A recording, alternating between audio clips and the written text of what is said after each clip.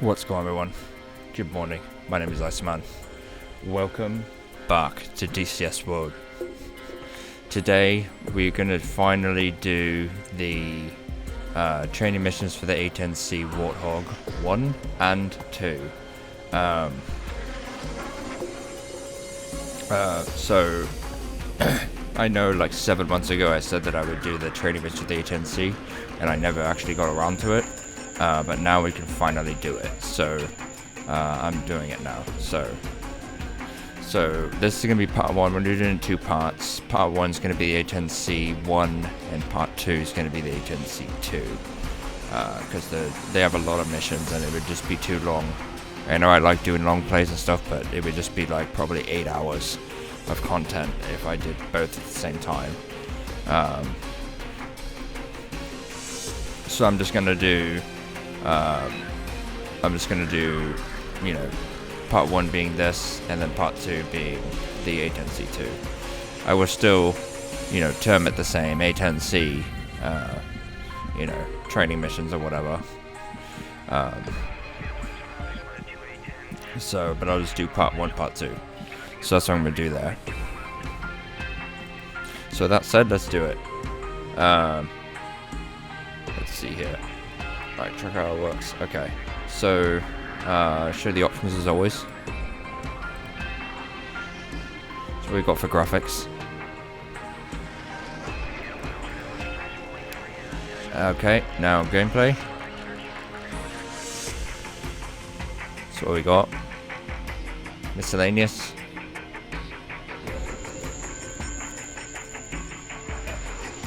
Audio. Special. We're going to do A-10C, customized cockpit. We're just doing default. Oh, this is interesting. Gun pack. Let's do safe, because you know when it's air start and stuff, just everything disabled. All right, we're doing that. Beautiful. All right. And then no vitrioli headset. That's what we're doing, okay? So let's do it. Training.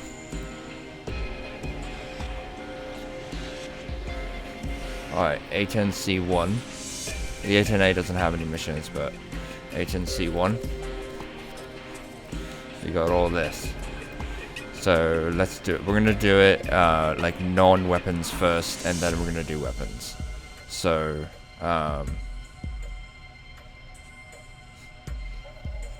so yeah, that's what we're gonna do. We're gonna do this one first, introduction to A-10C, then we're gonna do aircraft startup. And then after we do aircraft startup, we're gonna do we're going to do, what's this? Okay. So that's cockpit control concepts. So what we're actually gonna do is do introduction first, and then we're going to do aircraft startup, and then after that we are actually going to do takeoff and basic handling, and then after that we're going to do hot test fundamentals, and then after that we'll do navigation, then landing, and then we'll probably do this, and then lightning 2, and then countermeasures, and then air-to-air, and then the bombs and stuff. That's probably what we're going to do. So with that said, introduction to the A-10C, in this lesson, a brief overview of the A-10C. Let's do it. Alright, this is the introduction to the A-10C. Let's do it. What the fuck? What's happening? Welcome to the A-10C conversion training. What's happening?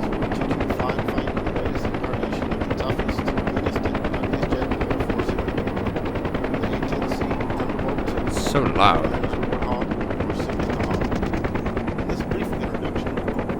What's happening? Introduction.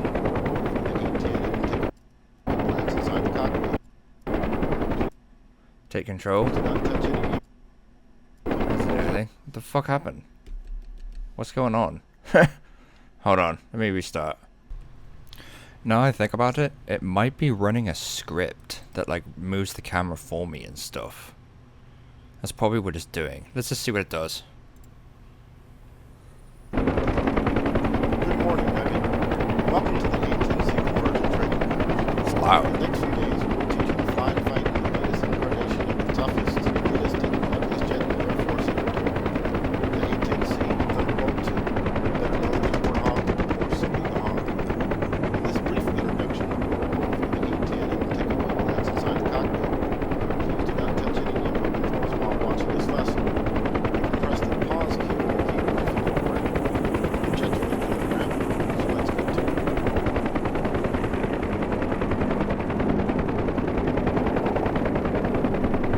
The A-10C is the latest upgrade to the veteran A-10 Thunderbolt 2 submersible attack aircraft.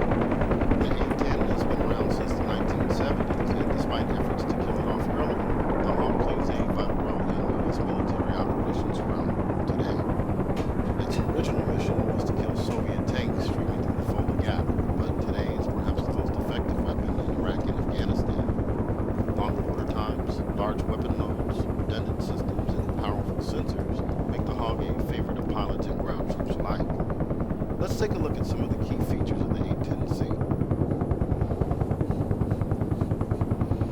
Cool. They should have introductions like this for all the aircraft. For like all the training missions, they should have an introduction mission like this. It's good coffee. The A-10 has a pair of straight wings that provide excellent lift and maneuverability at slow speeds. However, these same wings contribute to the A-10 being a bit of a slowpoke. The wings have large trailing edge flaps, 11 stations for stores loading, and large fuel tanks. The fuselage also holds a pair of fuel tanks, but was largely built around the massive GAL 8A Avenger 7-barrel 30mm cannon. Two engines are mounted externally high on the rear fuselage.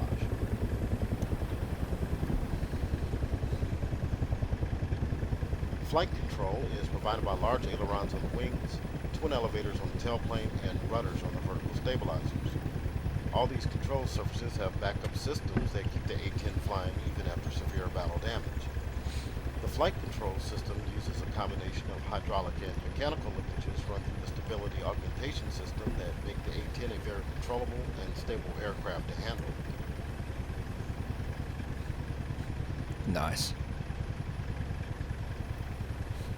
Two TF-34GE-108 turbofan engines are mounted high on the rear fuselage.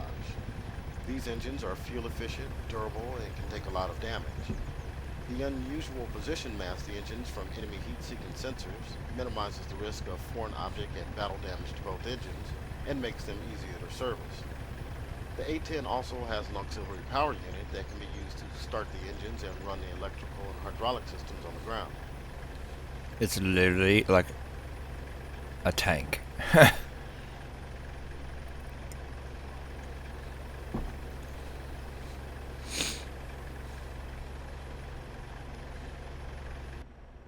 Let's take a look inside the A-10C's office. This has received quite a facelift since the A-10A. The first noticeable difference is the pit is dominated by two 5x5-inch multifunction color displays. A new control stick borrowed from the F-16 and a right throttle handle from the F-15E are installed to increase HOTAS functionality. An upfront controller below the heads-up display is used for data entry, and the Armament HUD control panel has replaced the older Armament control panel for combat systems configuration. The pit can be divided into the four primary areas: the HUD and canopy bow, the front dash, the left console, and the right console. We'll be using these references in later missions. Like the rest of the aircraft, the cockpit was designed to withstand battlefield punishment. The pilot and control links are surrounded by a 408 kilogram titanium bathtub to protect against shrapnel and AAA fire. Damn, that's heavy. Shit. Titanium, that's awesome.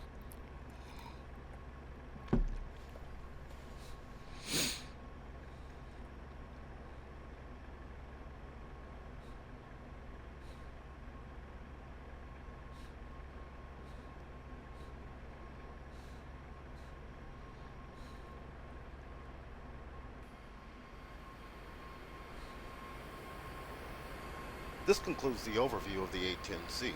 We'll begin taking a more thorough look at the aircraft starting with the next lesson. But now you've got a mandatory date with the Warthog Flight Manual, so get busy reading. Great. Okay. Well, we did that. That's awesome.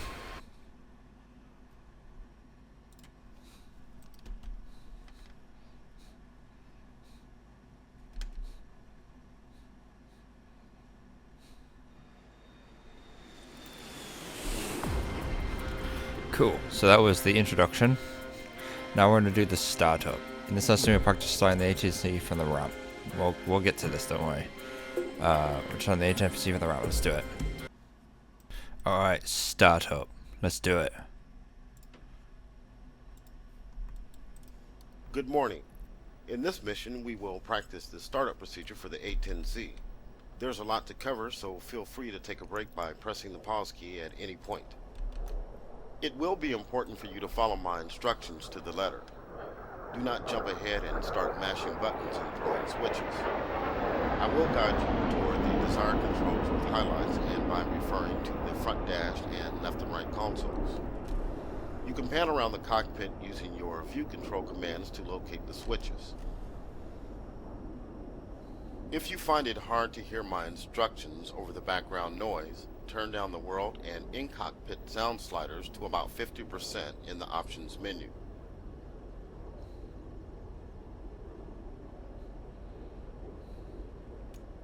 As described in the flight manual, a pre-flight check is normally performed prior to startup to ensure the aircraft is configured properly.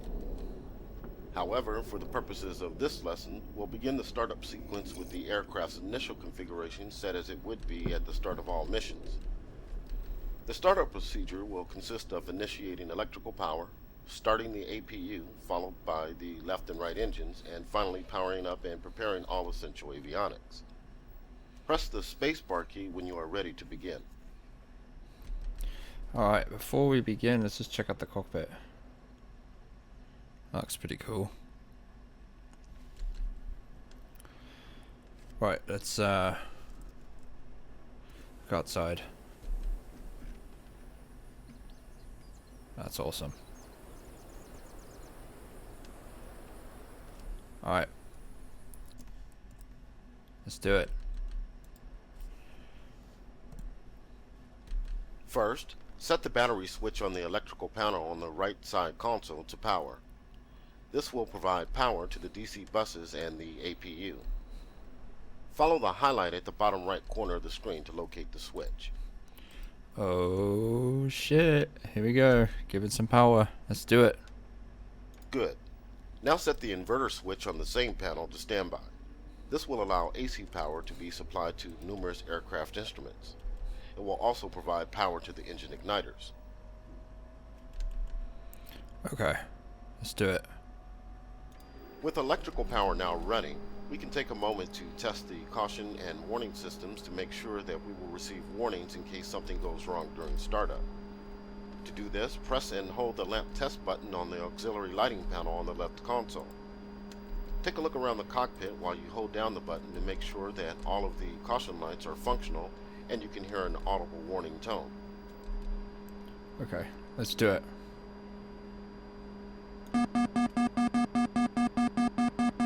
Everything looks good. Now let's test the fuel indicator to make sure it's functional and accurate.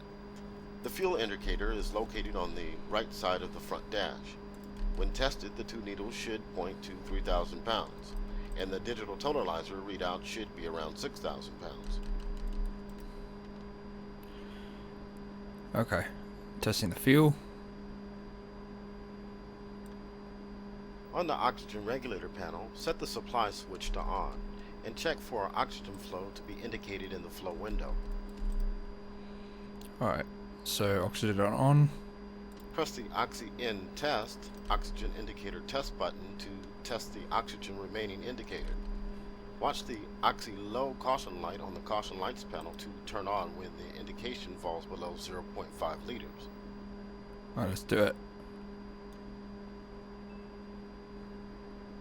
We also need to power the radios to communicate with ATC and mission assets.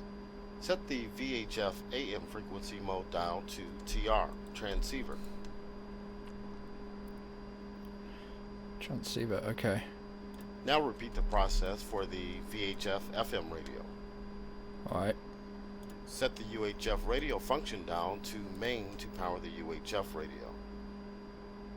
We are now ready to begin the engine start sequence, but let's first close the canopy to minimize the noise. Click and hold the canopy control switch to lower the canopy, or press left control plus C on the keyboard. Alright, let's do it. Canopy close.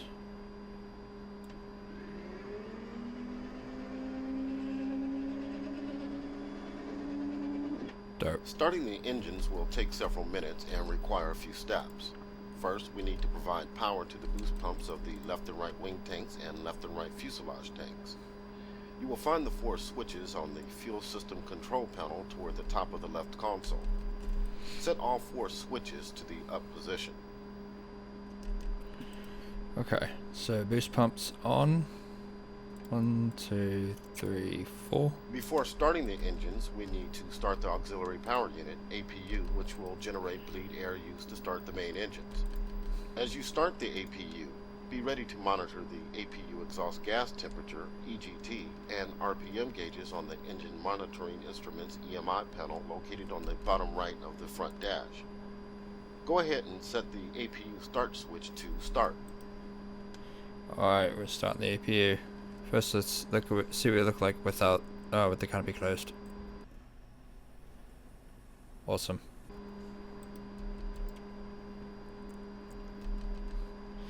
Alright, APU start. On. Now let's return to the electrical panel and set the APU generator switch to the power position. This will allow the APU generator to power the aircraft and relieve the battery drain. However, the battery needs to remain on as a backup electrical source. Alright. While on the electrical panel and in preparation of the engine start sequence, let's also set the left and right AC generators up to power. Once the engines are started, they will begin to turn the AC generators and take over from the APU to provide electrical power. Okay, time to crank up the left engine. This is a very simple process initiated simply by moving the left throttle from off to idle or pressing the right alt plus home keys. This will automatically start fuel flow, use bleed air from the APU to turn the fans, and then ignite the fuel in the combustion chamber. Awesome. So we're going to start the left engine first. So left engine on.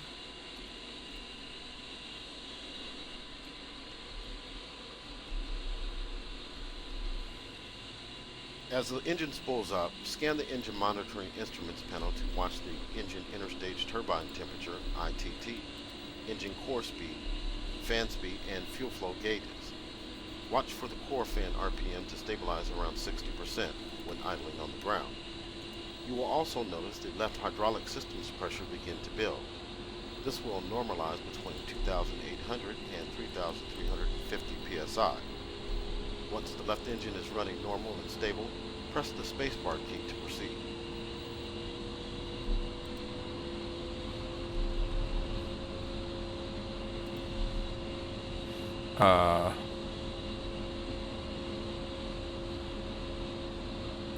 Let's see. So it's stable. Okay. We'll now repeat the process for the right engine. Once again, the engine is started by moving the throttle from off to idle, or in this case, pressing the right control plus home keys. That's pretty cool how you just move it off to idle, and that's awesome. That's super convenient. As with the left engine, monitor the instrumentation as the right engine spools up. Also watch the right hydraulic system pressure to normalize. Once you have both engines running normally at idle power, you can do a flight controls check to test the responsiveness of the controls to stick and rudder input.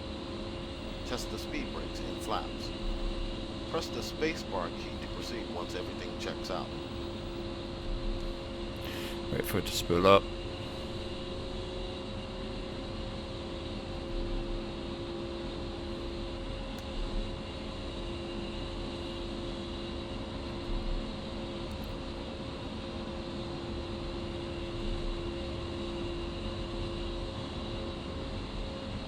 Alright, that's good. So now we can check the flight controls. Stick. Full range, nice. Rudder. And then let's test the speed brakes.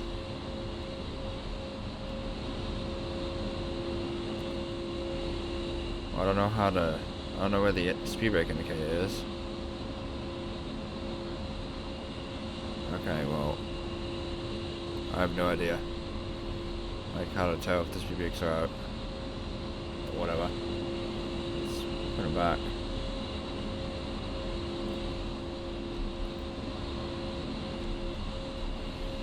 Alright. And then flaps. Just our flaps.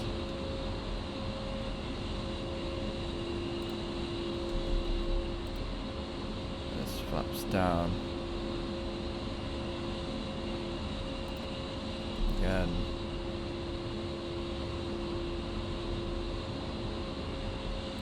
One more. Oh, that's the farthest they go, apparently. Flaps up.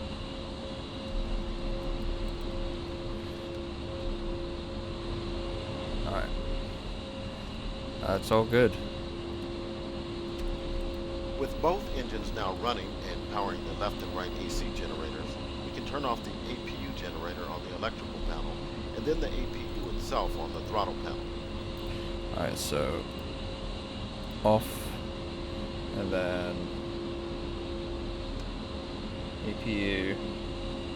Okay, now we'll power up the control display unit, CDU, and the embedded GPS INS IGE systems. This will begin the automated built-in test, BIT, and alignment processes for the navigation system, which you can monitor on the CDU display on the right console. Alright, man, this is a complicated startup. On. Uncase the standby attitude indicator, SAI, on the front dash. To do this, turn the SAI cage knob to the left by rolling your mouse wheel down over the knob. Once uncaged, roll the wheel back to set the SAI aircraft indicator level on the horizon. Alright. Turn on the multifunction color displays, MFCDs. Right-click twice on the power switch for each display. Oh, we have to left click. While we are waiting for the CDU bit and IGE alignment to complete, we can continue the startup sequence. Turn on the Central Interface Control Unit, CICU, on the Armament HUD Control Panel, AHCP, on the front dash. This will provide essential user interface controls to numerous aircraft systems, including the left and right multifunction color displays, MFCDs. Alright, on. The MFCDs are now on. In a few moments, they will display the Data Transfer System DTS page, which we will use to upload navigation and weapon configuration data saved on the data cartridge from the mission planner. Now, set the Integrated Flight and Fire Control Computer IFF-CC switch to the test position. Right-click once. The IFF-CC provides weapon release calculations, attitude control, and HUD indication. In test mode, the system will run a series of automated bits, which you can monitor on the HUD. So we need to turn it to test position, so right click once. Test. Press the ENT enter button on the upfront controller, UFC, to initiate the IFF-CC bit. This will take approximately 1 minute. Okay, so enter. While waiting for the IFF-CC to undergo the bit and the IGE system to finish aligning, let's set up our flight control systems. Set the left and right yaw and pitch SAS channels on the SAS panel on the left console to on. Alright, so now press the TL trim button to set the flight controls for takeoff trim. oh nice, it's like the Hornet. Let's upload data from the data cartridge. Select Load All on the left MFCD by pressing the Option Select button again. Pull up. Altitude. Oh, it's running the tests. That's awesome. Load all. The DTS will take about 15 seconds to transfer the data from the cartridge to the jet. During this time, all the asterisks accompanying each data type on the left side of the displays will disappear. When all the asterisks reappear, the data has been transferred successfully. Once the data is loaded, set the right MFCD to display CDU data by pressing OSB 13. This way you don't have to take your head down to check CDU indication. The IFFCC bit is now complete. As you can see on the HUD, the exit function is currently pointed to by the HUD cursor. Press the Enter key on the UFC to exit this HUD menu. Alright, enter. The IFCC is now displaying the ground bit menu on the HUD, where you can run a number of other bits if necessary. To exit out of this menu, press the Select Rocker key on the UFC down repeatedly until the HUD cursor points to exit again. Then press Enter to exit this menu.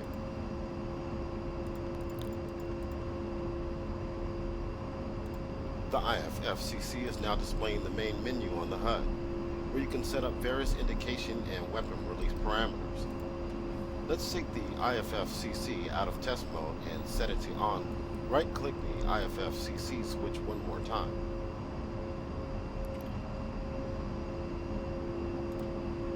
Let's set the left MFCD to the Tactical Awareness Display TAD page by pressing OSB 15.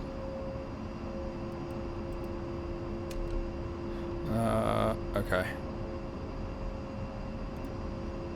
Now load up the flight plan. Left-click the steer point switch on the AAP panel to set it to flight plan. This will set the flight route to appear on the TAD display. Okay, so... With our flight and navigation systems ready, we can prepare some of the combat systems for the mission. Set the countermeasure signal processor mode switch on the CMSP panel to standby. For a combat sortie, you may want to review or create some countermeasures programs, but that is for another lesson. Okay, so standby? Now set the four system select switches to on, middle position.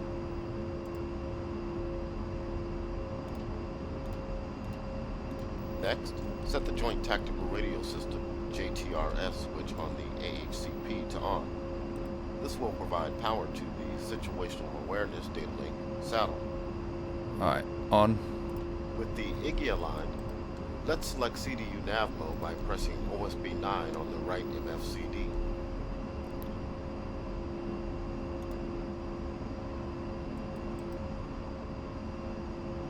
Select the EGI as the primary navigation system on the Navigation Mode Select panel.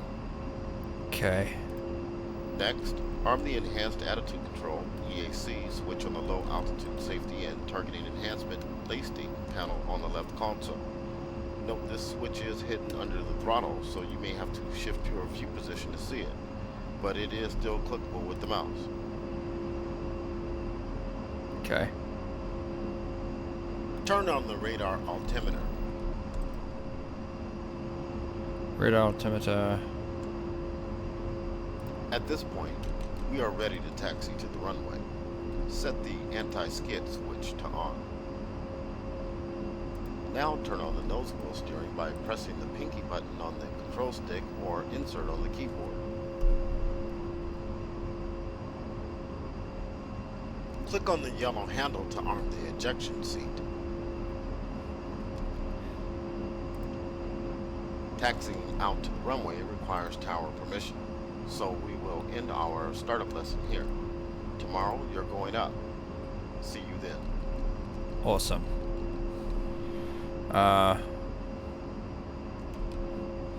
Right, that was awesome. We started it.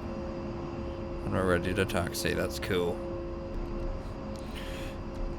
I can't believe we did it, that's awesome. That was complicated though. There's no way I'm gonna remember all that. So, yeah, that's that. Yep. Let's look on the outside. That's awesome.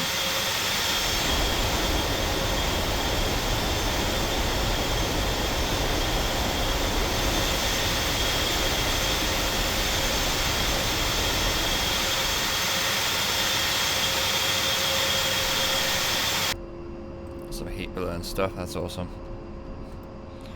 Alright. Let's continue.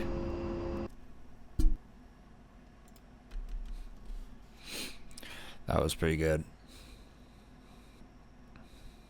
Very interesting.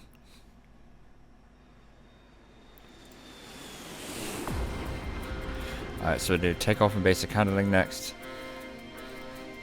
And then after this, we're doing hot task fundamentals, then navigation, then landing.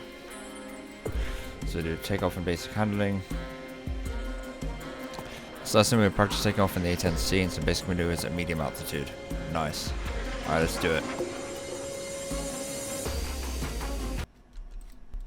Alright, take off. Let's do it.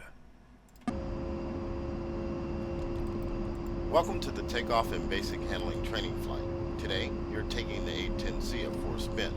In this lesson, we'll perform a standard takeoff followed by some basic maneuvers at medium altitude.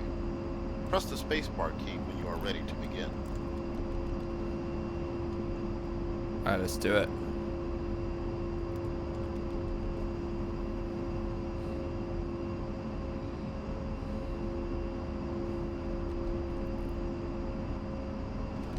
Things will happen rather quickly once you begin to roll, so let's review the takeoff sequence. After a final check of the instruments, you'll begin to roll at max engine power. Your main focus will be on using nose wheel steering to maintain the aircraft on runway center during the roll. Once the rudders become effective above 50 knots, you will disengage nose wheel steering. At 120 knots, begin to raise the nose by gently pulling back on the stick and setting a pitch angle of 10 degrees on the ADI. This will be a safety critical element of takeoff. Pulling up too fast can lead to striking the aircraft's tail on the runway or lifting off with too much angle of attack, leading to a stall and possible crash. Once the aircraft is safely airborne and climbing, raise the landing gear and flaps. Accelerate to 180 knots and maintain the speed in the climb to altitude. Prior to starting the takeoff roll, a number of final checks are performed to ensure the aircraft's safe operation. Ensure the anti-skid switch is set to on. If not already done, turn on pitot tube heating on the environmental control panel. It's good. Now hold down the wheel brakes by pressing and holding the W key and increase throttle to 85% core RPM. Monitor your flight and engine instruments for any abnormalities. Look around the cockpit and check the caution lights panel to ensure no malfunctions are reported. Press the spacebar key to proceed once everything checks out. So brakes. And then throttle 85% core RPM. Okay. Here we go.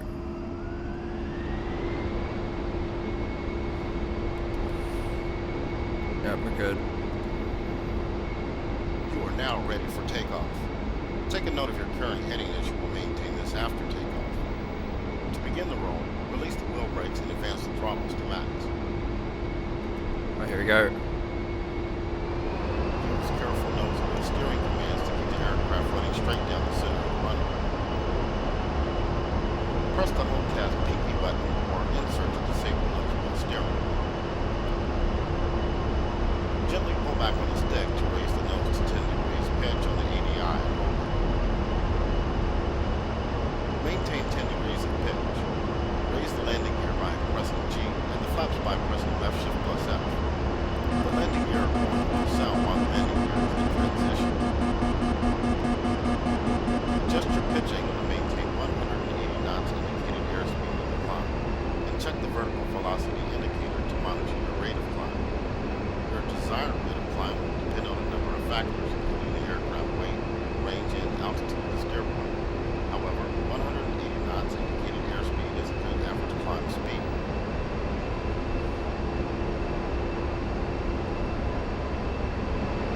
Nice. Maintain a heading of 300 degrees at 180 knots.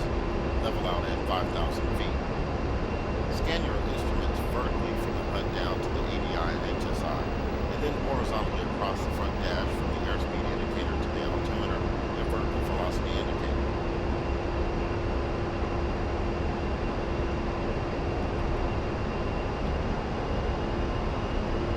Level out at 5,000, you said.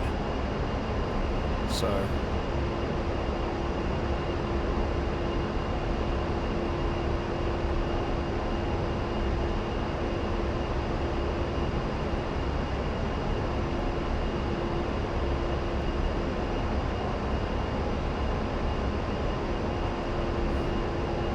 Approaching 5,000 feet. Let's level out here. We'll pick up some airspeed and max engine power.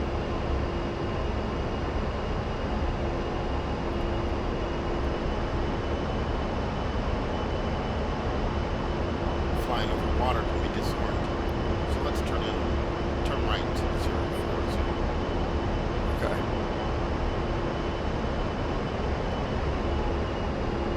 040.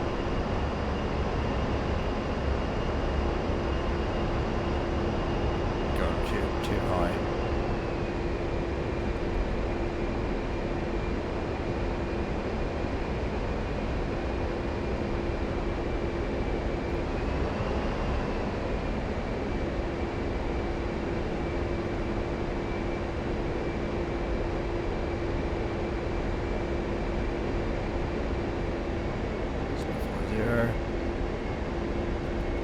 Let's talk a bit about airspeed. While you may want to fly at maximum speed to get where you're going as fast as possible, you have to keep in mind fuel consumption and designated times of arrival. As such, you will generally fly at speeds less than maximum and preferably close to your cruise speed, which is the most efficient speed for your current aircraft payload and altitude.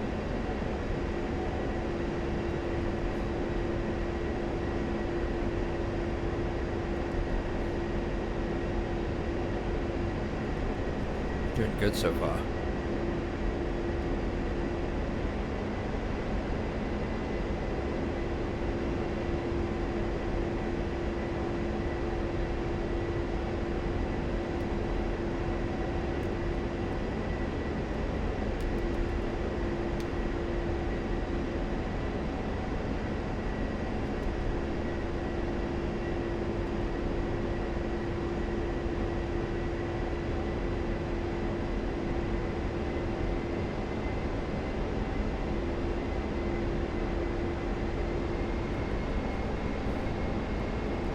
Don't know where we're going. Let's try to decelerate. There are a number of ways you can reduce airspeed, including reducing engine RPM, opening the speed brakes, and pitching the nose of the climb. For now, let's simply reduce engine power. Pull the throttles back and watch the airspeed indications on the HUD and front dash begin to decrease. Let's go hurdle. Good. Now let's accelerate by advancing the throttles back to max.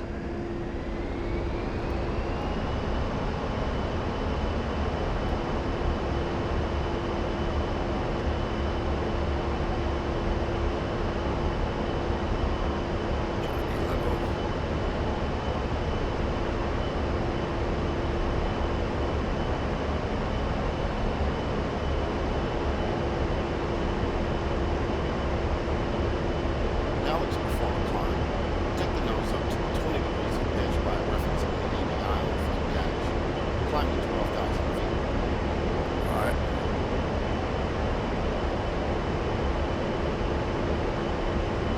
Watch the altitude and airspeed readings on the HUD and instrument panel. Take note of the altitude increasing and airspeed decreasing. Check the VVI to monitor your rate of climb. It's critical to maintain control of your airspeed quickly approach a stall scenario. If your airspeed begins to fall below 160 knots, reduce your climb rate by lowering the nose to a smaller pitch angle. Yeah, I need that reduce.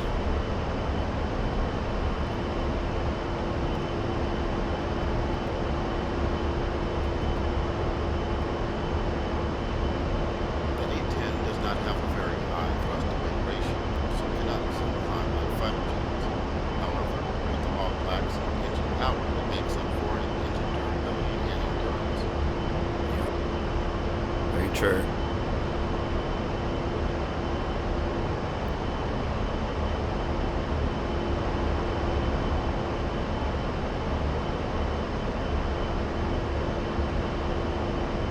Level out at 12,000 feet.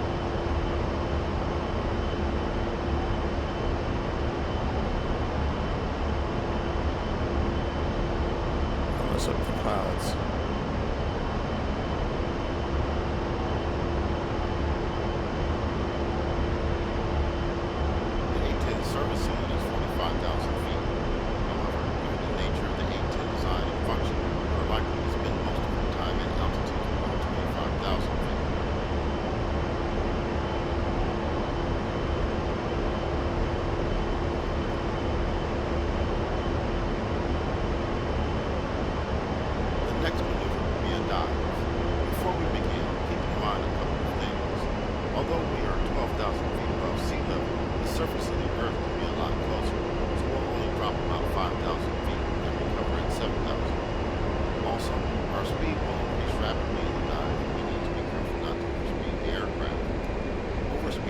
highly dangerous and can lead to catastrophic structural failure.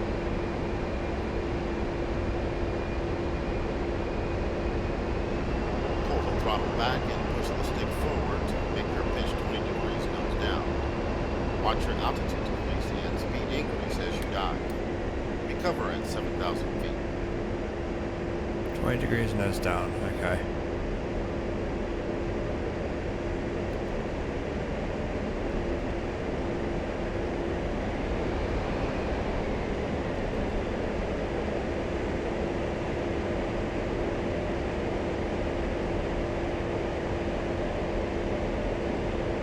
Coming up on 7,000 feet, level out.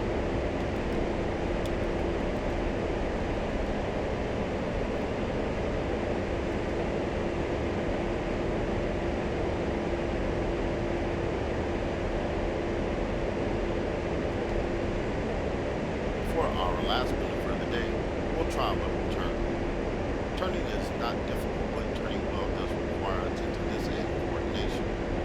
The goal of a level turn is to complete the maneuver with minimal deviation in speed and altitude from your initial conditions.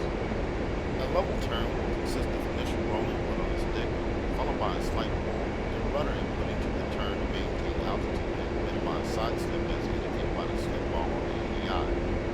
However, too much input on either the stick or rudder will quickly increase drag and angle of attack, leading to a drastic loss of speed and potential loss of control.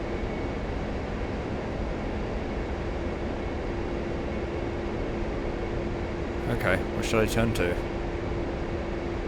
We'll perform a 360-degree left turn from a heading of 040 at 7,000 feet and 280 knots. Go ahead and set the jet to these initial conditions. It's gonna be tough. 280 knots.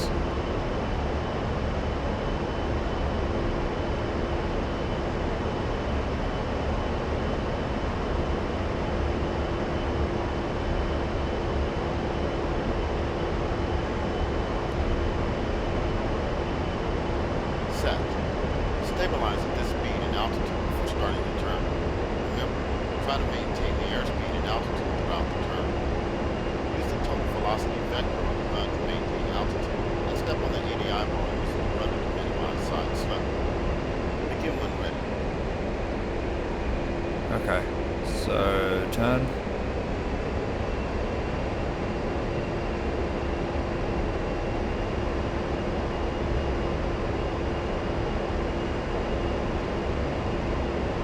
There we go.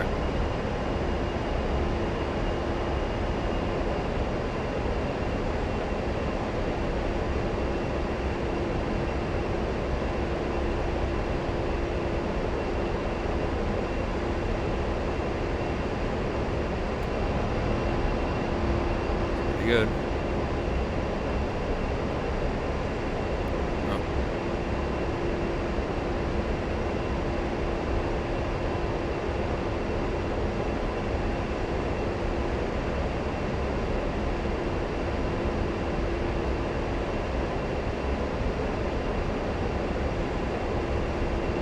He didn't say right or left turn, did he?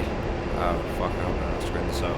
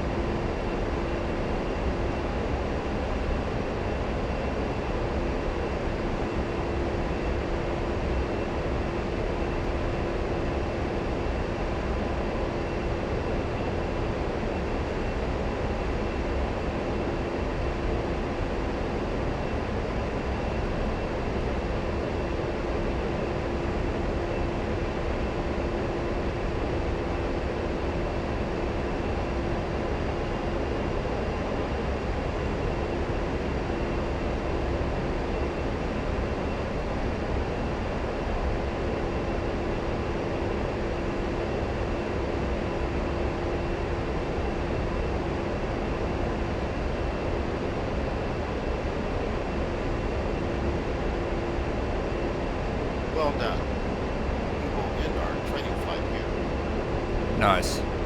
We did it. We did it. That was awesome. Alright.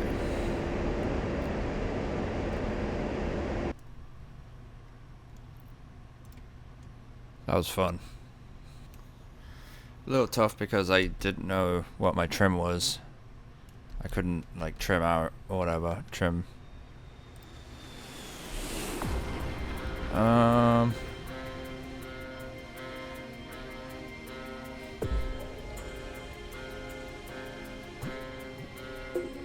Okay, so now we're going to do the hot ass fundamentals. We're going to finally do that.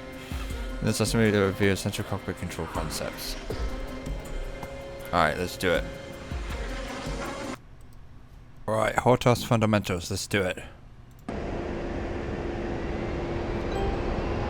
Welcome to the HOTAS Fundamentals Training Flight. I've engaged the autopilot to keep us level and on course. Managed the throttle to maintain airspeed of 200 knots. In this flight, we will overview the primary controls in the cockpit used to work with the various flight and combat systems of the A-10C. You can pause the mission at any point by pressing the pause key on the keyboard. You can also set the mission to active pause mode by pressing F-shift plus left wing plus pause keys. To exit the mission at any point, press the escape key. You can use the numpad keys to pan the view around and press the numpad asterisk and numpad / keys to zoom in and out. Press the spacebar key when you're ready to begin. Alright, let's do it. The A-10C utilizes hands-on throttle instead of HOTAS controls to allow the pilot to manipulate primary avionics controls without taking the hands off the stick and throttle. This saves time and eases the pilot's workload, but it also makes the stick and throttle feature a lot of buttons that require practice to use effectively. In addition, the A-10C cockpit is designed to minimize the time the pilot spends head down to work the avionics. Many of the displays and avionics controls are presented on the upper part of the cockpit, where the pilot needs to only glance down to find the necessary control or display information. Press the spacebar key to proceed when ready.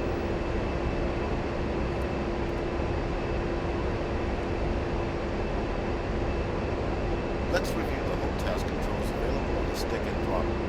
Buttons and switches on the control stick include two-stage gun trim, weapons release button, master mode control button, MCB, target management switch, TMS, data management switch, DMS, countermeasure switch, CMS, nose wheel steering button, NWS, aircraft trim control panel. On the dual throttle, buttons and switches include mic switch, speed brake switch, mode switch, China hat switch, cruise switch, sleep control, autopilot button, pinky switch. While we will use some of these controls as part of this lesson, there will not be enough time to practice with all of them. You will need to reference the aircraft documentation for a complete diagram of the HOTAS, as well as the keyboard shortcuts for all of the commands.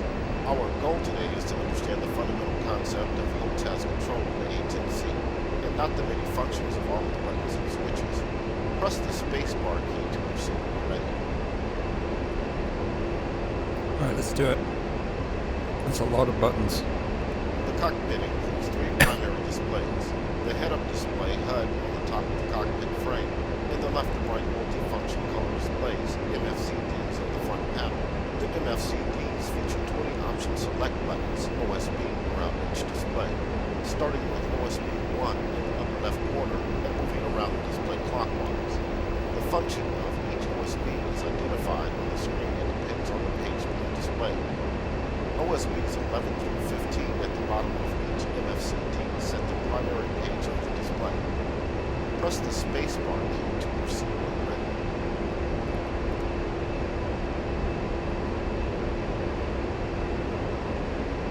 It's pretty cool. Because the avionics package of the A-10C is quite complex and features a number of different systems, it's impossible to include an individual HOTAS button on the stick and throttle to cover all the necessary control. This problem is overcome by designating a center of interest, SOI, which allows the pilot to set which sensor he wishes to command with the HOTAS. The SOI can be set between the HUD and either MFCD page by the pilot as necessary at any point using the key switch on the throttle. All HOTAS commands in the cockpit are provided a keyboard alternator. In the case of the key switch, these will be H for key left, K for key right, U for key up, and J for key down. Before trying to use these commands, it's also important to remember that some HOTAS commands, including the key switch, have a different function depending on whether they are pressed and released quickly, short press, or held down for a couple of seconds, long press. Press the space bar key to proceed when ready. So it depends if you like do it long versus short. Oh man, that's complicated. So the coolie switch does the sense of interest. Okay. The right MFCD is currently displaying the targeting pod TGP page. The TGP is set to standby mode and mission start. To begin exploring HOTAS controls, let's first set the TGP to air-to-ground mode AG by pressing OSB 2 on the right MFCD. Alright, air to ground. We now have three primary sensors displaying information in the cockpit. The HUD, the Tactical Awareness Display TAD page on the left MFCD, and the TGP page on the right MFCD. Notice that both MFCD pages include a not-SOI message overlaid on the screen. This means neither display is set as SOI. The default setting at mission start is for the HUD to be SOI. Press the space bar key to proceed when ready. Alright, so not soy, which means the HUD's soy. When the HUD is SOI, it is indicated by an asterisk key on the left side of the HUD. We'll now try some HOTAS commands with different sensors set as SOI. First, while keeping the HUD set as SOI, try moving the slew control on the throttle. Keyboard commands for slew control are semicolon for slew up, period for slew down, comma for slew left, and / for slew right.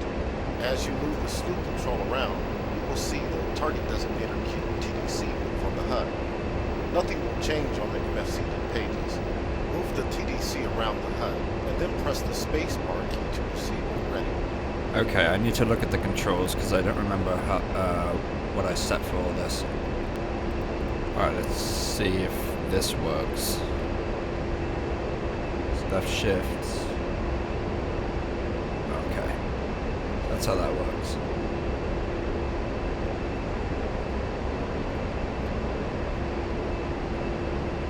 Got it. Now let's set the TAD page on the left MFCD as our SOI. Press and hold the key switch left command or the H key on the keyboard to form a long press of the button. Okay, so it's a long press of the coolie switch. I don't remember how to do that either. God damn it. Alright. So left. Okay, so coolie left. Good.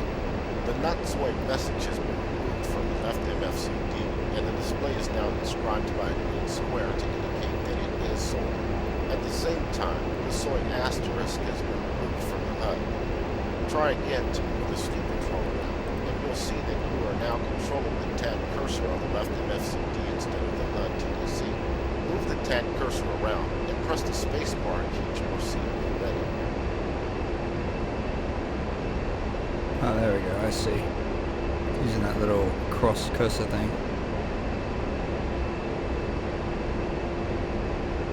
Now let's set the TGP on the right MFCD as our SOI. To do this, press and hold the key switch right command or the K key on the keyboard to form a long press of the button. Alright, so coolie right.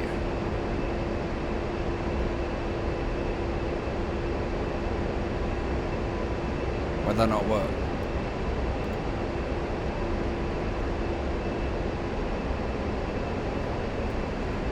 Oh, let me check my controls. Oh, ha. Yep. Once again, move the slew control around.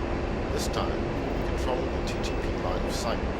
You may notice the TGP diamond moving on the HUD and the TAD page, but this is only a helpful indication of where the TGP line of sight lies on the terrain. The slew control is currently commanding the TGP and not the TAD or the HUD. Move the TGP line of sight around. Press the space bar key to proceed when ready. Okay.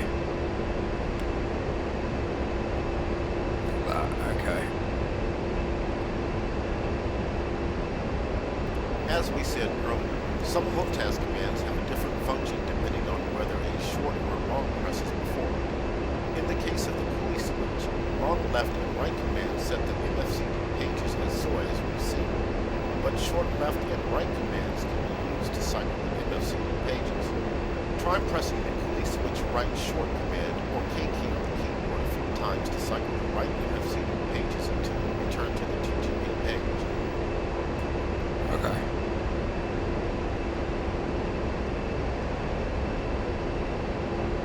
Now try cycling the left MFCD pages by pressing the pulley switch left short command or the H key on the keyboard repeatedly until you return to the tab page.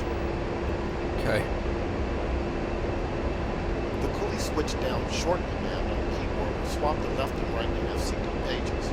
Press the pulley switch down short command or the J key on the keyboard once to swap pages, then once more to return them to their current state.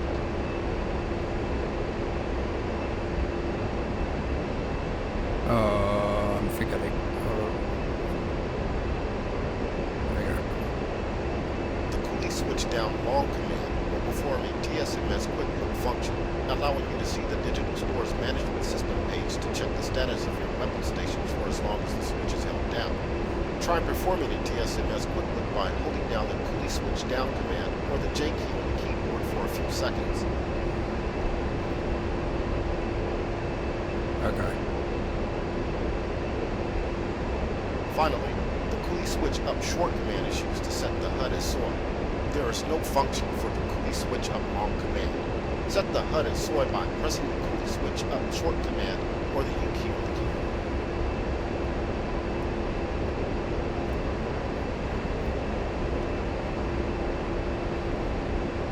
Whereas the sleep control maintains a conceptually consistent function regardless of what sensor is set as soy, some hold task commands perform different functions based on the particular soy. For example, the data management switch DMS and control stick will have a variety of functions depending on the soy. When the HUD is soy, DMS up and down short commands will cycle through the waypoints currently loaded by the navigation system. DMS left right short commands will cycle through the loaded weapon profiles. Try pressing the DMS up down short commands with the home and end keys on the keyboard to cycle through your waypoints. Then try pressing the DMS left right short commands or the delete and page down keys on the keyboard to cycle through your weapon profiles. You will see the data on the HUD change as you cycle waypoints and weapon profiles. Press the space bar key to proceed after becoming familiar with the HUD swing and short command functions. Okay. Up, down, waypoints. I see. And then left, right is... yeah.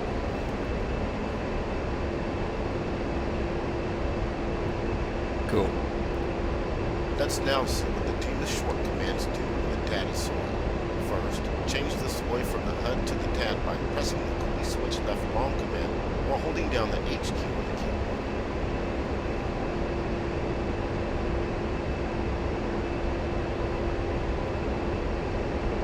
When the TAD is soy, the DMS up-down short commands control the TAD map scale. The DMS right short command switches between center and depressed map modes. The DMS left short command has no function. Press the DMS up, down, right short commands or the home, in, and page down keys on the keyboard to try the DMS short functions with the TAD set as soy. Press the space bar key to proceed after becoming familiar with the TAD, soy, DMS short command functions. So... map scale, and then right is pressed and centered. Okay. Now let's set the TTP as soy and see what the DMS does. Press the pulley switch right long command or hold down the K key on the keyboard to set the TTP as soy.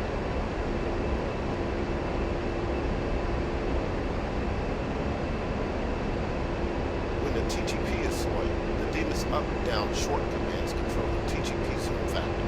The DMS right short command switches target designation modes between laser, IR pointer, and both. The DMS left short command engages the TTP autofocus function. If the TTP view is obstructed by the aircraft fuselage, you can slew the line of sight upward until it's once again ahead of the aircraft. Press the Demus up, down, left, right short commands, or the home, end, delete, and page down keys on the keyboard to try the Demus short functions with the TGP set as soy. Press the space bar key to proceed after becoming familiar with the TGP soy Demus short command functions. Okay, so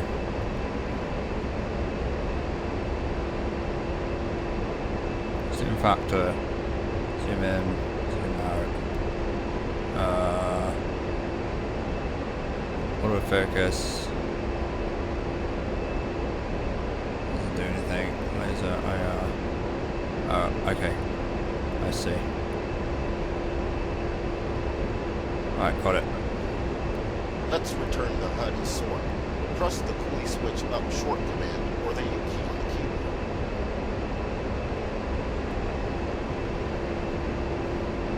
The final concept we'll discuss today is the sensor point of interest, or SPI.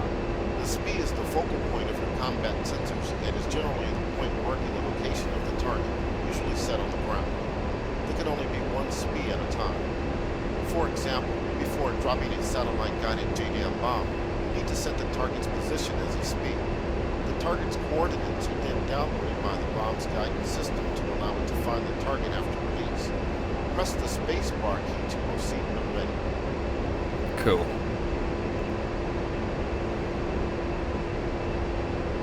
The SPI can only be set by a soy. When the HUD is soy, the TDC sets the SPI. When the TGP or Maverick missile is soy, the crosshair set the SPI. When the TAD is soy, the SPI can be set by the TAD cursor over any TAD icon, including data-linked icons sent from other friendly units. Regardless of what sensor is set as soy, the SPI is always set by the target management switch TMS up long command or holding down the left control and up arrow keys on the keyboard. Press the spacebar key to proceed when ready.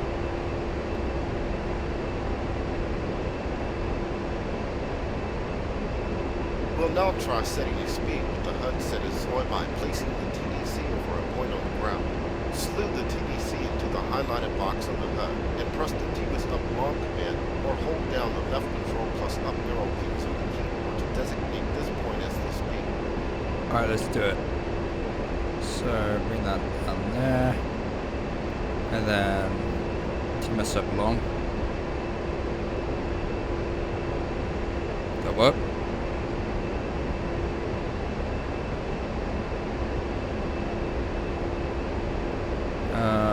Let me check the controls, because I don't remember. I got it right. Let's do...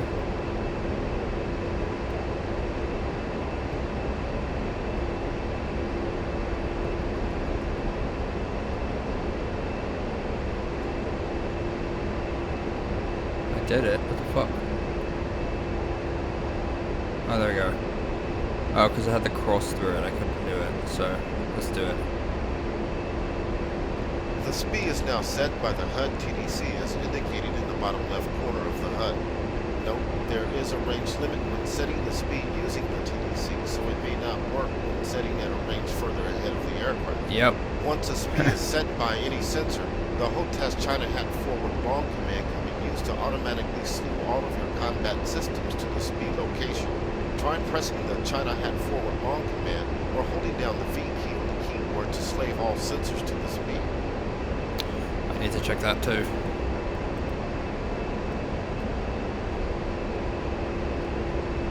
Let's do it. With your sensors now focused on the target area, you could work with the TGP as soy to get a better look at the target, obtain a positive ID, and refine the SPI location by designating the desired target as the SPI using the TGP crosshairs. Let's now press the TMS down long command or hold down the left control plus down arrow keys to cancel the current SPI. When not set elsewhere by the pilot, the SPI defaults to the current steer point location, which is the waypoint selected for navigation. This concludes the HOTAS fundamentals lesson. Practice using the various HOTAS commands until you feel comfortable performing them without thinking. It will be an invaluable skill on the battlefield. Yep. Alright, we did that. That was complicated, but we did it. Alright, nice.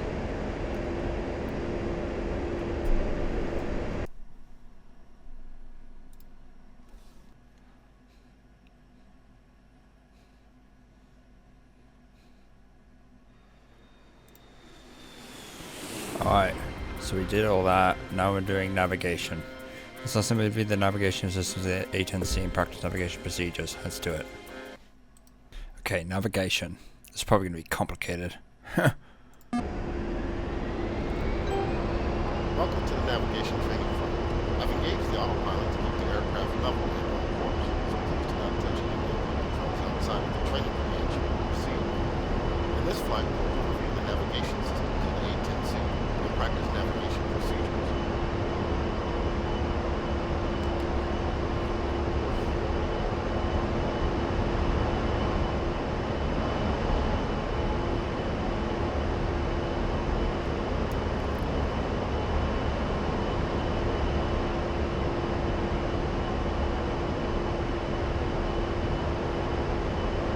Throttle to about 90% core RPM to keep the aircraft above 250 knots in the gale. It's pretty much set already, so... The A-10C is equipped with a complex navigation suite consisting of a number of different systems. Right. The oldest of these are originally installed on the A-10A, exhibiting attitude reference system or HARS. HARS is a gyro platform navigation system with significant errors as the aircraft is in flight. Set accurately on the level flight and acceleration. Because of these limitations, HARS is considered a backup system until one is the primary navigation system failure. The primary navigation system of the A-10C is the embedded GPS INS or GI, often pronounced IGI. The IGI integrates a traditional commercial navigation system, INS, and a global positioning system, GPS. Each of these two IGI components can function independently of the other. That way, they are designed to work together to find accurate on position and flight navigation data. Finally, the A-10C is equipped along with traditional navigation systems such as TACAN, tactical air navigation, ILS, instrument handling system, and ADM, automatic direction finding. Nice. The primary control panels used to configure the navigation systems include the navigation mode select panel, MSIL, on the front dash, and the control display unit CDU on the right console. This mission will also work with the TACAN panel on the right console. In order to minimize the time spent head down configuring the instruments instead of looking up and out of the cockpit, the A-10C features the left front control, left seat on the HUD, and the CDU repeat page on the FCD. These allow you to manipulate CDU data without having to touch this. Navigation information is displayed to the pilot on the HUD, CAD and CDU pages of the MFCD, the CDU display, and the analog EDI and HSI instruments on the front dash.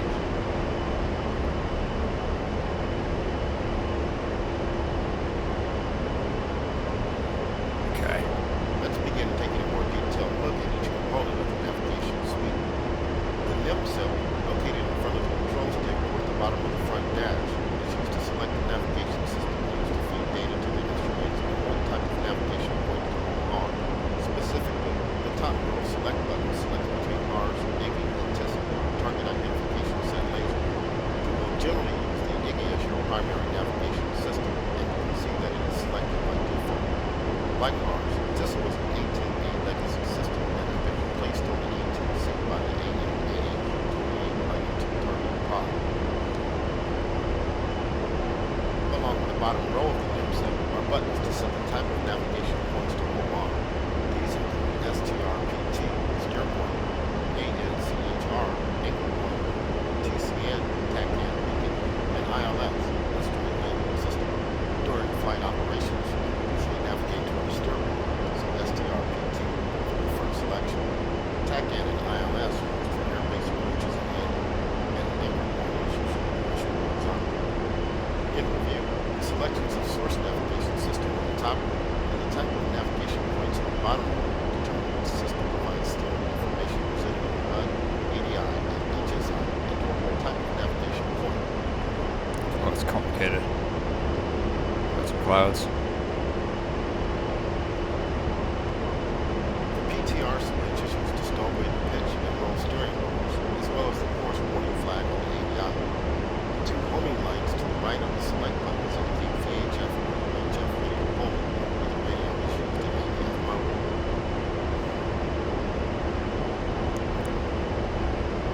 next item we will consider is the TAD page, currently displayed on the left FCD. The TAD includes symbology for your aircraft, currently in the center of the display, the flight plan course line, currently running along the center from top to bottom, and various other indications which we will discuss separately.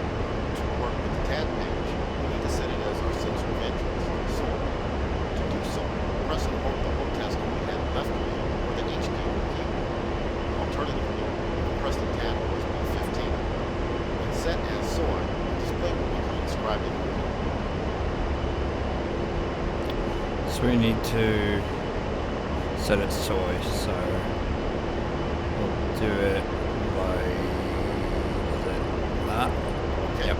now that we have control of the tab, let's first scale the map out so we can see our entire flight plan for better orientation. To increase the tab scale, press the Home Task Deeper down command or the N key on the keyboard until the flight plan is visible.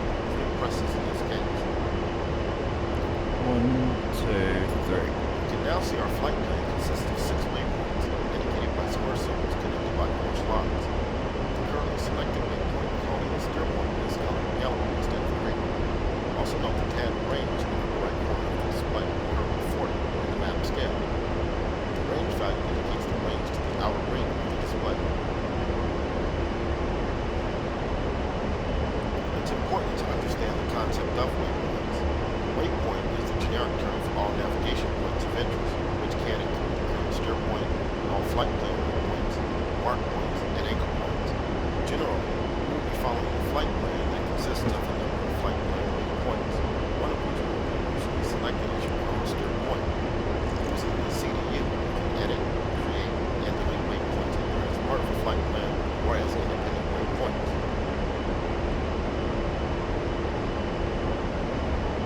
Nice.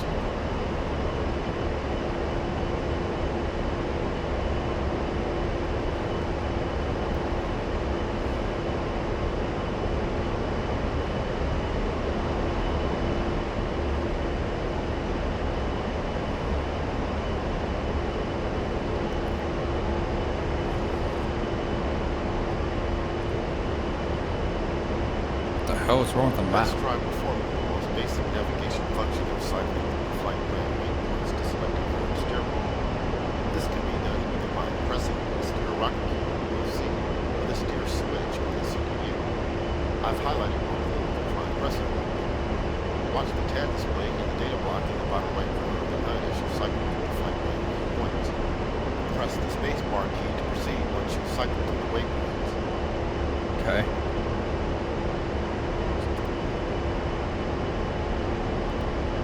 Okay. So that's how you. Okay. Just click that. You can also cycle waypoints by using the task controls. To do this, first make the HUD soy by pressing the task command once or the U key on the keyboard. And an asterisk will appear on the left side of the HUD when it's set as soy. It's with the map. Okay, so up. With the HUD set as soy, you can cycle through the waypoints by pressing the task keys up or down commands repeatedly. Set waypoint for the coordinate as your steer point. So up. As you can see indicated in the HUD steer point data block, the HUD waypoint has a custom ID coordinate. If you cycle to the following waypoint, it also has a custom ID code.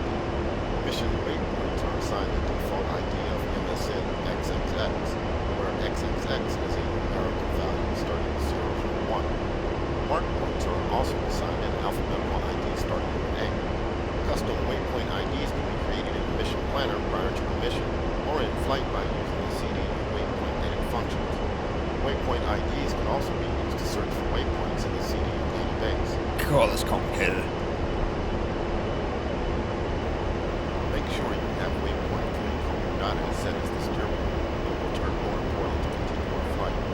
I'm going to disengage the autopilot so we can make the turn. Alright, let's make the turn. Autopilot is off. We have control. Alright.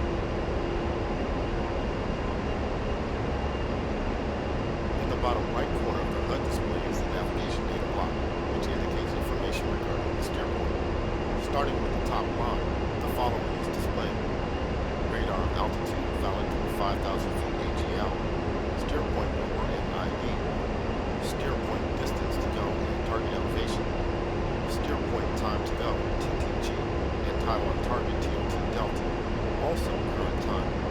When a steer plane has a designated time on target D time, you can use the TTG and TOT numbers to make sure you arrive on time. In that case, you will also see a desired airspeed indication added under the airspeed indicator on the left side of the HUD.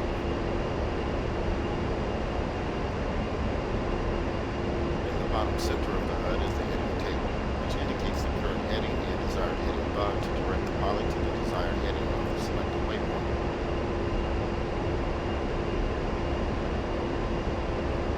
Right, that makes sense. When the steer point is outside the HUD field of view, the destination index will be latched to the side of the HUD in the direction of the steer point. To see this indication, set waypoint for quote date as your steer point.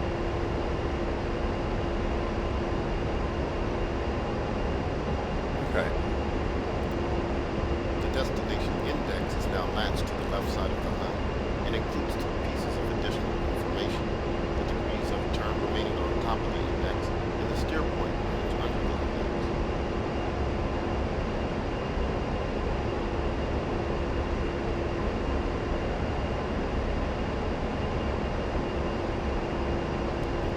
If you change the speed from the steer point to a different location, the destination index in the HUD will change to a tad point to avoid confusion with the target designation key or TDC symbol.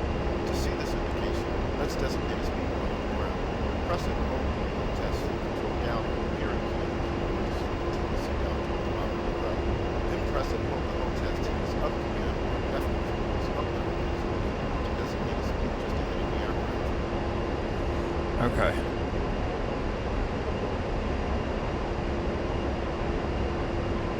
Alright, so let's yeah.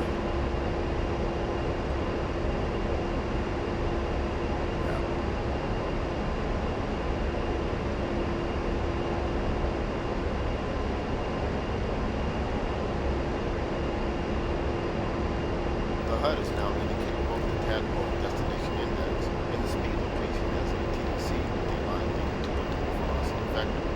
The tadpole is latched to the side of the HUD in the direction of the steer point, and the tadpole tail is indicating bearing to the steer plane relative to your current position. Okay, I see.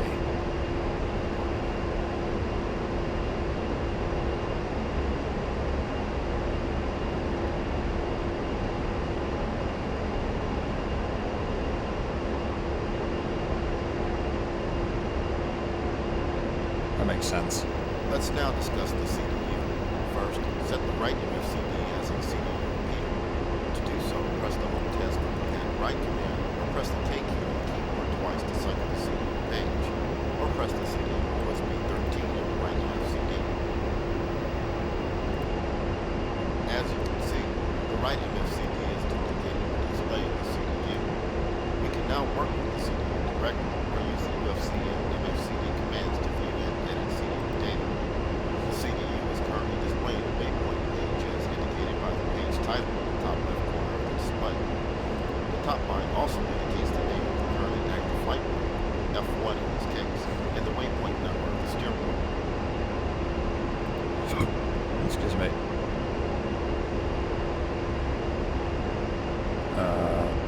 The rest of the CDU display on this page is used to present data on the waypoint indicated on the third line, which is not necessarily the same waypoint as our current steer point.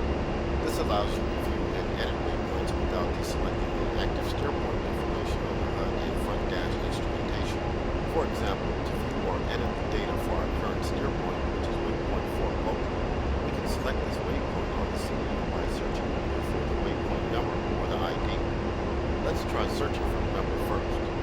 To do so, press the 4 key on the UFC. You will see the number appear on the UFC scratch pad at the bottom of the HUD and the CDU page of the MFCD. Then press OSB 19 to enter the number into search. Search is probably... That's so weird. Okay. 4 and then that. You should now see detailed information about waypoint 4 both there in the CDU, including the waypoint elevation, desired time on target, and coordinates. Note, as indicated on the bottom right corner of the CDU page, this is page 1 of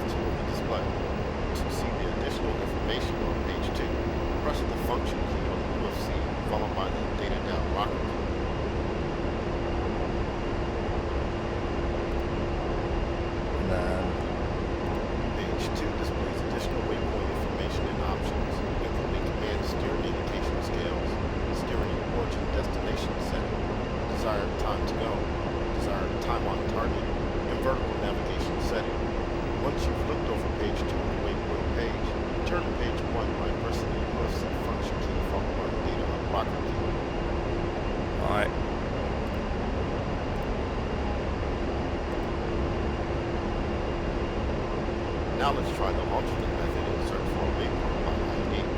Let's also try using the CDU instead of the real CTU to the data. Using the keyboard buttons on the CDU, type in KOP as the initial characters of the ID for waypoint 3 Copignati, and then press the line select key R3 on the CDU to enter it into search.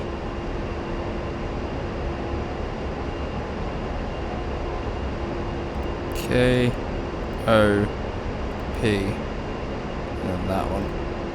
While we are working with the CDU, it's a good time to cover the important functionality of the steer point and page select dials on the auxiliary avionics panel, AAP. The steer point dial selects between waypoint databases. When set to flight plan, the CDU will cycle through flight plan waypoints only. When set to mark, the CDU will cycle through mark points only. When set to mission, the CDU will cycle through all non-marked points in the database, including flight plan waypoints. Note that the flight plan will appear on the tab page only when the dial is set to flight plan. The page dial selects between main pages of the display. When set to waypoint, the waypoint main page will be displayed, indicating information on the selected waypoint. When set to steer, the steer point main page will be displayed, indicating information on the selected steer point. When set to position, the position main page will be displayed, indicating information on the aircraft's current position. The other page is used to edit data in the CDU. When not set to other, all of the other pages are read-only and no data can be entered into the CDU. That is so complicated, oh my god.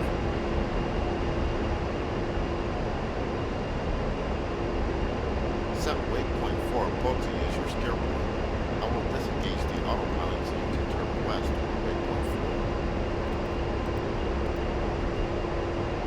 4. Autopilot is off. You have control. It's already set, so...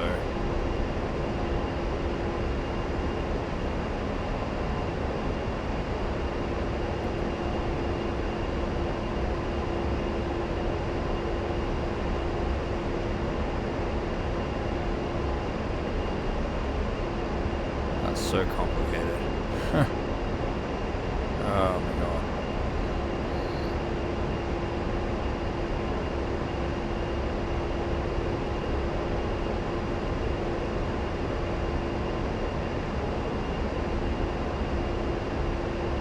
There we go. Is that it? No. A bit more.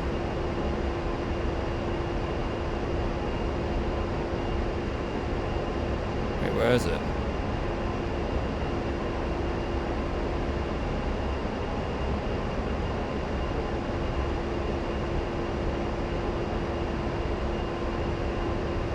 It should be like...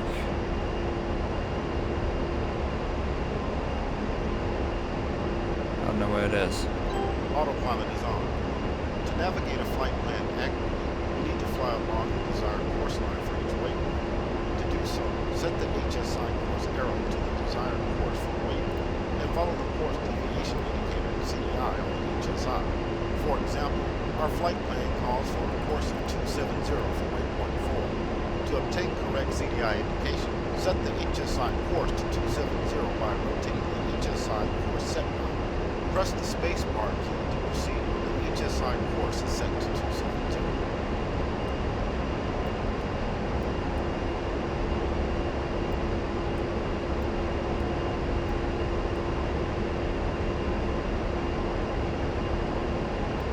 There we go. The HSI course deviation indicator CDI and the ADI steering bar will now direct you toward the desired course line. In order to approach the waypoint on the desired course, maneuver the jet to follow the ADI steering bar toward the CDI until the CDI is aligned with the course arrow pointing toward the steer point and the steering bar is centered on the ADI. Press the space bar key to proceed to the next lesson topic. God, there's more. Let's now try homing on the TACAN station. To do this, first select TCN navigation mode on the NIM set. It's already set. Now we need to set the desired TACAN channel. For example, to home in on the Sinai TACAN station, we'll set it to 31X. First, roll the mouse wheel up over the left channel selected now to set the second channel digit.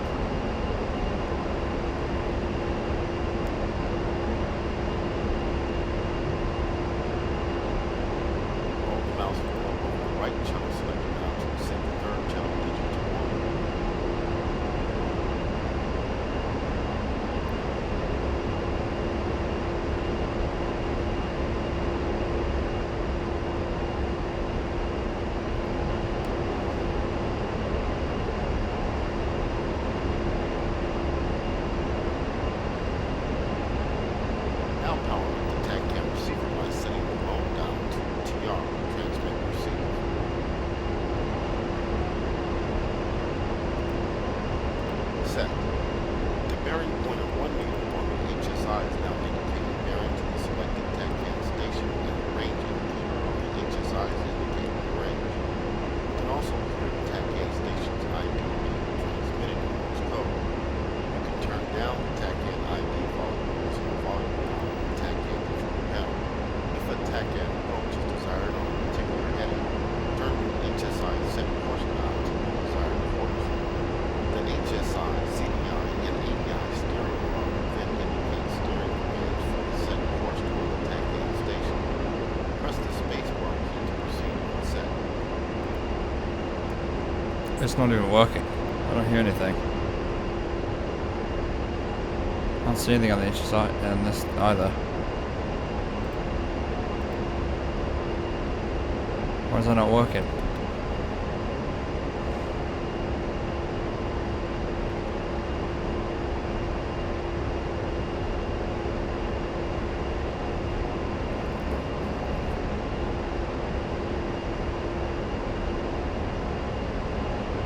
Well, it's not working.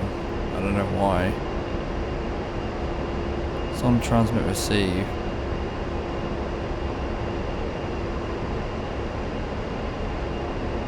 Oh, there we go. We got something. This wasn't. I was just too far away.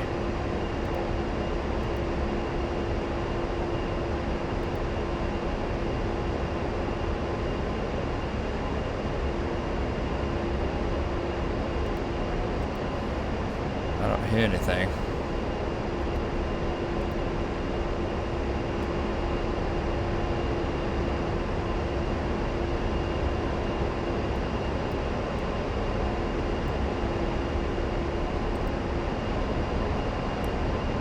Yeah, I don't hear anything. It's so weird.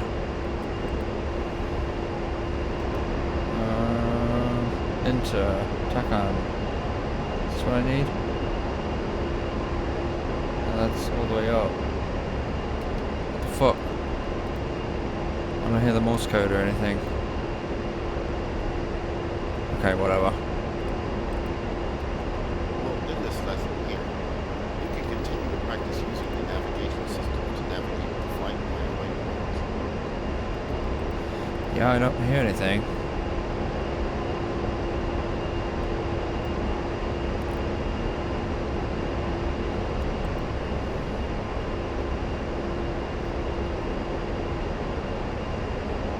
Yeah, I don't hear the Morse code. It should be working, but it's not apparently.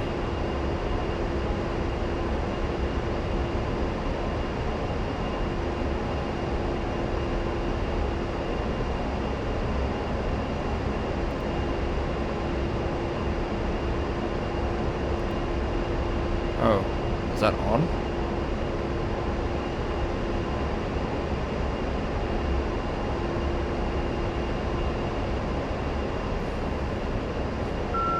Oh, there we go. Yeah, so that is up is on apparently. Okay, so we got it. So yeah. If I turn, can I turn this down?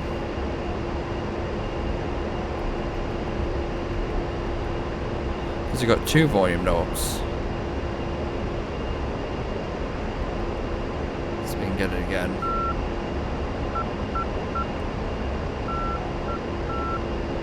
Yep, so that works. And that also probably works. So you got 2 volume knobs for it.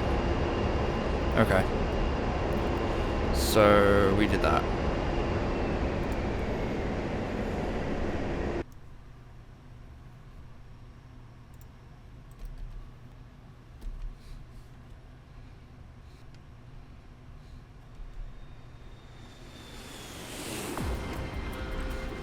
Navigation.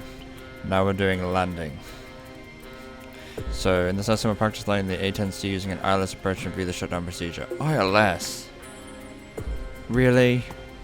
Why not VFR? We need VFR first. Okay, well, whatever. Landing, let's do it.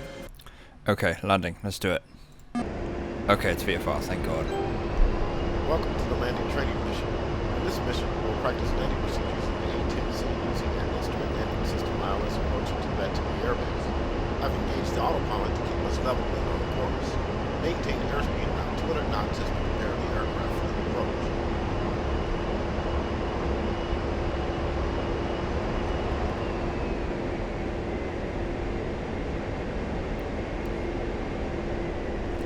Around 200 knots, okay.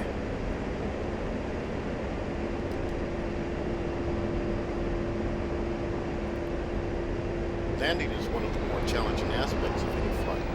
A good landing will require careful control of the aircraft and use of various instruments in the cockpit for a precise approach under the direction of the Airbase Air Traffic Controller A-10C. A landing consists of navigating to the destination airfield using TACAN or GPS navigation, configuring the radio to the airfield's A-10C frequency, configuring the ILS receiver to the airfield's ILS frequency, navigating to the final approach fix as directed by A-10C, and finally performing the final approach to fly the aircraft precisely down the glide path toward the touchdown point of the runway.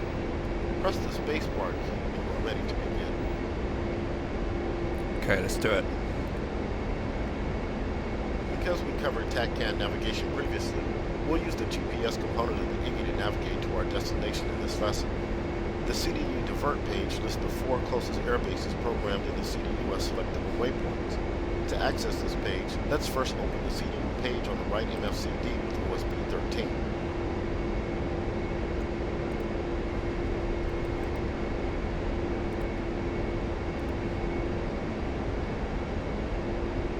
Now open the CDU nav page by pressing function followed by the 2 nav key on the UFC.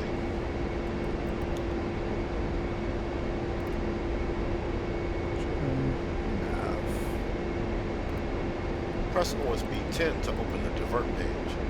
Divert.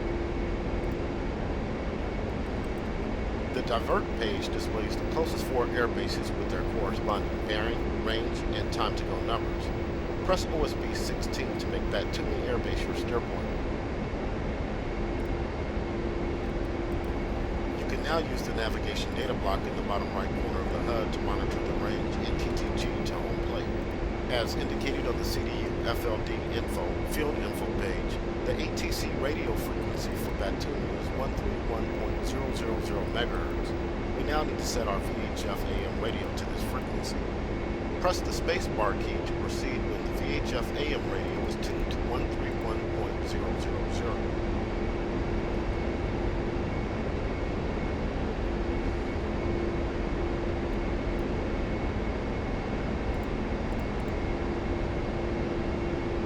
131.000.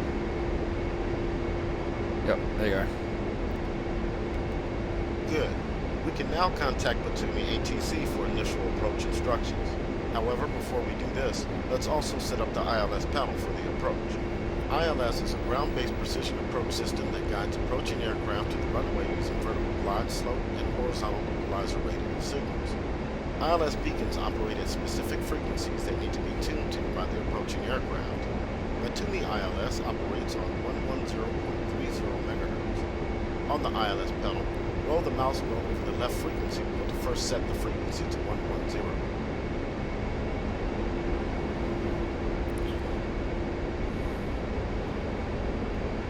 Okay. 110.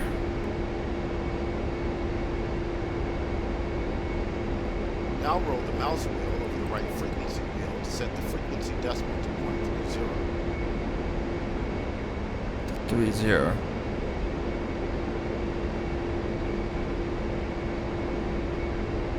Oh, that's the void. Wait, what?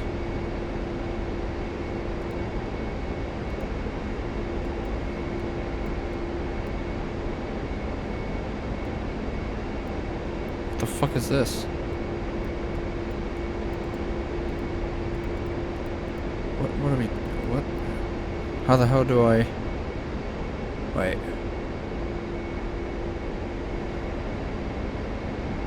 Oh, I need to go down.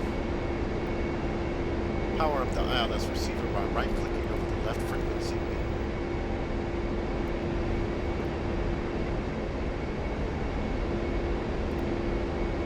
Let's now check in with Batumi approach and call our flight inbound. Press the HOTAS mic switch forward command or left alt and num plus keys on the keyboard to open the VHF AM radio menu. Okay.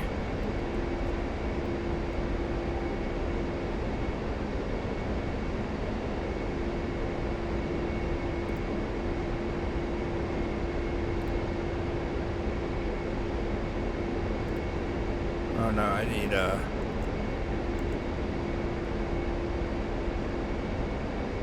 I need to do the actual command. Oh shit.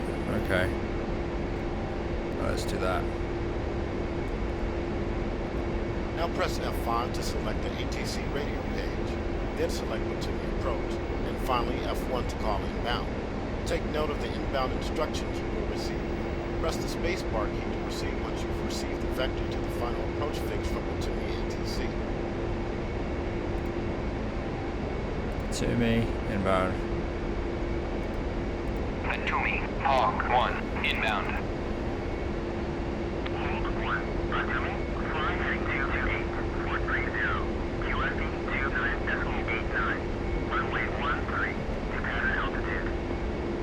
228 for 30, okay. Press F12 to exit the radio menu.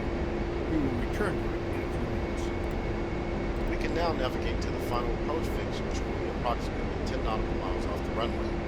Pattern altitudes vary depending on the airbase and local conditions, but are generally between 2,000 and 3,000 feet ATL above ground level. Whenever you're ready, press the spacebar key and I will disengage the autopilot so you can make the turn to the heading provided by A-10C. I'll just do it. Autopilot is off. You have control. Turn to the heading provided by A-10C. Maintain altitude. Okay.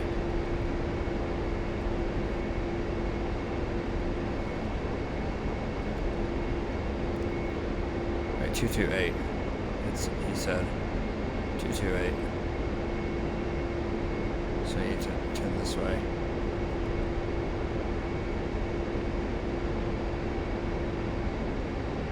We also need to set the HSI course to the runway heading of 130 degrees in order to get correct CDI indication for final approach.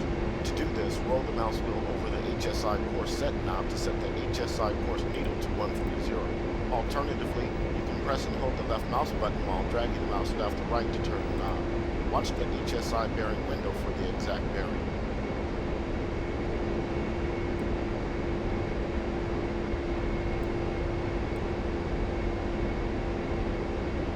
Let's also scale the TAD map out a bit so you can see the airbase steer point on the map as we approach. Make the TAD soy by pressing OSB 15 on the left MFCD, then press Hold Task Units down or the N key on the keyboard twice. Alright.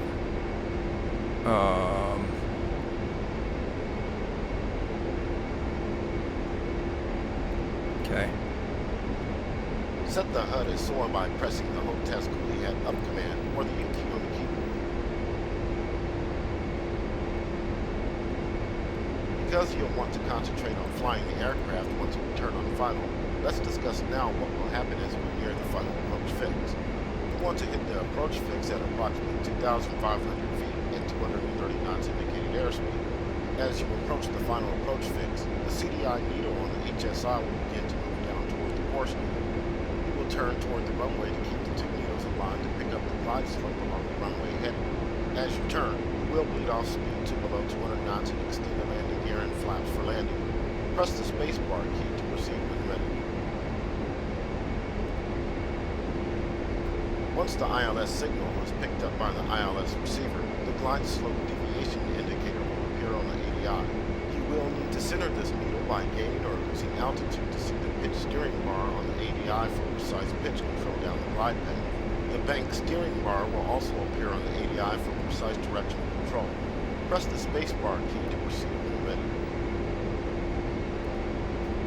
Once established on the glide path, use the angle of attack indexer to maintain on-speed approach, around 120 knots or slightly less, because we are coming in light today.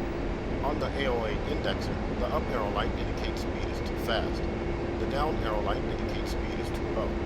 The O donut light indicates proper speed. If both the donut and an arrow light are on, the speed is only slightly off from on speed. Press the spacebar key to proceed when ready. In addition to ILS, Matumi Air Base is equipped with a precision approach path indicator PAPI light system. PAPI is designed to assist the pilot in maintaining the glide slope during final approach. It consists of 4 lights lined up horizontally near the runway threshold. The lights indicate either red or white. Your goal is to see 2 red and 2 white lights going from left to right. More red means you are below glide slope. More white means you are above glide slope. Press the spacebar key to proceed when ready. Yeah, it's pretty trivial.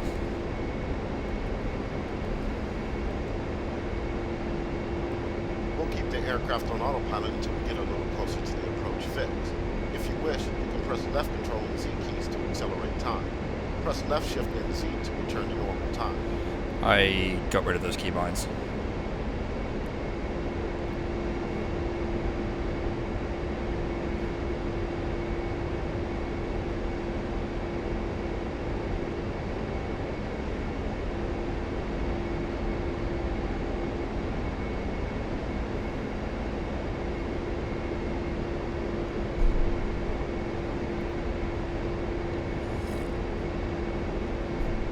So we're just waiting now.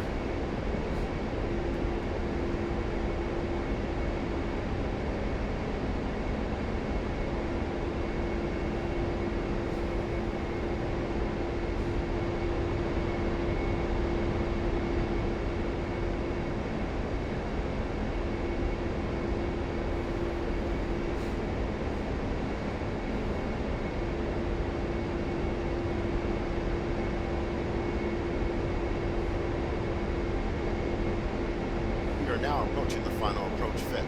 Select ILS mode on the dim sub. Alright, let's... The red glide slope warning on the ADI indicates that we are not currently receiving an ILS signal. The flag will be stowed and the glide slope deviation indicator needle will appear when we are closer to the runway. Whenever you're ready, press the spacebar key and I will disengage the autopilot so you can descend to pattern altitude. Alright, let's descend. Autopilot is off. You should by now see the Whitney runway at about your 10 o'clock. When the runway is closer to your 9 o'clock, you will be nearing the approach fix. Check that the anti-skid switch is set to on. Descend to 2,500 feet. Maintain between 230 and 250 knots.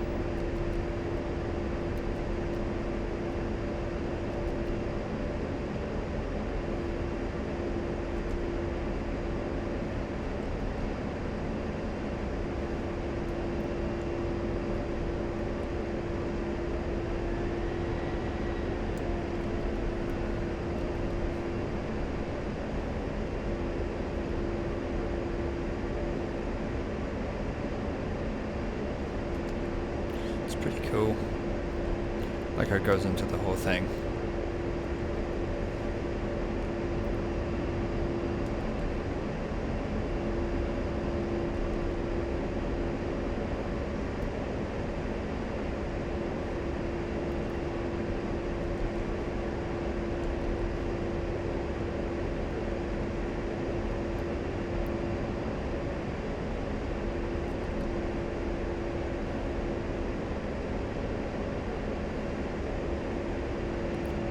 Close.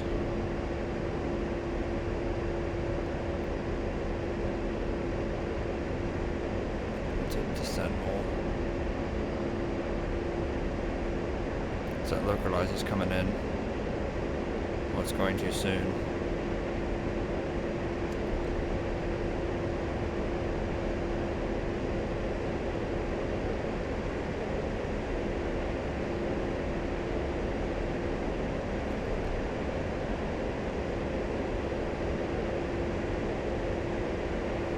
The CDI is moving toward the course arrow on the HSI. Turn left toward the runway. Reduce power to begin gradually dropping your airspeed toward 200 knots and below. If you overshoot the runway heading, perform a course correction in the opposite direction to realign the CDI with the course arrow. I totally fucked that up.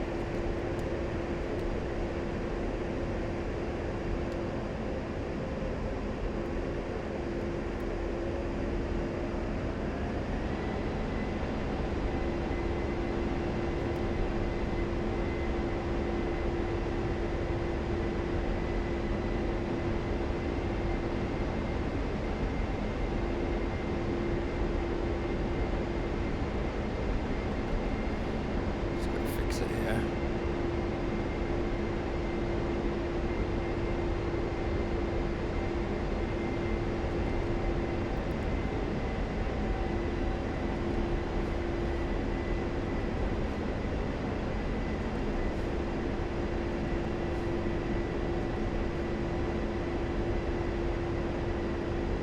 The glide slope deviation indicator indicates that you are below the glide path. Pick up some altitude to center the needle. I don't even have a glide slope indicator. What are you talking about?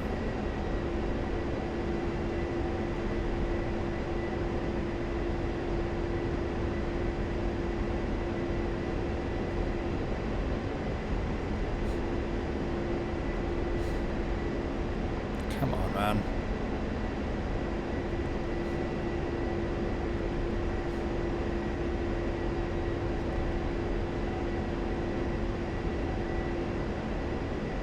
There we go. If not already done, set the aircraft to landing configuration. Set the flaps to the down position by pressing the F key twice, and lower the landing gear by pressing left shift and the G key on the keyboard.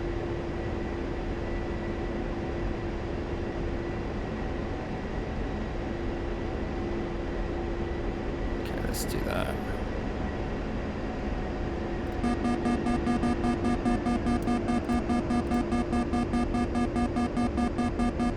Fly the aircraft to keep the pitch and bank steering bar centered on the ADI. Monitor your airspeed to maintain approximately 120 knots. Oh, I'm fucking up again. There we go. It's a little bit off. The,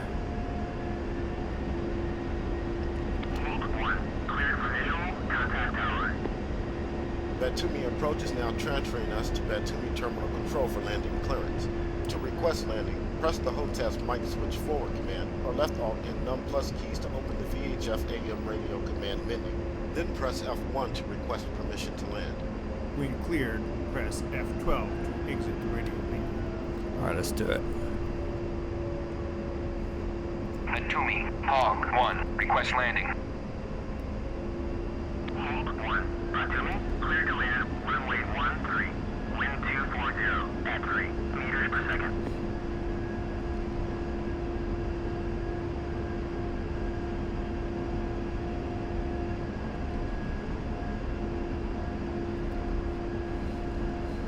The AOA indexer is indicating your speed is high for the approach. Increase AOA by pitching the nose up or reduce engine power to slow down. If need be, you can open the speed brakes by pressing and holding the left control and B keys.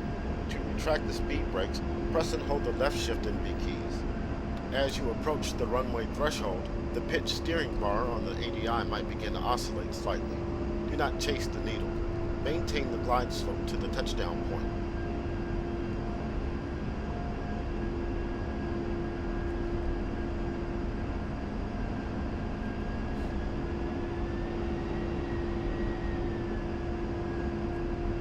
Better.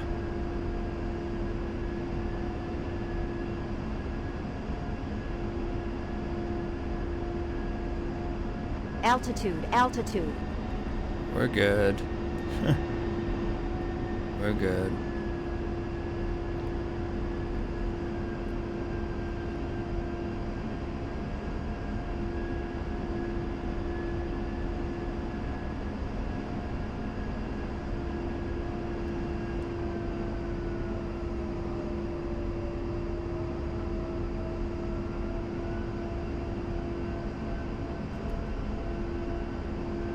As you near to just a few feet above the runway, reduce engine power to idle and gently pull the stick slightly back to flare the aircraft. Touchdown. Now lower the nose for nose gear touchdown. Use the rudder or X and Y keys to keep the aircraft running down the center of the runway. Engage the wheel brakes by pressing and holding the W key. Once your speed is reduced to below 70 knots, engage nose wheel steering NWS by pressing the HOTAS pinky button or the insert key on the keyboard. Taxi off the runway using one of the taxiways to the left. When taxiing, avoid holding down the wheel brakes while turning at the same time.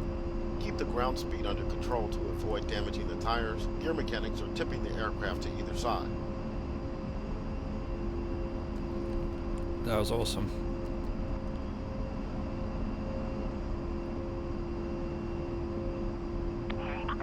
Taxi to parking area.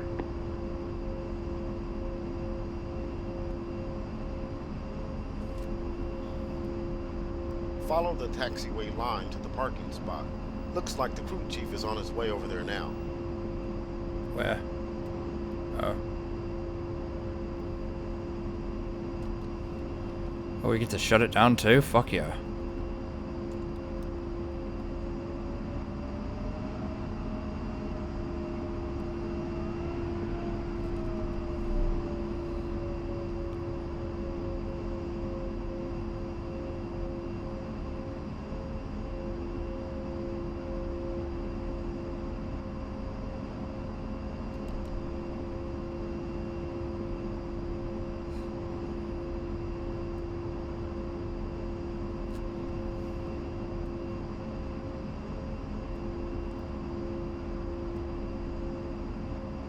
We'll now shut down the aircraft. Fuck yeah. First, set the anti-skid and pedal tube heat switches to off.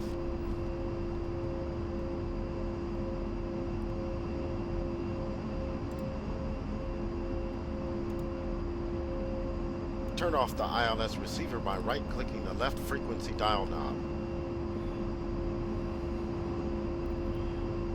Turn off the IFC and the kick cue on the AHCP.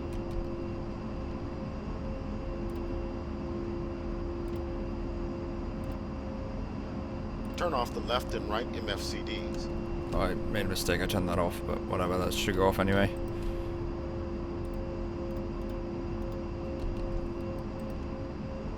Turn off the countermeasure system. Retract the flaps to the up position by pressing left shift and F twice.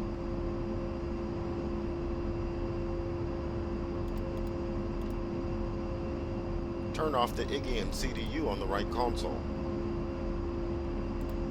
Spool down the left engine by pressing the right Alt and N keys.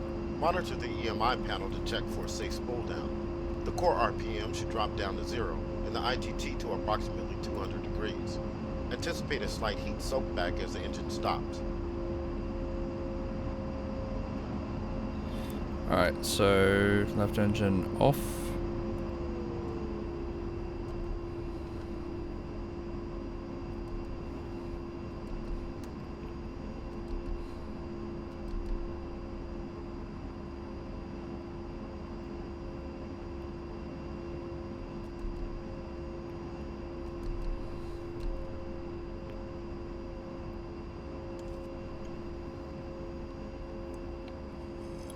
Now spool down the right engine by pressing the right control and N keys.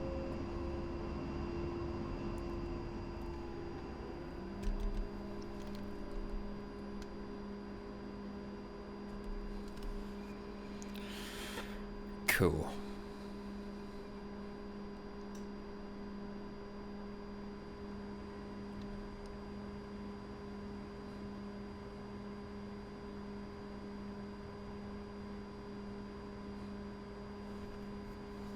Set the inverter switch on the electrical panel to off.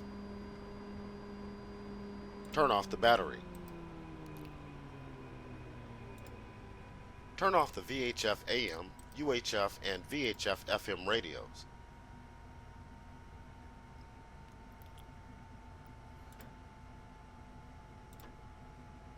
This concludes the landing training flight. Press the escape key to exit the mission. Awesome. We did that. That was perfect. Yep, fans off. Fans off. Nice. We did it, guys. We shut it down. We did everything. That's awesome.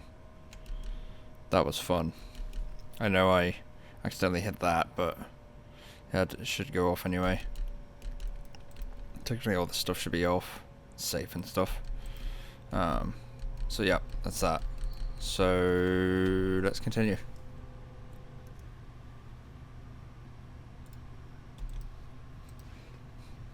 That wasn't too bad.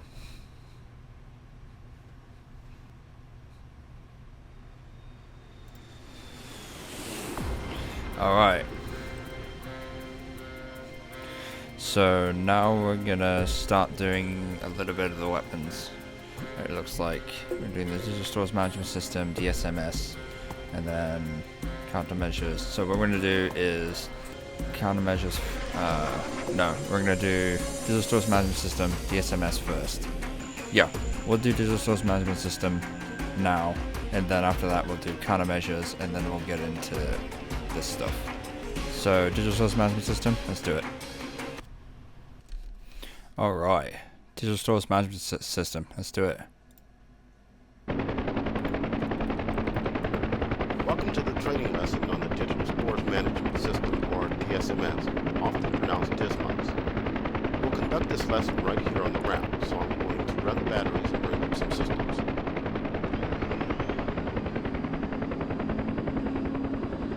DSMS is the primary interface between the pilot and payload. In the A-10C, weapon profiles are used to select and configure the weapon of choice. so that you are not really selecting a weapon per se, but selecting a profile which has a weapon assigned. For example, you can create multiple profiles for a particular weapon to prepare for various tactical scenarios. DSMS allows you to create and customize up to 20 profiles, each saved under a unique name. Profiles can be cycled by DSMS controls on the MFCD, the select rocker on the UFC, or HOTAS controls when the HUD is SOAR. A selected profile is called an active profile and is displayed on the bottom left corner of the HUD.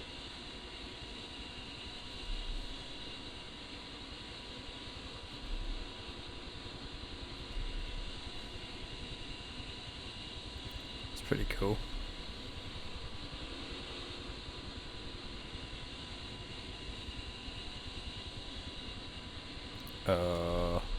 DSMS includes the following pages: status page, inventory select page, selective jettison page, and missile control page. Some of these have additional subpages.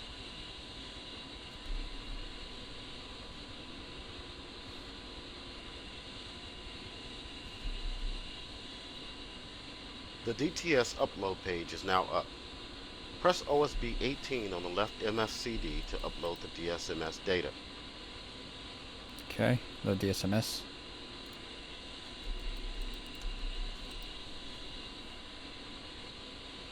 Okay, now let's select the DSMS page with OSB 14. You are now looking at the status page, which is the primary display of the DSMS.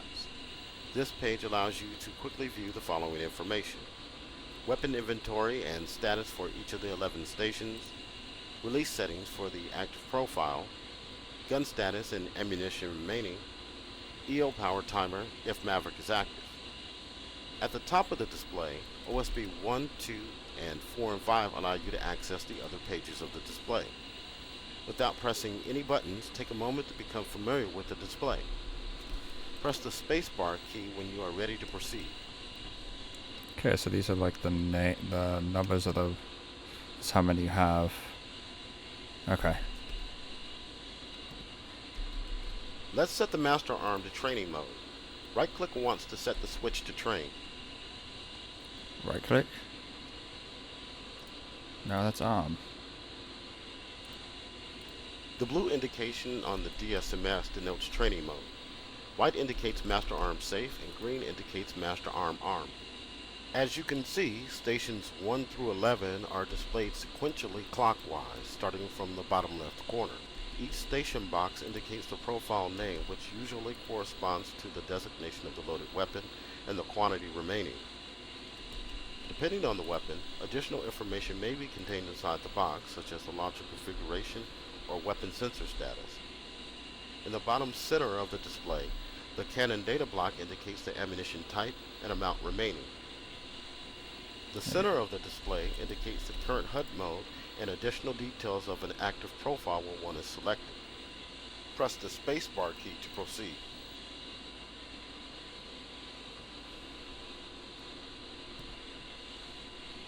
Starting with Station 1 on the left side of the aircraft, we are carrying the ALQ-131 ECM pod, an LAU-68 2.75-inch rocket pod with 7 training rounds loaded, an AGM-65D, a BRU-42 rack with 3 BDU-33 training bombs, and a GBU-38. Continuing to the right side, we have another GBU-38, another BRU-42 rack, an AGM-65K, the AN-AAQ-28 lighting pod, and the LAU-105 launcher loaded with 2 AIM-9Ms. We are also carrying 1,150 target practice rounds for the gun. Let's first cycle through the default profiles loaded from the DTS. To do this, we need to take the HUD out of guns mode and into either CCIP or CCRP modes. Press the HOTAS master mode button or the M key on the keyboard once.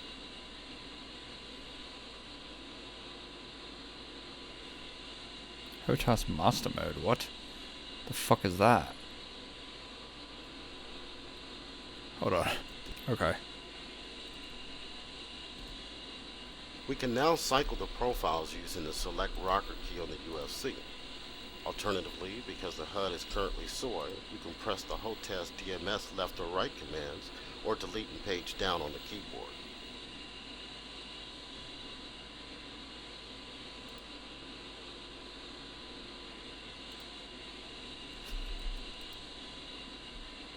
Not entirely sure what To that's. see a list of all loaded profiles, let's enter the profile main page by pressing OSB 1.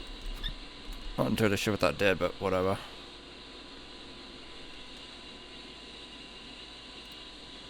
The profile main page presents a list of all loaded profiles. Press OSB 19 to designate the WTU rocket's profile with the pointing arrow.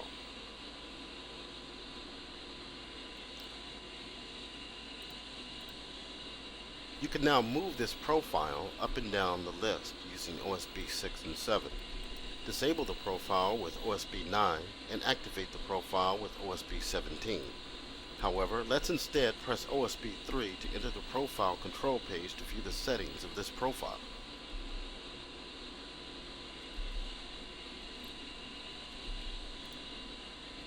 The profile control page displays the weapon settings as set in the current profile. You can alter the settings along the left and right sides of the display. The settings in the profile table in the center of the display can also be changed, but from other pages. OSB 19 and 20 will cycle through the profiles without making them active. Let's try changing some of these settings for this profile. Looking at the right side of the display, you can see the current release quantity is set to single. This means that for each press of the weapon release button, only a single rocket will be fired. Let's change this to ripple single by pressing OSB 6 twice. Press the spacebar key to proceed when set. Okay.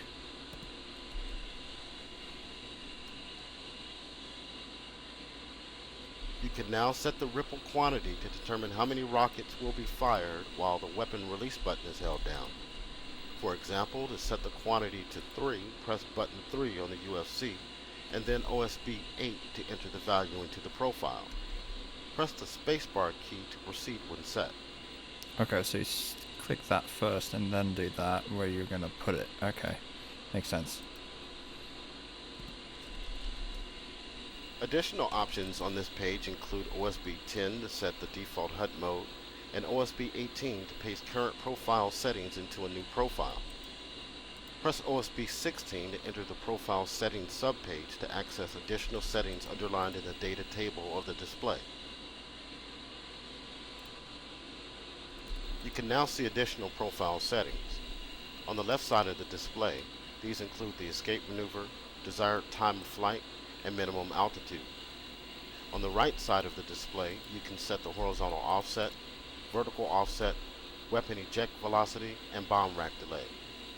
Press OSB 3 to save the changes to this profile. I don't see any of that here, but okay. We are now back on the profile main page. Just as we did for the WTU profile, we could select and edit any of the other profiles. Press OSB 1 to return to the DSMS status page. Profiles can also be accessed in manual mode by selecting stations via OSBs directly on the status page. Multiple stations can be selected if they are loaded with identical weapons, launchers, and profile settings. Press OSB 7 and 19 to select stations 4 and 8 loaded with BRU racks. Okay. Note the additional profile information in the center of the display. The profile name now begins with an M/ to indicate manual mode. Profile operations in manual mode are identical to default profiles, but the profile is standalone and cannot be cycled to unless it is saved into the DSMS.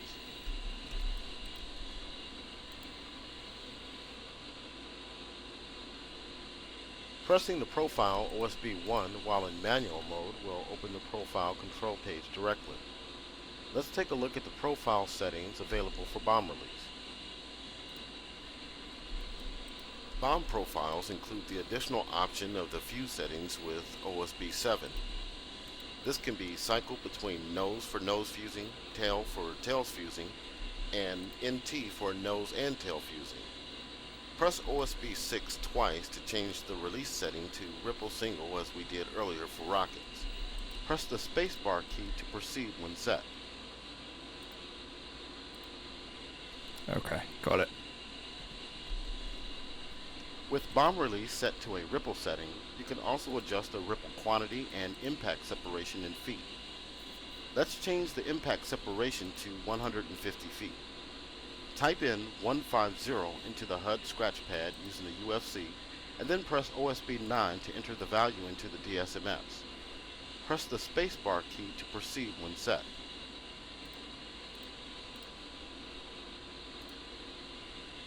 Got it. Now save the changes with OSB 3. Press OSB 1 to return to the DSMS status page. Next, let's take a look at the missile control page accessed by pressing OSB 2 from the status page. God, this is so complicated. The missile control page is used to configure the AGM, TGM 65 and AIM-9 missiles. We'll discuss the Maverick missiles first. OSB 4 enables and disables power to the Maverick seeker head. Whenever the seeker head is activated, it will need 3 minutes to align, so this should be done prior to entering the target area. Once activated, an EO timer is displayed in the bottom right corner of the display. You can try pressing the button now, but note that in training mode, the DSMS will not actually power up the seeker. Wants us to do it, okay. OSB 5 selects between manual, location, and time modes of applying EO power. In manual mode, the seeker head is only powered by the pilot pressing the EO power OSB. In location mode, the seeker head is powered at a set range and bearing from a specified waypoint. In time mode, the seeker head is powered at a specific clock time. Press OSB 5 to set the location automatic power function. Press the spacebar key to proceed when set.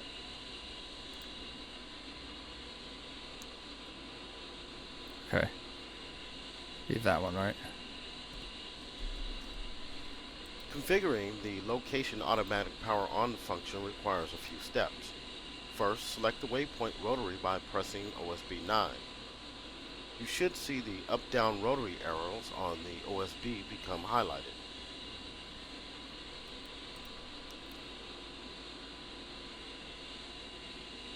So we click this first.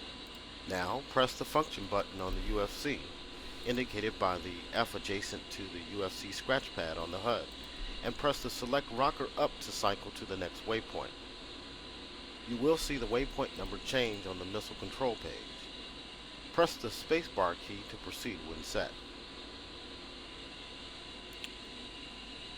Okay. Alright, so that... I don't know what we need to set it to, but okay. Now, to enter bearing and range, type in a bearing value in the UFC, for example 065, and press OSB 7. Then type in a range value, for example 20, followed by OSB 8. Press the spacebar key to proceed when set. Alright. 065. And then 2, 0. And then there you go. EO power will now be applied to the Maverick automatically as you approach 20 nautical miles at bearing 065 from the designated waypoint. The diameter of the activation point is 10 nautical miles or 25% of the set range from the waypoint, whichever is greater. When set to time mode, the time EO power function on OSB 10 is used to enter a clock time value in a similar fashion as we entered the bearing and range information for location mode. The Maverick bore sight adjust function on OSB 6 is used to set the bore sight position of the missile seeker. On the left side of the display, OSB 19 is a rotary function to set the AIM-9 missiles to off, cool, and select modes. When set to select, the HUD mode changes to air-to-air. Press OSB 1 again to return to the DSMS status page.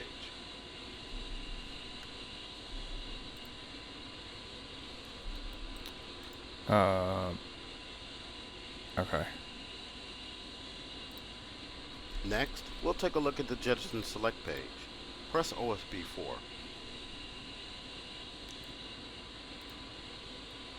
The Jettison Select page is similar to the status page, except you are now selecting stores to jettison. OSB 4 is a rotary function to select between fuse options. OSB 5 is a rotary to select between the following jettison modes. STR, store.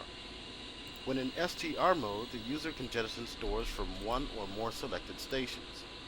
Stores are released in pairs mode. Rack, station rack. When in rack mode, the user can select one or multiple stations that have racks assigned to them and jettison them along with any stores attached to them. If more than one station is selected that is assigned a rack, then they are released in paired mode. A rack or pair of racks is jettisoned with each press of the weapon release button. MSL, missile. In this mode, any Maverick assigned to an LAU-88 tier will be launched in an unguided, unarmed mode with each depression of the weapon release button. If both tiers are selected, Mavericks will be launched in pairs. MSL jettison is not available for the LAU-117. If a station is selected that is not loaded with a LAU-88 and Maverick, only the station number will be displayed in reverse video. When you are ready, press OSB 1 to return to the status page. That is super complicated. Whatever. For our last topic of the lesson, let's enter the inventory select page with OSB 5. The primary function of the inventory page is to allow you to assign a particular weapon to a specified weapon station. This allows you to correct an error when the weapon type does not match the one specified in the profile, and it allows you to set additional weapon settings not available in the profile settings page. It also allows you to create virtual payloads in training mode. Outside of a malfunction that produces an error, you should not have a need to access this page in normal operations, because the DTS cartridge will include all the default profiles for the weapons loaded on the jet. However, we'll try setting up one station as an example. Press the spacebar key to proceed when ready.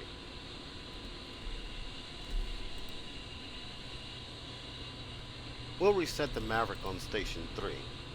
First, press OSB 18 to select the station.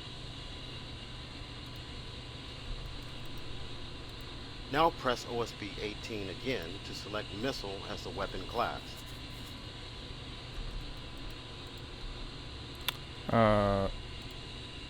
Okay. And now you can select the specific missile model loaded. Notice also you can select between missile types with OSB 4, missile quantity with OSB 5, and launcher configuration with OSB 8. Press OSB 18 once more to select AGM-65D.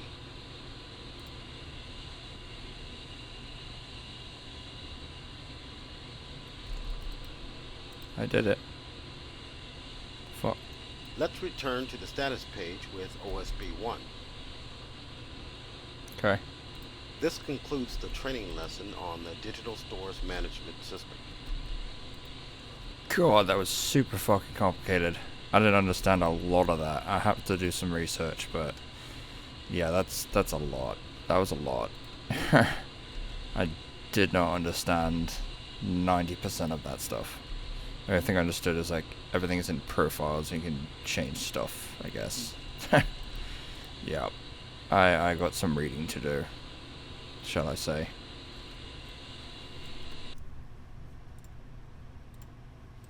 But yeah, that was super complex.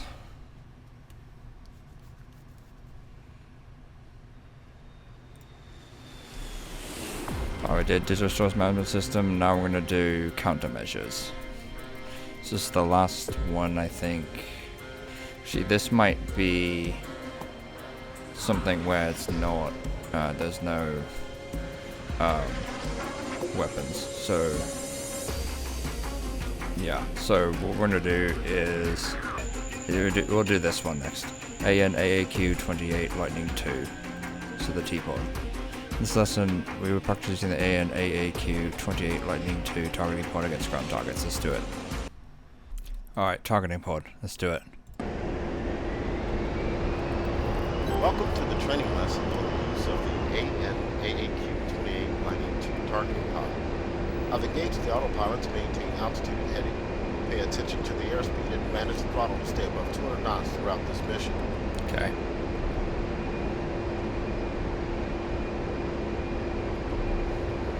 The targeting pod provides you with the ability to conduct visual target search and designation for weapons delivery at long ranges in day and nighttime conditions.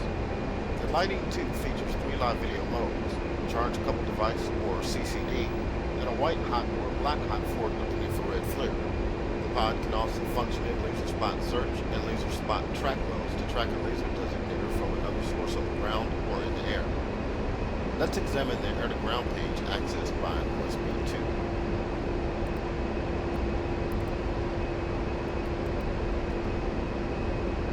The TGP is now in air-to-ground mode and displaying video. To make the TGP or SOI, press and hold the HOTES keypad right command or the K key on the keyboard. Alright. Soy. Let's review the main features of the TGP display. The center of the display is dominated by the crosshairs and brackets. The brackets indicate the volume of visible area in narrow field of view mode. Immediately to the right of the crosshairs is the yardstick, which indicates the ground distance covered by the right half of the crosshair. The bottom right corner indicates the slant range to the center of the crosshairs.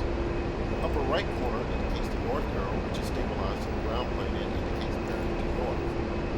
Press the space bar key to proceed. So this is talking about what all this stuff is. All these numbers and stuff mean.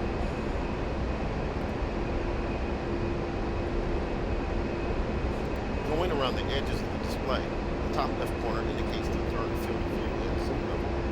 USB 1 through 4 select TGP pages. The top right corner indicates the current video mode. USB 5 toggles LSS mode. USB 6 selects between laser and IR pointer and both designation modes. The bottom of the display indicates current location coordinates. Finally, the bottom left corner indicates the attitude reference symbol and clock. Press USB 1 to enter the control page and access additional options. Alright.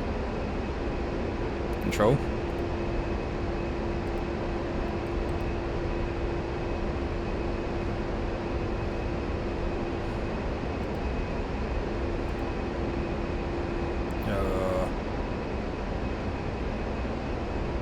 It's gonna work.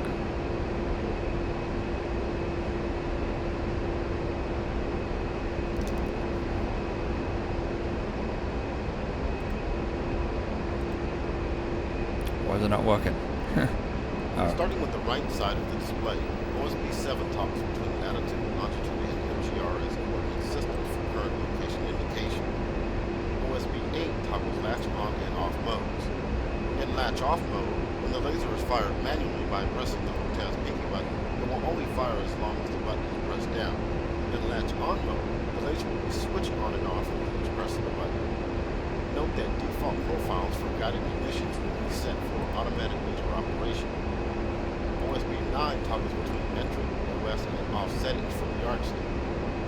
OSB 17 and 18 are used to enter the laser codes for the laser designator and LSS mode using the UFC to enter the code. Finally, OSB 20 is used to enter an advisory alert altitude. Press OSB 1 to return to the air-to-ground main page.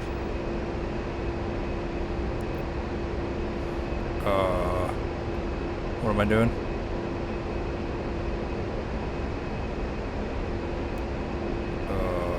Oh.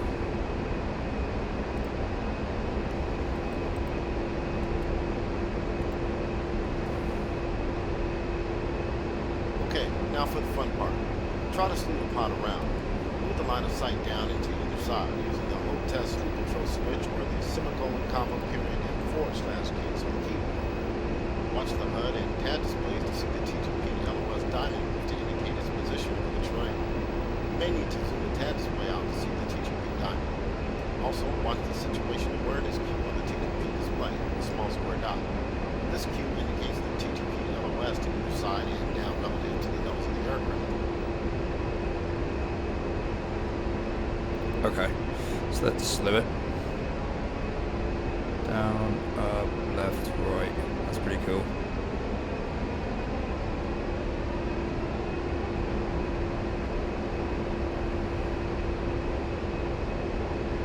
Notice that when you stop slowing, the TTP enters area track mode. In this mode, the pod is tracking a general area picture and not any individual object. Try switching this to point tracking mode by pressing the O-Task TMS up short command or left control plus up arrow keys on the keyboard. Alright, team us up. In point tracking mode, the pod is tracking a specific object, including a moving. If tracking is lost due to masking or other line of sight obstructions, area and point tracking modes are discontinued and replaced by INR inertial A or INR B modes respectively. Press the spacebar key to proceed.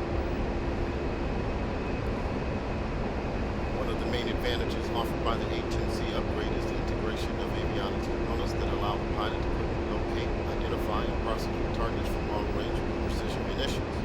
I've set waypoint 4 in close proximity to some targets, so we can try some additional functions with the TTP. Set your steer point for waypoint 4 using the UFC steer rocker key. Got it. Now press O-Task China Head Aft Long or C on the keyboard to automatically swoop the TTP to the steer point. You should see a large X-type target range. Alright, trying to have aft long. Press the O-Task China Head Forward short command or the V key on the keyboard to set the TTP to narrow field of view. You can also zoom the video picture. Press and hold the O-Task TMS up command or home key on the keyboard to zoom in toward the target. Okay. Now press the O-Task boat switch forward command or right alt plus right arrow keys on the keyboard to select flare behind video mode. You can also try the O-Task boat switch aft command or right alt plus left arrow keys on the keyboard to select white hot. Boat switch, okay.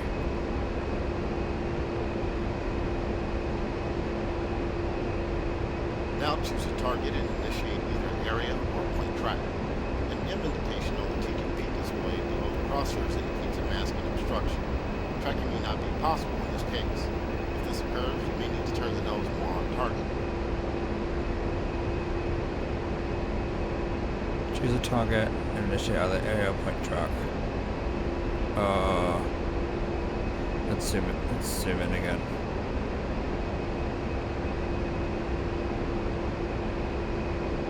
Oh, fuck it. Let's just do that. You can now press the O-Task TMS up long command or left control plus up arrow keys on the keyboard to make this point your new speed. This can be a very useful function if you are carrying Mavericks, as you could then initiate a slave alt speed command, and the Mavericks will be automatically swooped to this point. TMS up long. Yep.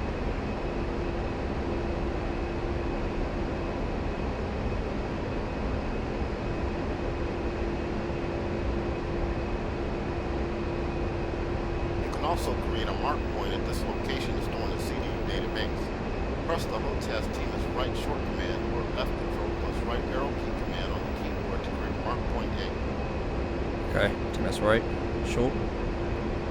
This concludes the training flight on the AN/AAQ-28 Lightning II targeting pod. You can continue to practice using the targeting pod with the target range. That's pretty cool.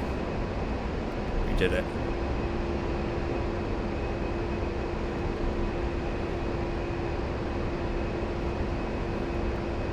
Alright, let's continue.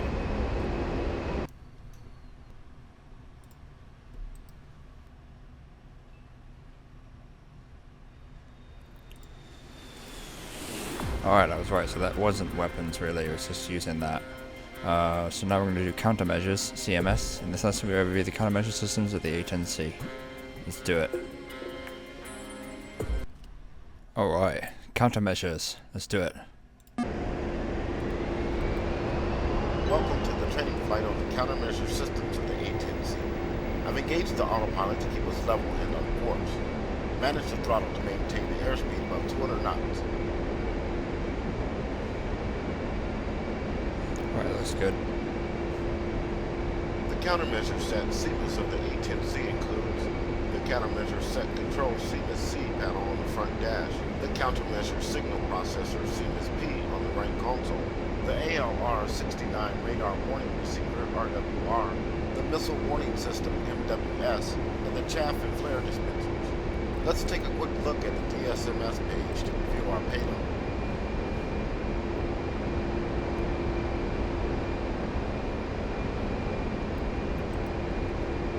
Oh, DSMS, sorry. We are carrying an ALQ-131 ECM pod on Station 1 and a pair of captive A-9Ms on Station 11. Press OSB-15 to return to the TAD page.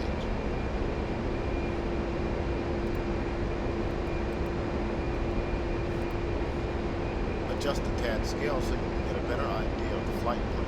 To do so, first make the TAD Zoid by pressing the HOTES GUI hat left long command or hold the H key on the keyboard. Then press the HOTES DMIS down command or the N key on the keyboard repeatedly.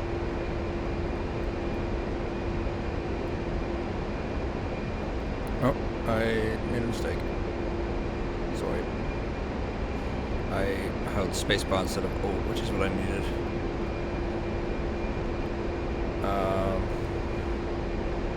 Okay, so Now make the HUD Zoid by pressing the HOTES GUI hat up command or U key on the keyboard.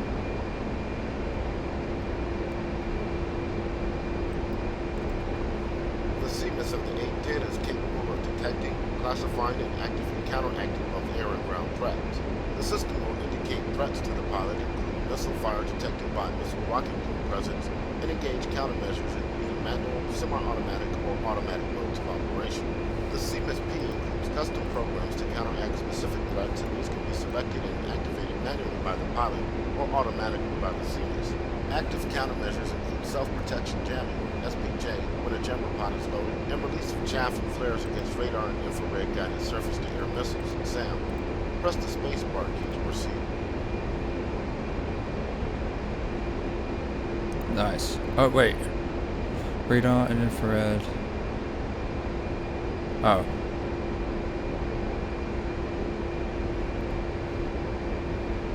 Let's first review the CMIS-P on the right console. The CMIS-P panel allows you to provide power to the countermeasure system and select the mode of operation between off, STBY, standby, MAN, manual, semi-automatic, and automatic. You can also view, select, and configure countermeasure programs here.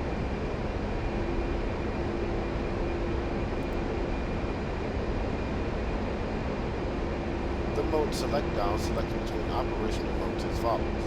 Off, no power is applied and the systems are not operational. Standby, power is applied, the CMIS systems are operational and can be configured, but active countermeasures are not engaged. Manual, countermeasures will be activated by the pilot according to the program selected by the pilot.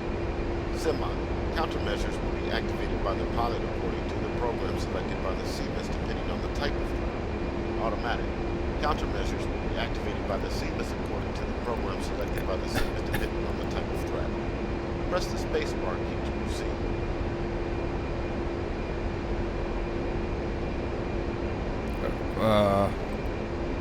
Wait, what's the difference between semi and auto? Oh, active. Oh, pilot and CM. Okay, I see. That makes sense.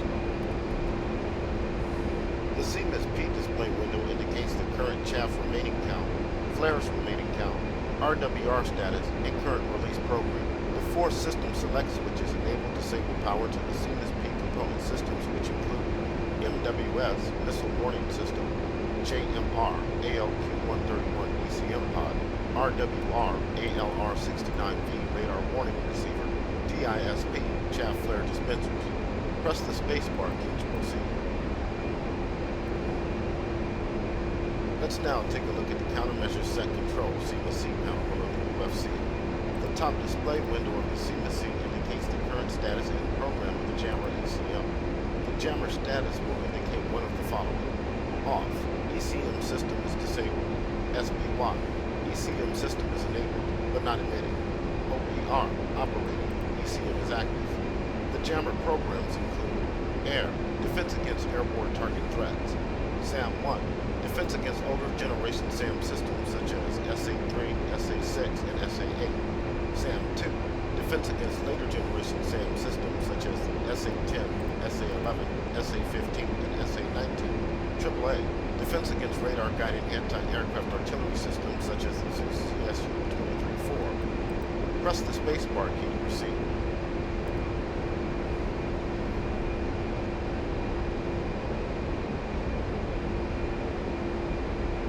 Press the JMR select button repeatedly to try cycling the jammer programs.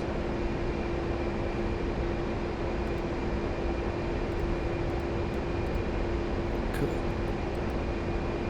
Below the JMR window, the MWS window indicates the current status of the missile warning system. This will indicate off when the system is off, active when the system is on, and launch when a missile launch has been detected. The red ML light will also turn on when a missile launch is detected. Press the spacebar key to proceed. So missile warning system, that's awesome, so you can detect infrared.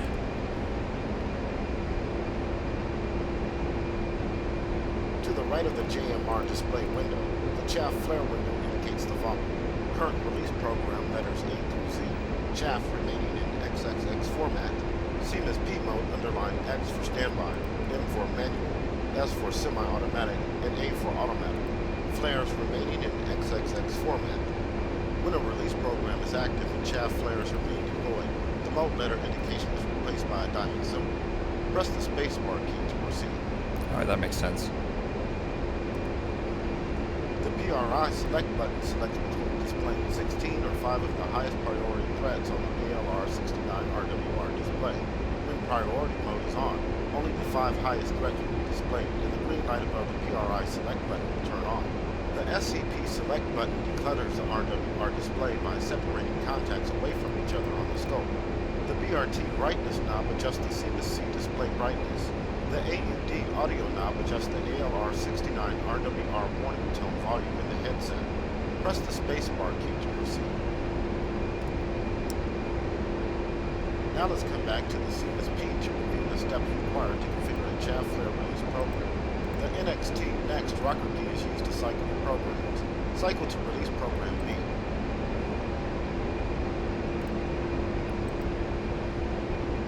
Got it. Right-click the DISP dispenser switch on the CMIS P to enter the program settings menu. The CMIS P display window is now indicating the settings for this program, including the number of chaff bundles to be released, the number of flares to be released, the release interval in seconds, and the number of release cycles. To customize the program, first press the select button associated with the setting you want to adjust. Then use the next rocker key to increase or decrease the setting. For example, to add flare deployment to this program, press the flare select button.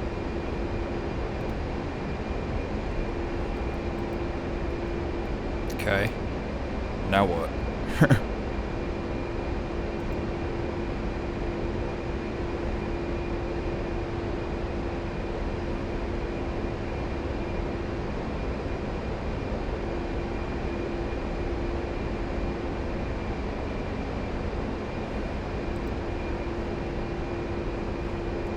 I selected it, what the hell?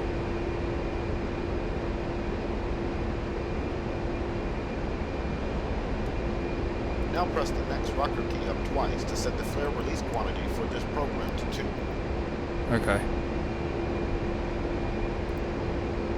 Press the return button to store the changes and return to the status screen.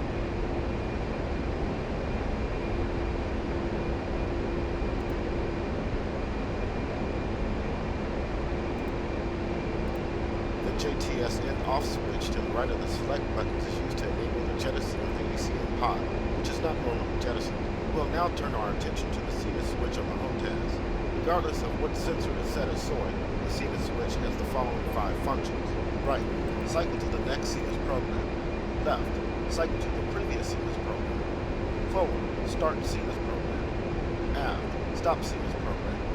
Down, activate, deactivate the jammer. Try pressing the HOTAS CMIS left and right commands or 9 and 0 keys on the keyboard to cycle and release programs.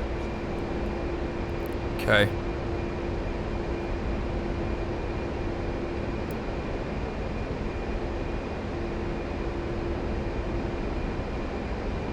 Just got chaff and Press the flare. HOTAS CMS forward command or the 7 key on the keyboard to initiate chaff and flare release for the currently selected program.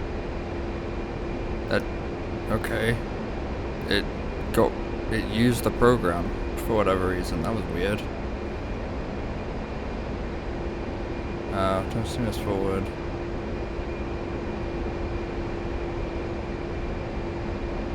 Press the HOTAS CMS AF What the command hell? or the key on the keyboard to stop the current release program.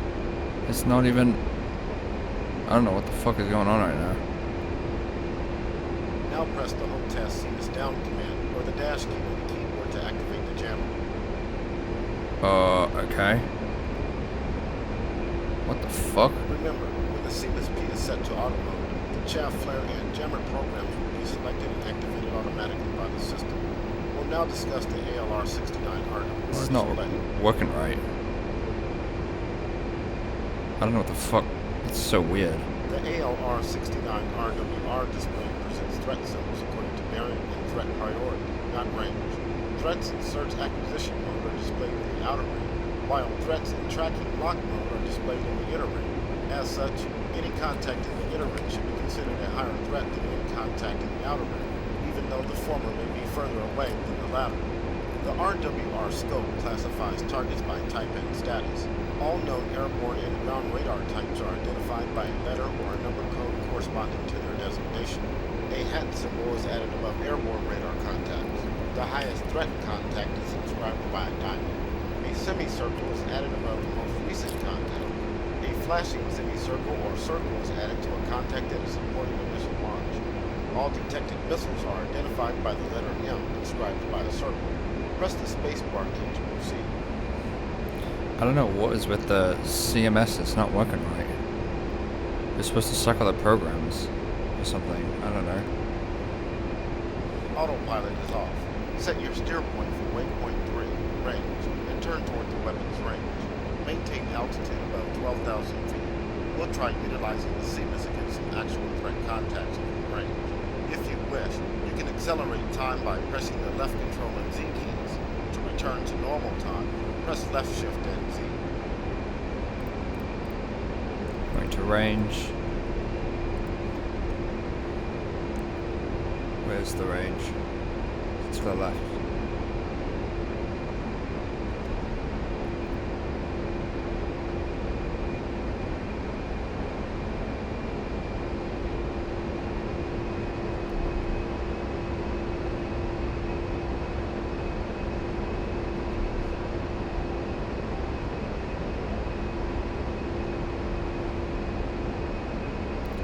So the range is this way.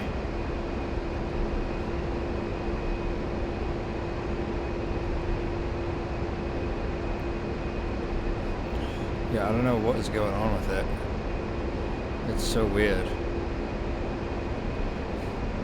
Like I did the exact buttons that he wanted me to do, and they did different things than what he said they were supposed to do. So that was super complicated.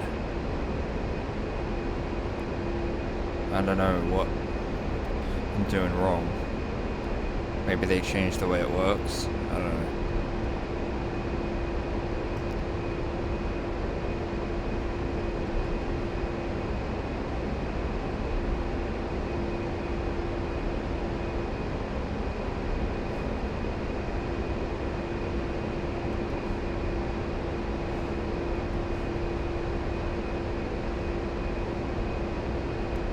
Approaching the weapon's range. To prepare our defenses, let's set the CMS P to auto mode by right-clicking once. Okay.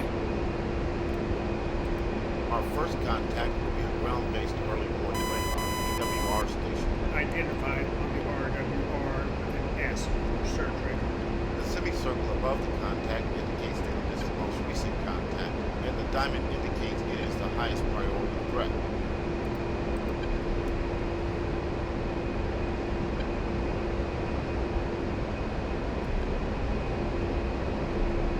Now have an additional contact. A Foxhound is inbound from the southwest and beyond visual range. Note the hat symbol designating this contact as an airborne radar. The semicircle and diamond indications have switched to this contact to indicate it is the most recent and highest priority threat. Note the automatic activation of the jammer and release of countermeasures by the CMIS. You can press the SCP select button on the CMIS-C to declutter the RWR scope. It's not even working. Look at that.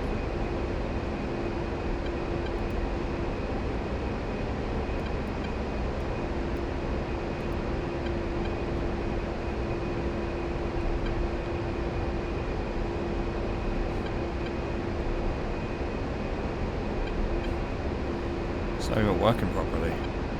Like it's not even doing it automatically. The MiG threat has been disabled. In the case of the Foxhound, the missile launch was detected by the RWR based on the signals of the MiG's radar. The launch was too far to be detected by the MWS directly as it could not detect the rocket movement. Press the spacebar key to proceed. I didn't detect a missile launch. What the fuck is going on with this aircraft? Our next contact will be an SA-15 SAM system in close range. In this case, the missile launch will be detected by the MWS. Monitor the CMIS-C and RWR indications. There we go. There we go, now it's working. Man, that's very raceful.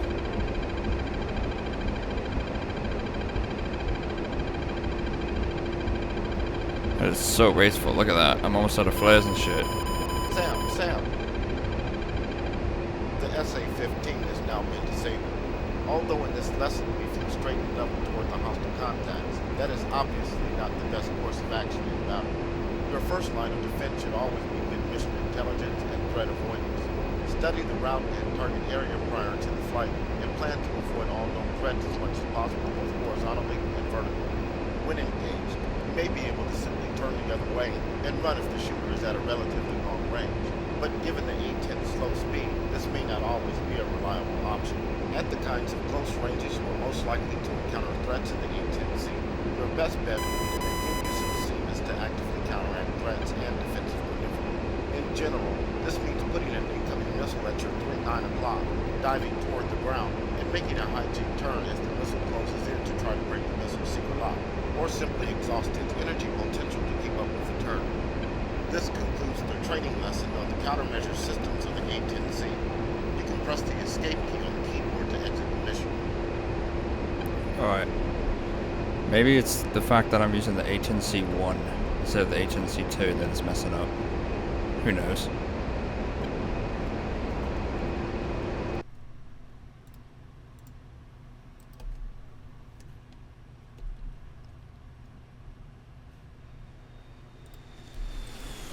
Alright, we did all the non-weapon stuff. So now we're gonna do air-to-air. Okay, so in this lesson we're practicing the AAQ-28 Lightning II targeting pod in air-to-air mode and employment of the AIM-9M short-range iron-guarded air-to-air missiles and the GAU-8A gun against airborne targets. Fuck yeah, let's do it. Air-to-air.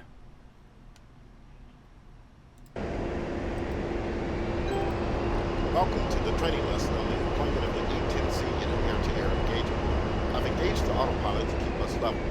Adjust power to maintain 240 knots for this flight.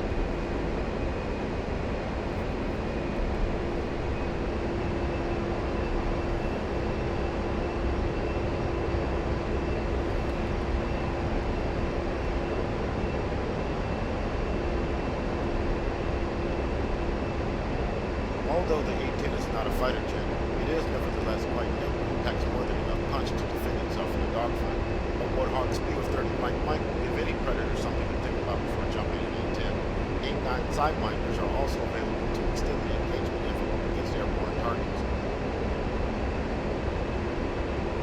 We have a pair of Su-25s about 1 nautical mile ahead of us set up as airborne targets. They are now popping flares to help with VID. Press the numpad asterisk key to zoom in on the HUD to get a better view. Press the numpad enter to return to the default cockpit view. It will be important for you to pay attention to your airspeed and maintain 230 230, 240 knots in its flight. Otherwise, you will either lag behind or overrun the target.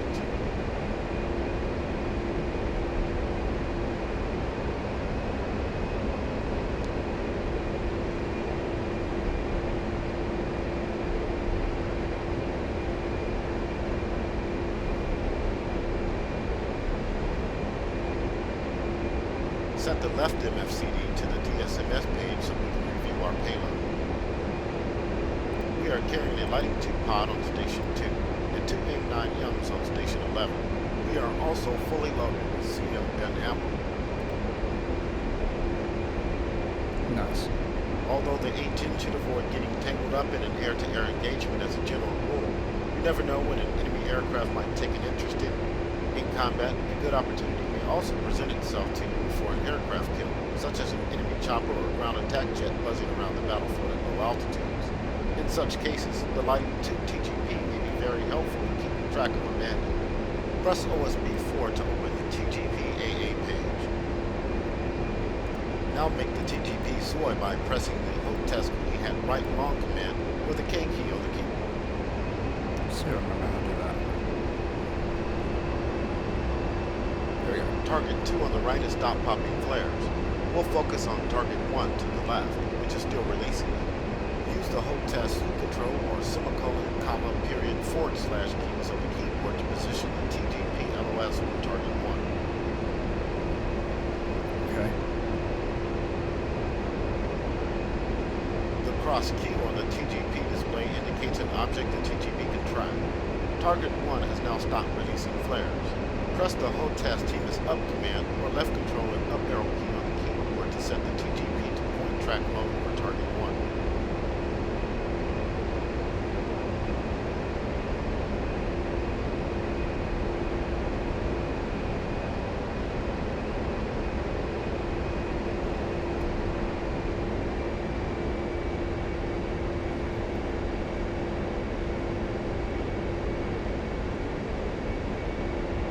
I don't know where it is. That's the problem.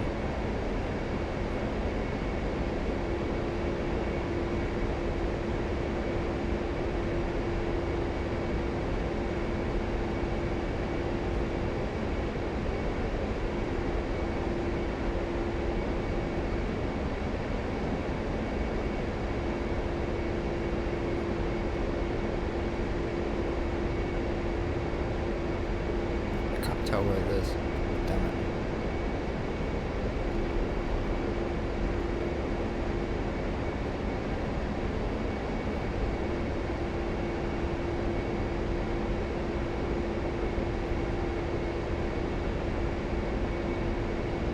Oh, there it is.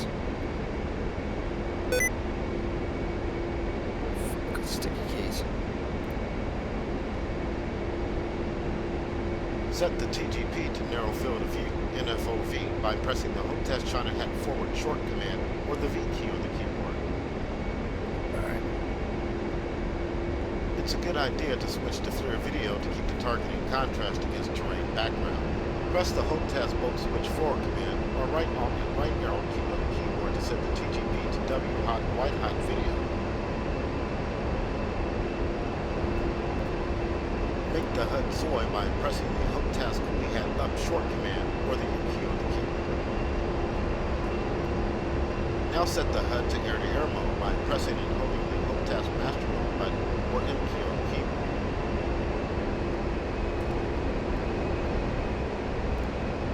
The HUD is now displaying an AIM-9M reticle.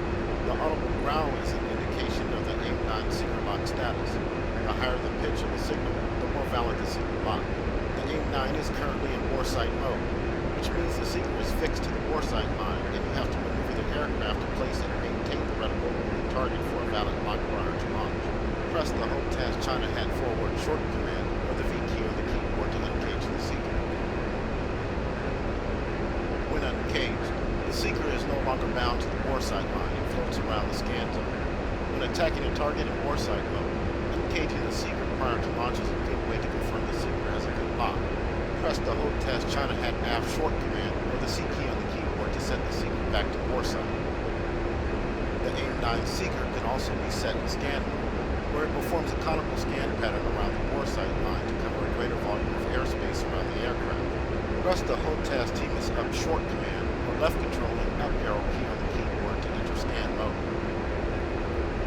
Whenever you're ready, press the A key on the keyboard to disengage the autopilot and maneuver directly behind target 1 to obtain a secret lock. Okay. Most sidewinder shots are best taken under 2 nautical miles. Ensure that you have a good lock on target 1 and press the weapons release button to fire on that target. Okay.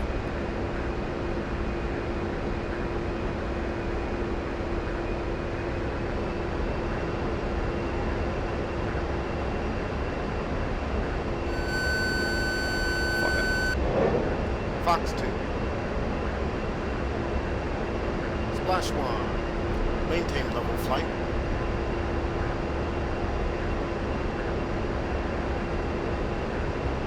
While the remaining 9M is in bore sight mode, let's press the HOTAS China Hat aft short command or the C key on the keyboard again to disable power to the missile, so we can focus on the gun indication.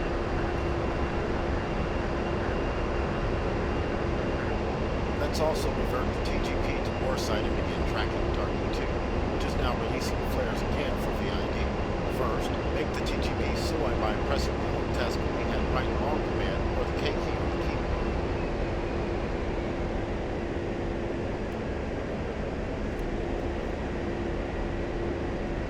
Now press the HOTAS China Hat aft short command or C key on the keyboard to bore sight the TGP. Set the TGP back to wide field of view WFOV by pressing the HOTAS China Hat forward short command or the V key on the keyboard. Slew the TGP to the target and press the HOTAS TMIS up short command or left control and up arrow key on the keyboard to engage point track mode.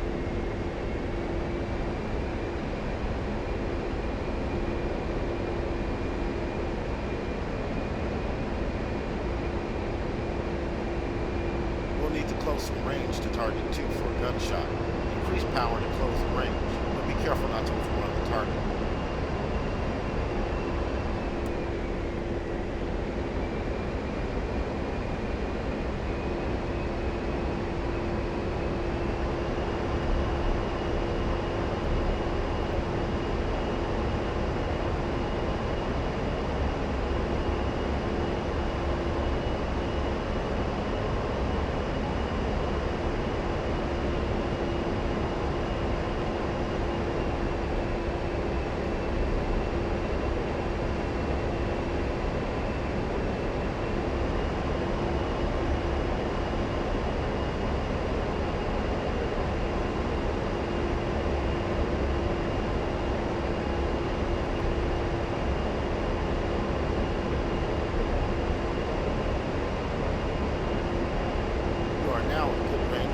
Gunshot.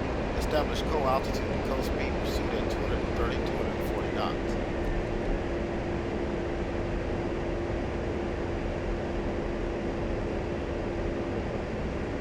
Make the HUD SOI by pressing the HOTAS cooling hat up short command or U key on the keyboard. To bring up the funnel gun sight, we need to select one of 10 preset target profiles. To select the Su-25 profile to match our target, press the HOTAS TMIS right command or page down key on the keyboard 4 times. Watch the profile name cycle in the weapon profile field on the HUD.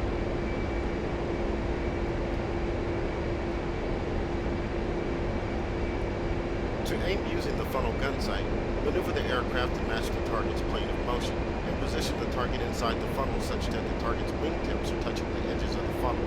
At any given range, this position is calculated to be the firing solution for the target with the wingspan set in a selected profile. The gun indication also includes the air mass impact line, AMIL, which is the short vertical line below the gun bore line, GBL cross. The AMIL represents a round's trajectory over 2 seconds of flight time. When within close range to a target, placing the top of the AMIL on the target can be a good aiming cue.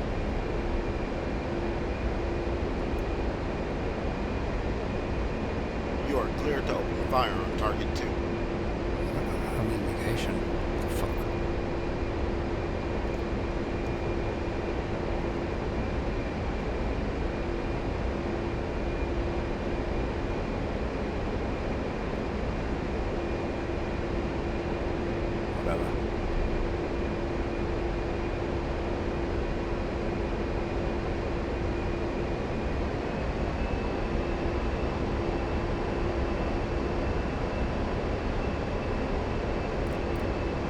Guns, guns. That's not really doing anything. That's off. What the fuck?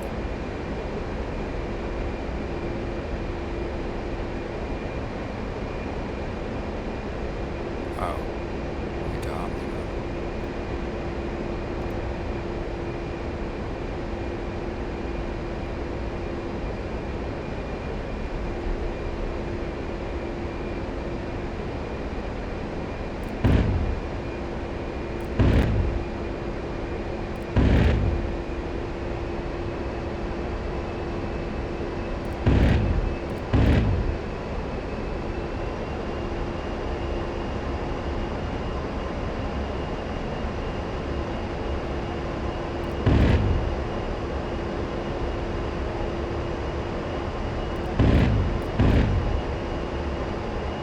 Where's the bullets going?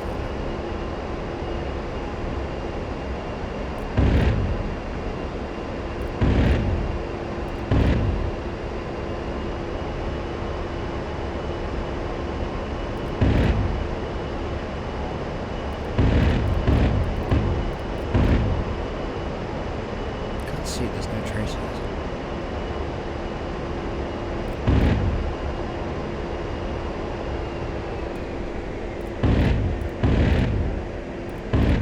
Good hits on 2. Maintain level flight for the conclusion of this lesson.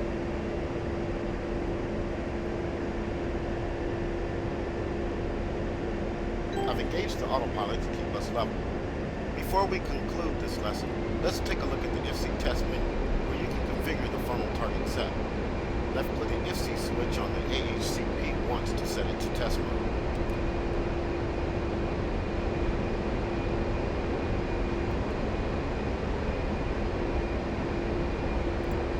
Now press the select rocker key to scroll down to the AAS air submenu page and press the enter key to open it. The AAS page lists all 10 preset aircraft available for gunsight selection. In addition, a single custom fixed wing entry and a single custom rotary wing entry can be made. Use the select rocker key to cycle through the profiles and the enter key to select the profile on or off. When set to off, the profile will not be available when cycling through target profiles in air-to-air mode. Whenever you're ready, right-click on the IFC switch to set it back to on. This concludes the training lesson on air-to-air employment of the A-10C.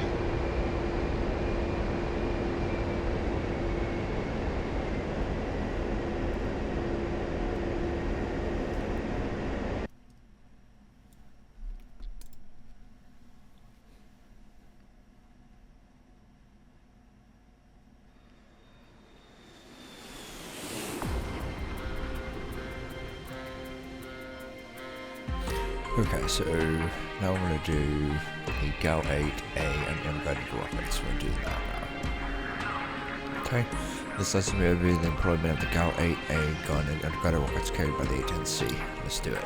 This is the edge-to-ground version. So let's do it. Alright, GAL-8A, air-to-ground and rockets. Welcome to the training flight on the employment of unguided rockets and the GAL-8A gun against stationary and mobile ground targets. In this lesson, we'll review the HUD indications for gun and rocket employment, and then you'll have some range time to try a few strafing runs. Before taking off, let's configure some settings for the sorting. First, set the IFC to test mode by left-clicking once so we can set up some gun options.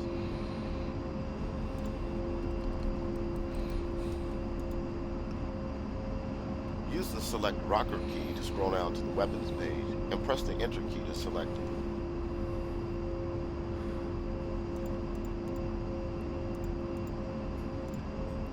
Enter. Now press the enter key once again to enter the 30mm page. Press the data rocker key to set the ammo type to combat mix because we are carrying live ammo today. Then scroll down to the min out setting and use the data rocker key again to set the minimum altitude to 500 feet. When finished, scroll down to store and press enter to exit this menu. Exit the previous menu using the exit line.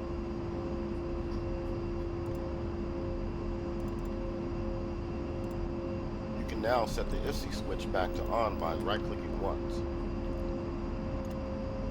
That's cool. Let's also take a look at the DSMS to review our payload. Press OSB 14 on the left MFCD.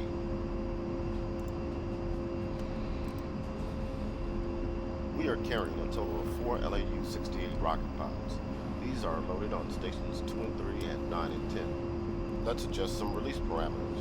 Press OSB 1 to enter the profile main page. Press OSB 19 to select the profile, and then press OSB 3 to enter the profile control page. Okay. Press the OSB 6 rotary to set the release type to ripple pairs.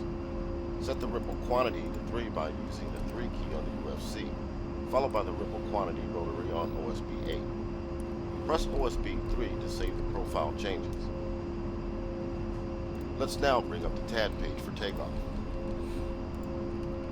Okay, TAD. We are now ready to proceed with the flight. Take off runway heading for waypoint 2. Climb to 6,000 feet. Alright guys, let's do it. Ready for takeoff? Let's do it. Full power. Turn off steering.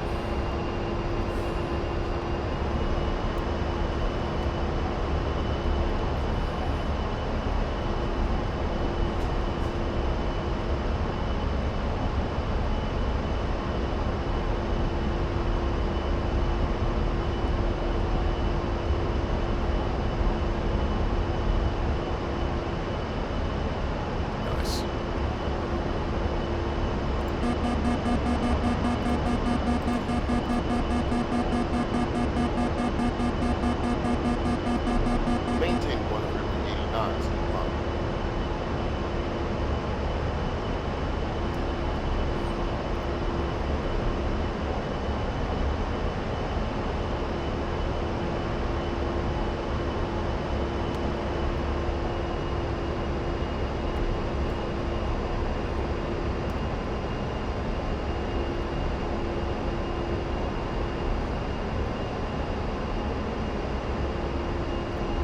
Let's set the master arm and gun pack switches on the A-10C to arm. Be ready for a slight stick forward input from the flight control system as precision attitude control is engaged. Okay. Pack will help keep the aircraft stable when the first stage of the trigger is depressed. This will help minimize pitch and yaw moments during cannon fire and achieve a tighter shot grouping around the pepper.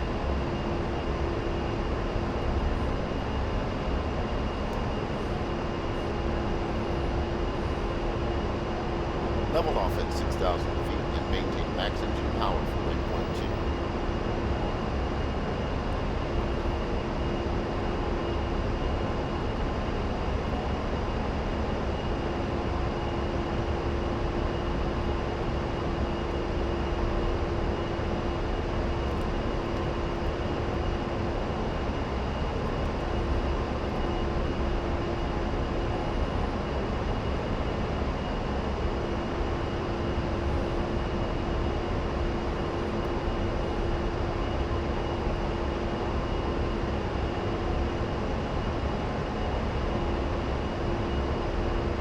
Autopilot is on.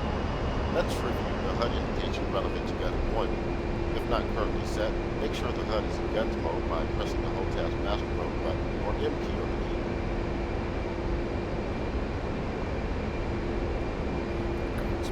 Okay.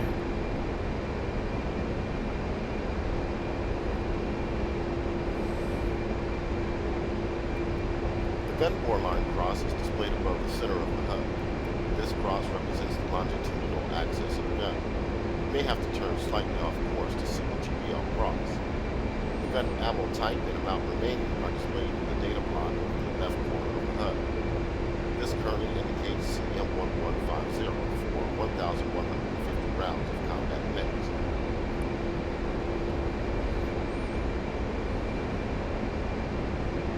The A-10C features 4 air-to-ground gun sight reticle options. The default and most informative reticle is the CC CCIP gun level currently displayed on the HUD. Press the numpad asterisk key to zoom in on the HUD for a closer view of the gun sight. I don't see it. Just see CCRP invalid. I don't know what that means.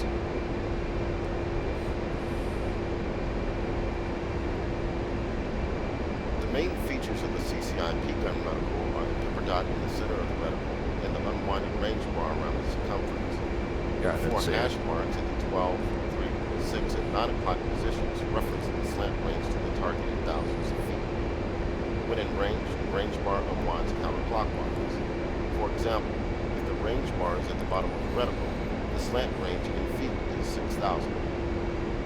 The CCIP gun reticle also features a numerical indication of the slant range to target in nautical miles below the reticle. Finally, two moving target index marks inside the reticle indicate the aiming is required for a moving target traveling at 20 knots in a perpendicular direction to the limit line of sight.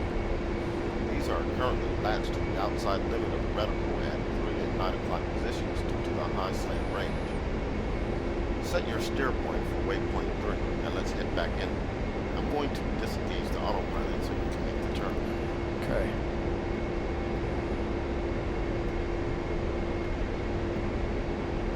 Well, disengage it, bro.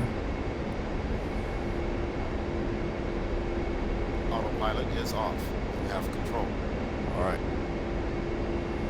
I don't know where it is, but it's to the right. It's gotta be.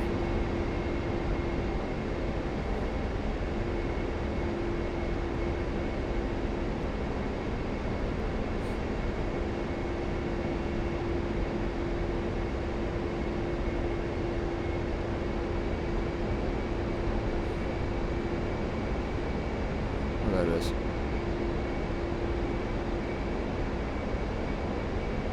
So it's over there.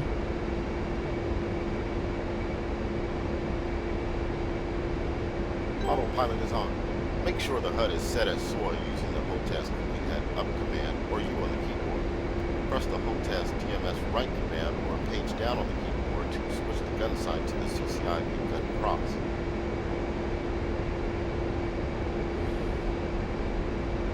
Let's see, wait. This way.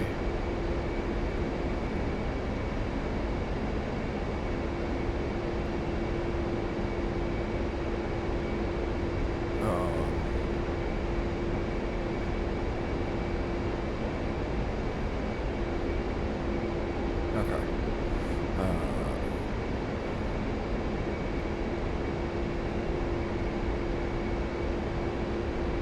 Right.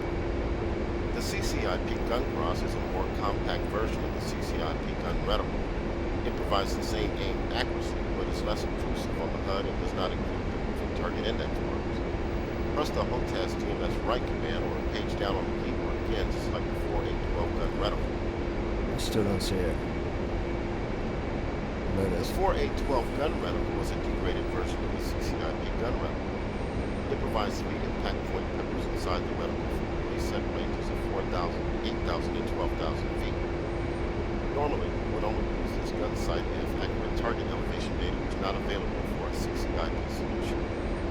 Press the HOTAS TMS right command or page down on the keyboard to select the 4,000-foot gun cross sight.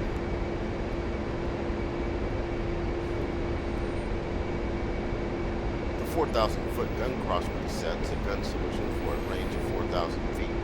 Once again, this would normally be used only in cases of inaccurate target elevation data preventing a CCIP solution. All gun sights will indicate a minimum range Q as a triangle index to the right of the reticle, or within 5 seconds of the minimum altitude setting if 30 menu. If you recall, we set this to 500 feet. The MRC will appear on level with the top of the reticle, or within 5 seconds of the minimum altitude, and move down to be on level with the bottom of the reticle, or 5 seconds below the minimum altitude. Press the HOTAS TMS right command or page down on the keyboard again to return to the CCIP gun reticle. Alright. Let's bring up CCIP mode to review HUD indication used for unguided rockets. Press the HOTAS master mode button once or the M key on the keyboard. Press the HOTAS TMS right command or a page down on the keyboard to select rockets as the active profile.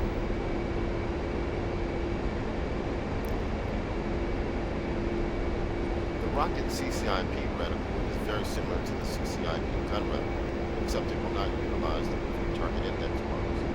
An RKT indication is added to the bottom of the reticle to identify this as a rocket site. When employing rockets, the HUD continues to display a gun solution using a CCIP gun cross sight. This allows you to quickly follow a rocket attack with a gun strafing the same paths. Additional indication of the HUD when using rockets includes the timer phone numeric at the top of the data block in the bottom left corner of the HUD. This currently reads 20 for 20 seconds. Set your steer point for waypoint 4 and let's turn toward the range. I'm going to disengage the autopilot so you can make the turn. Range. Autopilot is off. You have control. Okay.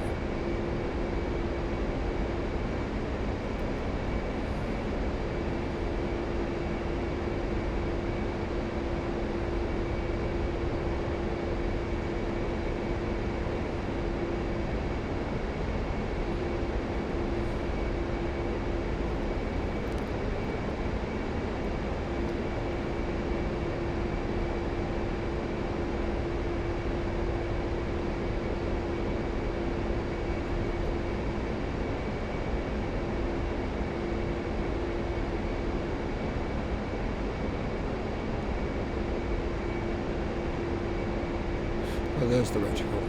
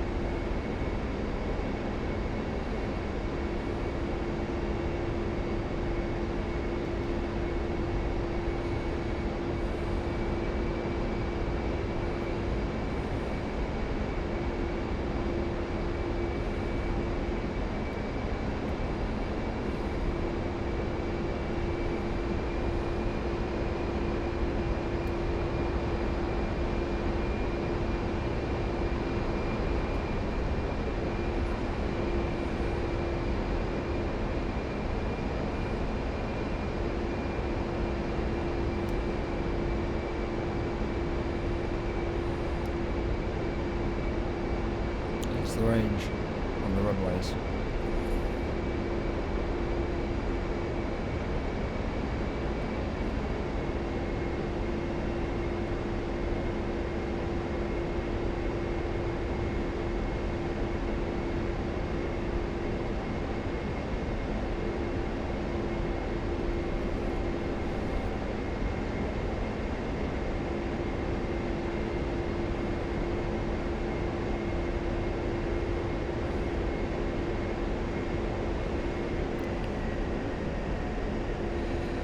Waypoint 4 is set up over the target range.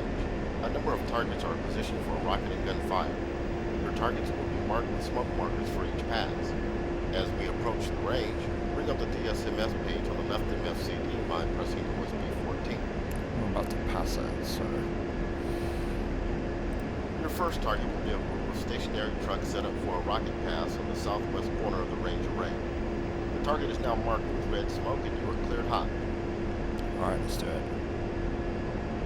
I have to turn around, but let's do it. Press OSB 8 and 18 to deselect the stations from the active profile in case you need a second try. Okay.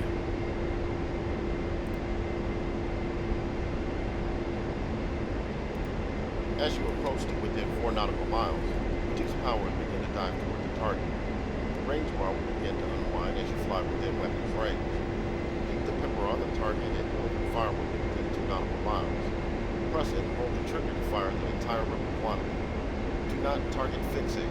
As soon as the attack is complete, pull up and away from the target toward the water and climb to regain altitude. Okay.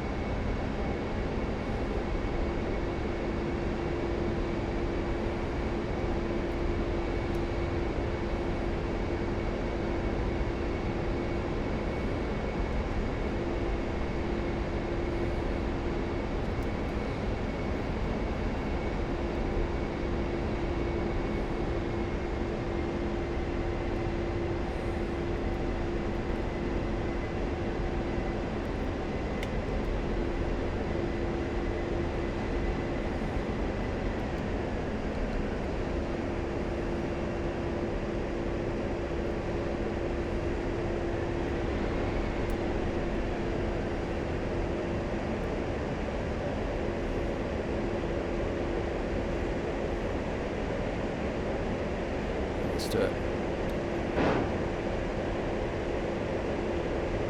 Good hits on those targets. Come off the target to the west toward the water and climb to 3,000 feet. We'll do a gun pass next.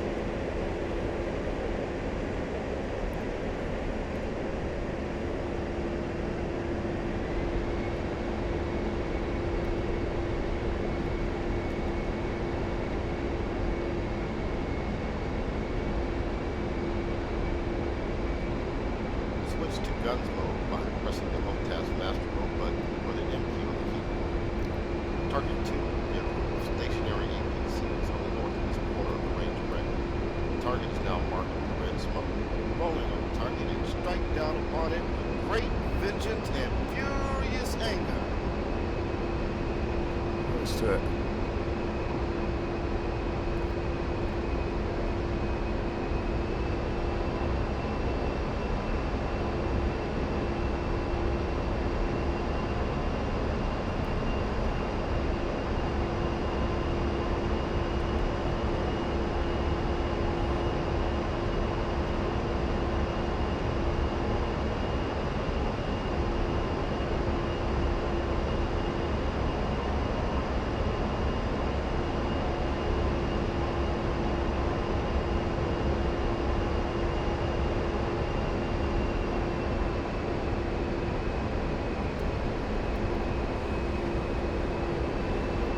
There we go. That one looks.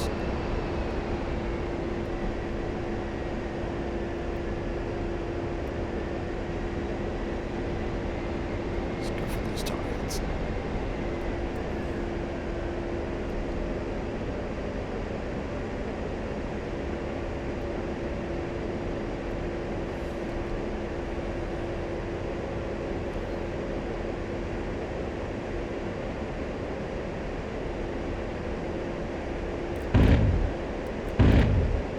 Good hits on those targets. Climb to 3,000 feet for a final gun pass against a moving target. Okay.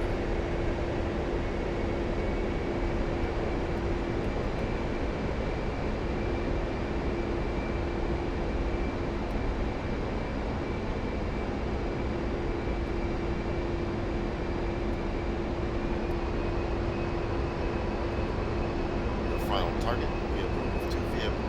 The target is moving clockwise around the target array. Target position now marked with red smoke. Cleared hot.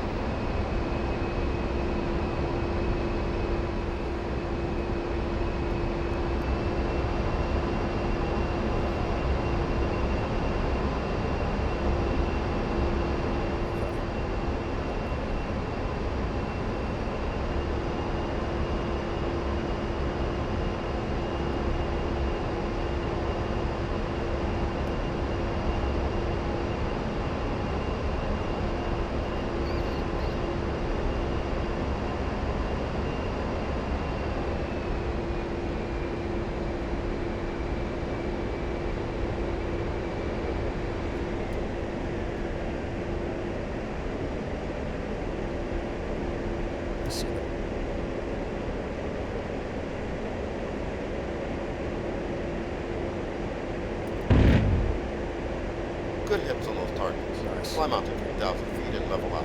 It's a direct hit. Nice.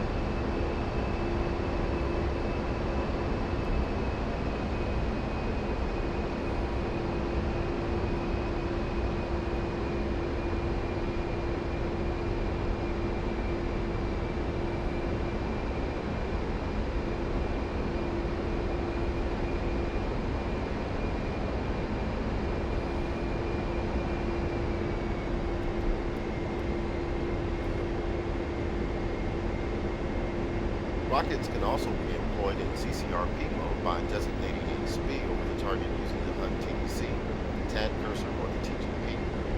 This would allow you to engage from a longer range or even employ a lofty trajectory to reach targets at longer range, but the accuracy of such an attack will diminish significantly. We'll try using CCRP mode with free fall and precision guided munitions instead.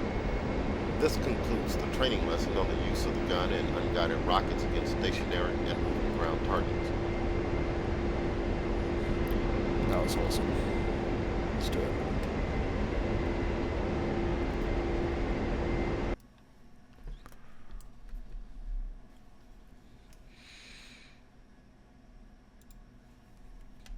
That was pretty fun. It sucked that I couldn't see like the reticles and stuff at first, but at least they work. Alright, general purpose bombs. Let's do it. Let's also review the employment of one-gunner bombs in the A-10C. Let's do it. Alright, let's do it.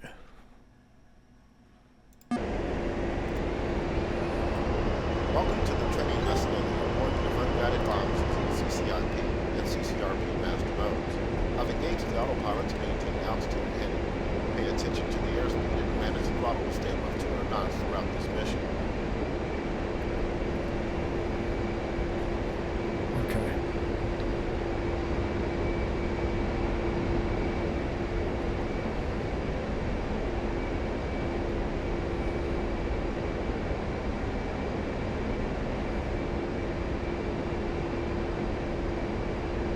Set the TAD range to 40 nautical miles.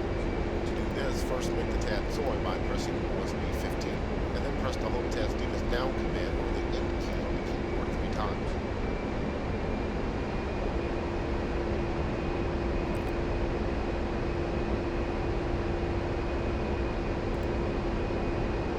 That's cool.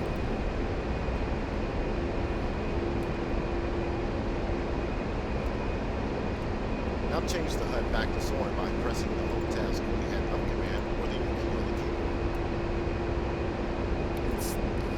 The A-10C can be armed with Mark 82 500-pound and Mark 84 2,000-pound low-drag general-purpose LDGP free-fall bombs. In addition, the Mark 82 air high-drag version of the basic Mark 82 is available for retarded delivery at low altitudes. Finally, the CBU-87 combined effective munitions and CBU cluster bomb is available for use against lightly armored area targets, such as concentrations of vehicles. Let's open the DSMS page now with OSB 14 to review our payload for this flight.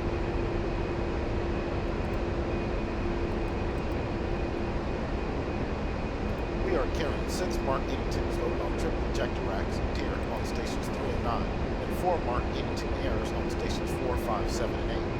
Press OSB 1 to enter the profile main page.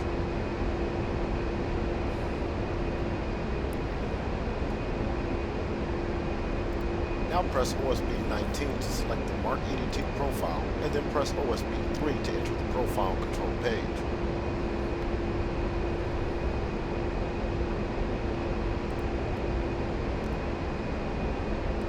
Press OSB 6 to set the release mode to PRS, pairs. With this setting, each Each press of the weapon's release button will unload a single Mark 82 from each of the tier stations on both sides of the aircraft.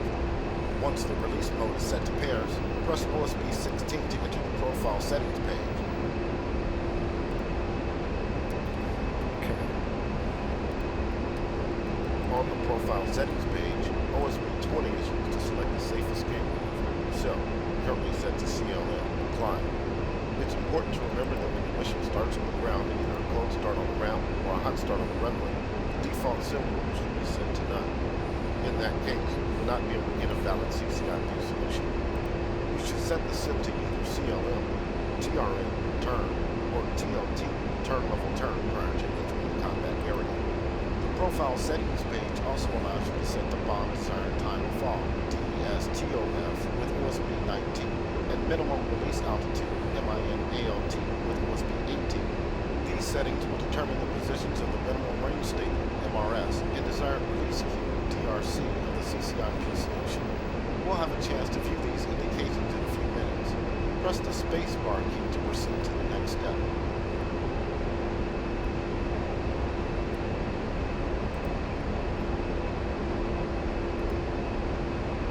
Let's set the minimum release altitude to 1,500 feet. To do this, first enter 1500 into the UFC scratch pad. Then press OSB 18 to store the value in the DSMS. 1500. Press OSB 3 to save the changes to this profile. Let's now configure the Mark 82 errors by pressing OSB 19 to select the MK82AHI profile, and then press OSB 3 to enter the profile control page.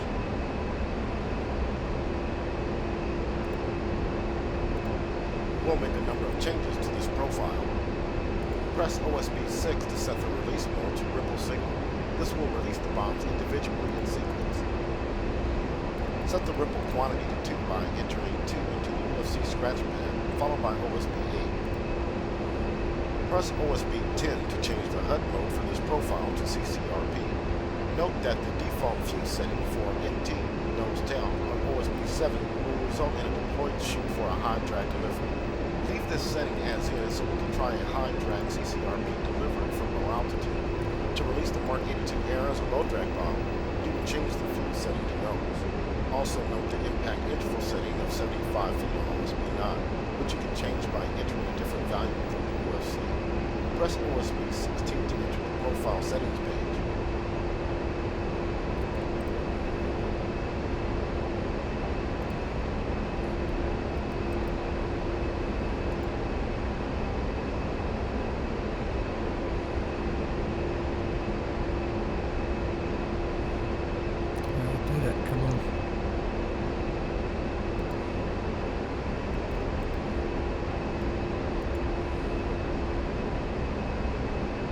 Set the minimum release altitude to 200 feet by entering 200 into the UFC scratch pad, followed by OSB 18.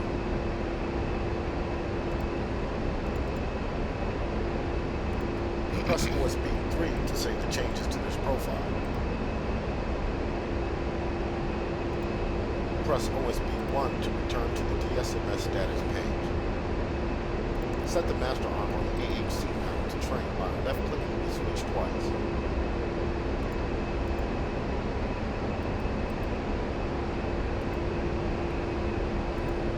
Bombs are deployed using either CCIP, continuously computed impact point, or CCRP, continuously computed release point HUD modes. Put plainly, CCIP indicates the calculated point of the bomb impact on the ground, while CCRP indicates a desired weapon release point in the air. Of the two modes, CCIP is the most straightforward, requiring only for the pilot to place the pipper on the target and pick up the weapon. However, CCIP is also problematic in that it requires a significant dive angle for the reticle to become visible in the HUD. This brings you closer to the enemy and, often just as deadly, the ground. To begin working with CCIP, select the Mark 82 profile by pressing the Select Down rocker key on the UFC. Alternatively, you can press the Hold Task Keys right command or Page Down key on the keyboard.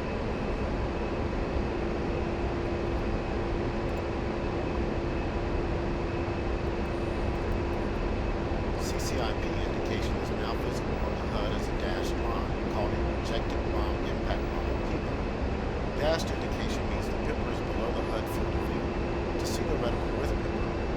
dive in a minute. Before we try this, let's review some of the important elements of CCIP education. You may want to have a flight manual to reference CCIP illustrations.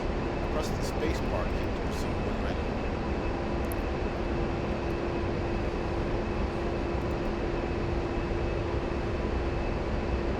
The P-bill is a theoretical prediction of pipper tracking on the ground under current flight parameters. A convenient way to bring the pipper on target is to run the target down the P-bill. The aiming reticle includes the pipper dot in the center and unwinding range bar to indicate slant range to the impact point in thousands of feet, and a minimum range carrying MRC. Along the P-bill, you'll see the minimum range statement, MRS, which has to remain above the reticle to maintain a valid CCIP solution. If a desired time of fall is set in the weapon profile, a desired release cue will also be indicated on the P-bill. Keeping the DRC over the target as you dive toward it will guide you toward a release point that matches the time of fall set in the profile. Press the space bar key to proceed when ready.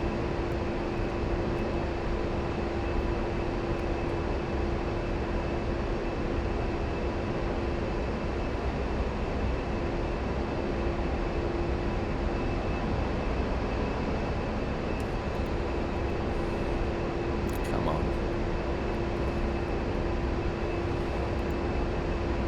Now we'll perform a dive so you can see the CCIP reticle come into view. Minimize acceleration in the dive by reducing engine power and upping the speed brakes if necessary. Recover above 3,000 feet. Whenever you're ready, reduce engine power and press the space bar key to proceed. I will disengage the autopilot so you can begin the dive. Let's do it. Autopilot is now off. You have control. Pitch the nose down between -30 to -40 degrees. Oh, I see. Well, that was weird. To maximize accuracy of the CCIP solution, it's best to minimize acceleration in the dive and maintain a stable flight path. Try to maintain the TVV on the ground above the target. This will result in the CCIP pipper crawling toward the target. Do not attempt to keep the CCIP reticle stable for one point as this will produce negative G and cause a problematic solution in weapon release. Let's see it. What that is.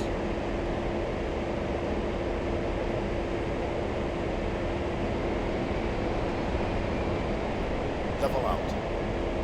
Alright. If you wish, you can try a couple more dry runs using CCIP, but you will need to recover some altitude first. Press the space bar key when you are ready to proceed to the next lesson topic. Next, we will consider CCIP CR, consent to release mode. Maintain heading for waypoint 2, MSN 002.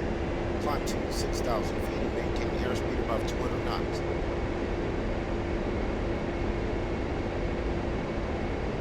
Let's waypoint 2.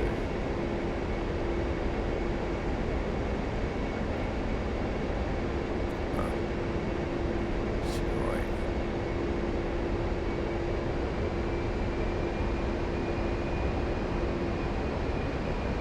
Oh. Oh, here's up there. Go that way.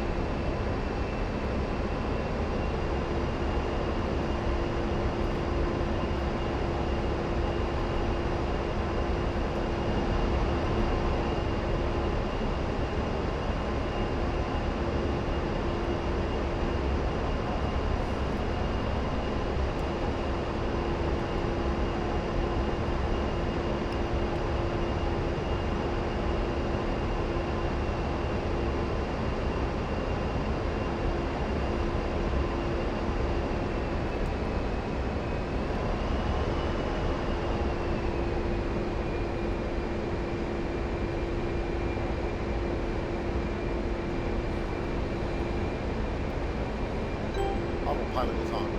To overcome some of the limitations of CCIP mode, the A-10C features two CCIP CR consent to release modes.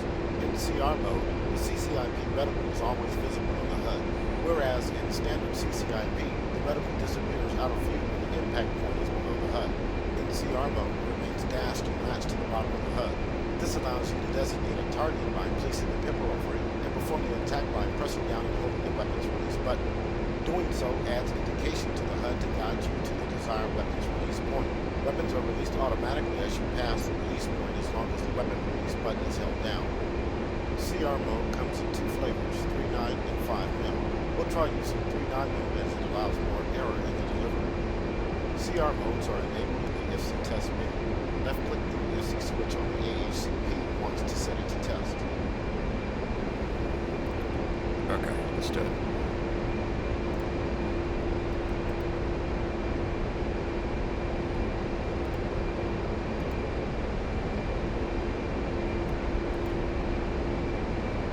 I did it, come on.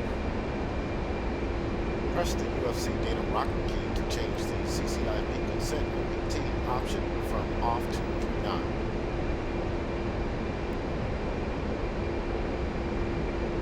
Now set the FC switch back to on by right-clicking the FC switch once.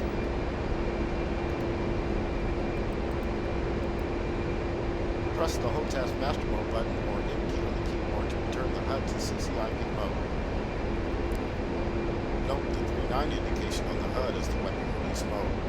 I will now disengage the autopilot so you can practice using CR mode. To see CCIP CR indication on the HUD, take the nose down about 5 degrees.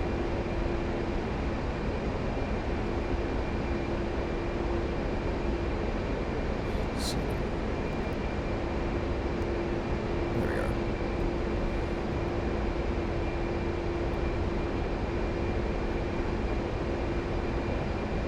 Oh, I see. Dashed CCIP indication is now visible on the HUD with the reticle latch to the bottom. You can press right control plus right shift plus numpad 8 to shift your foot up to better see the reticle. Place the pipper over a desired target point and press and hold the weapon release button to see the CR post designated indication.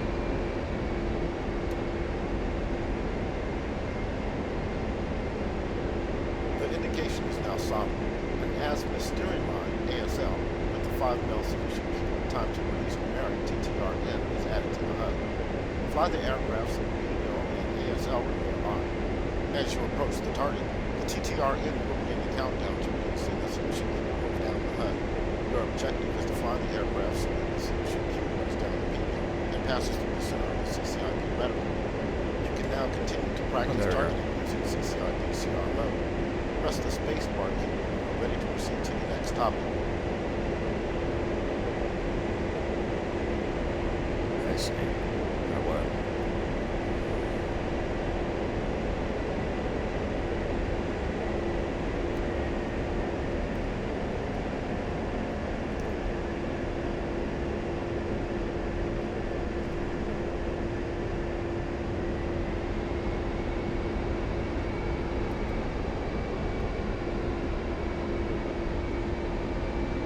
CCIP CR5mm mode functions identically to 3.9 mode, except that the weapons are released only if the CCIP reticle pipper passes directly through the 5mm solution key.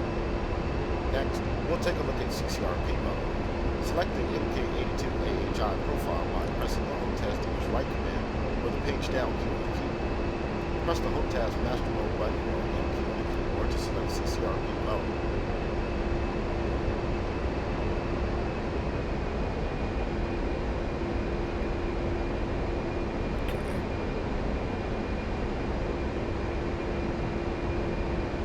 CCLP.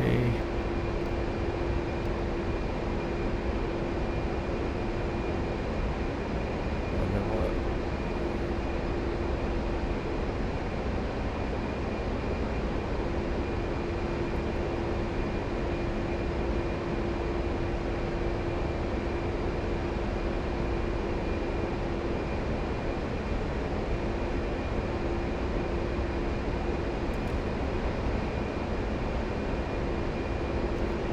CCRP indication is much like CCIP CR post designated, with the ASL and 5mm solution key providing aiming cues toward the desired weapon release point for the target.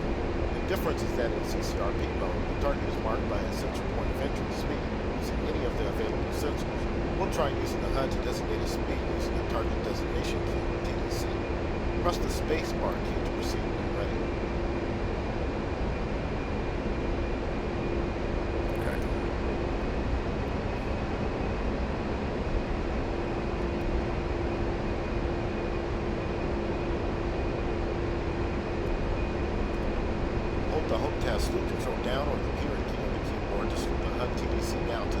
box in the HUD.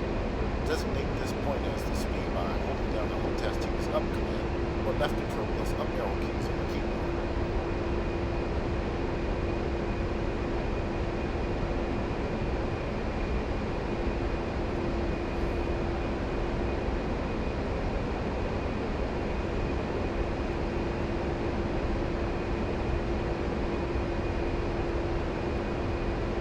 There it is.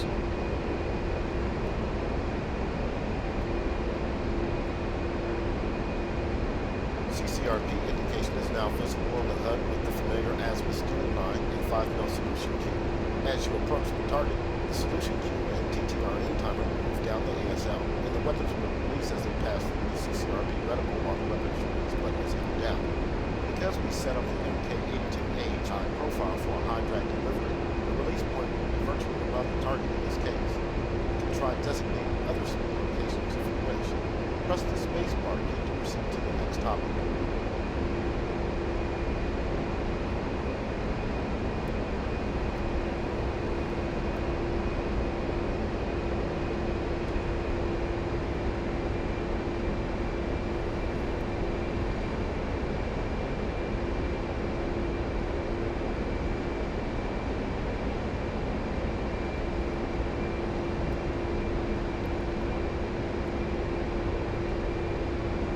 Now fly to the weapons range to drop some live ordnance.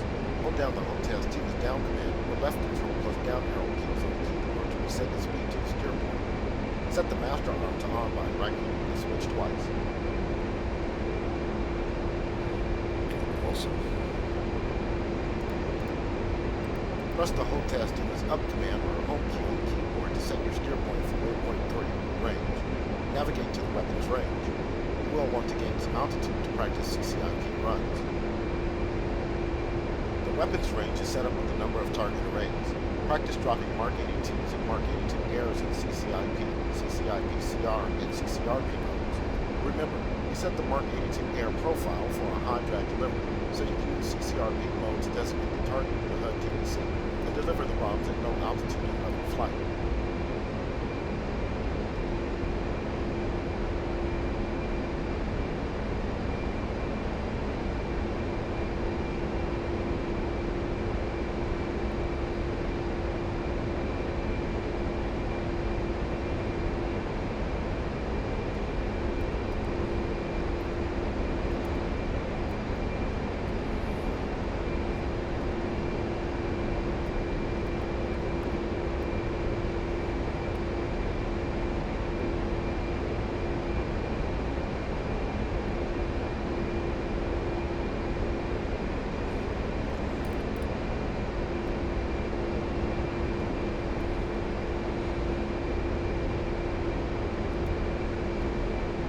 Approaching the weapons range.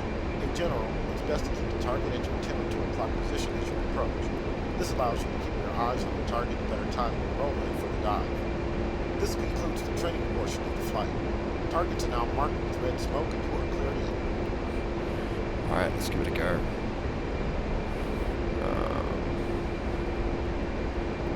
Okay. So... if I remember how to do this. I don't really remember, but let's try. Okay, to CCRP. I will do all of it, so...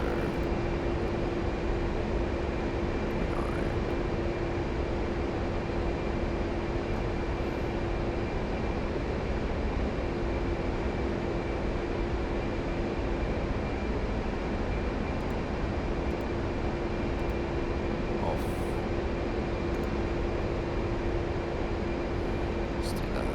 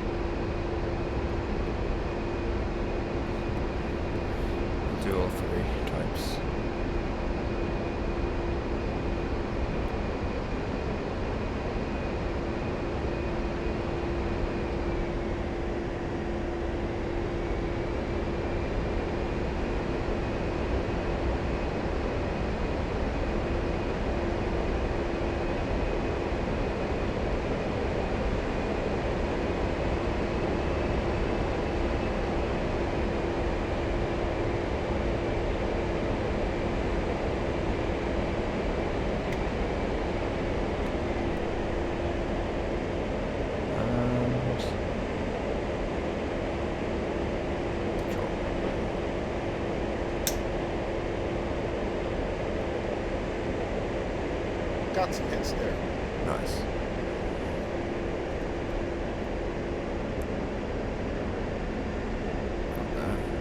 Now we'll do the consent to release.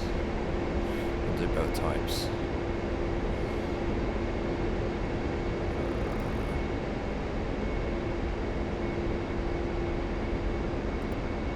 Nine. Oh.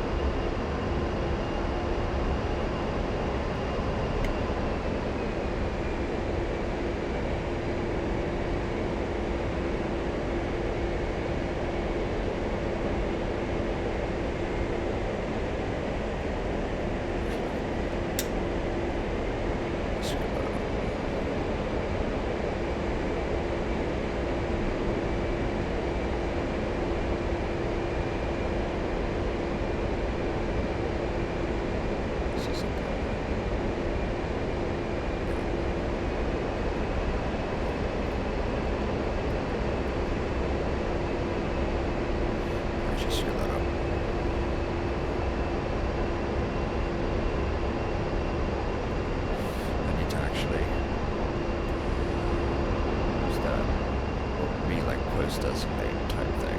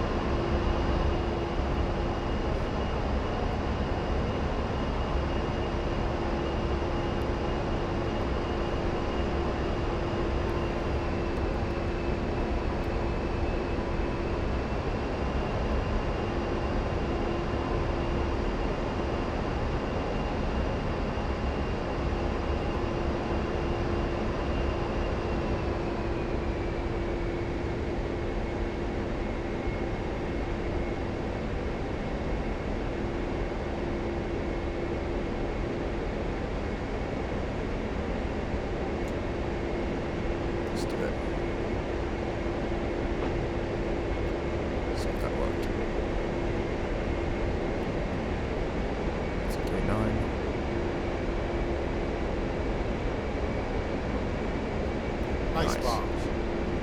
Beautiful. And then we'll get her 9, 5 mil. Next one's off. 5 mil.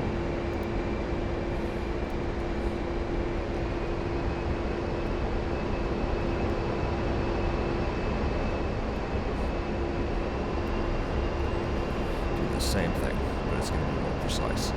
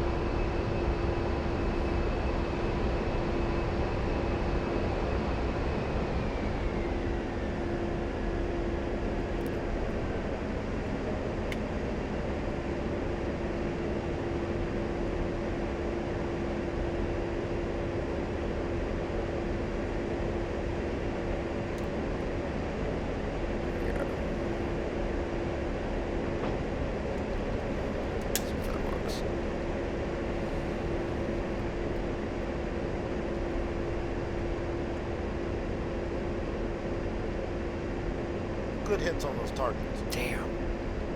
I'm getting every bomb is getting it. That's awesome. Kicking ass. Alright, let's go CCRP. Let's switch to the next bomb.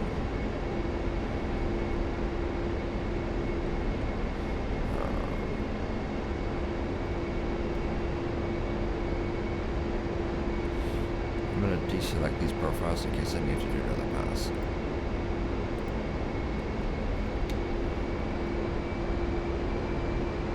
Let's CCRP already set. Okay.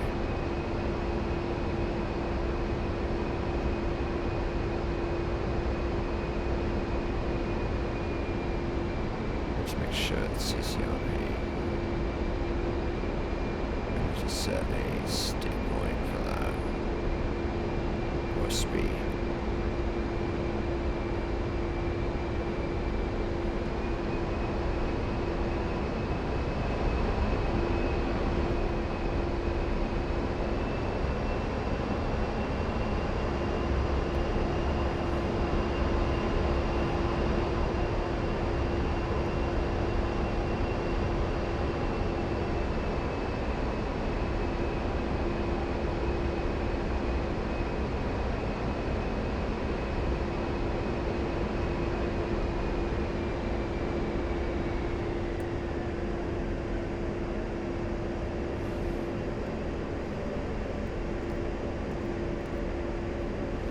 So I need to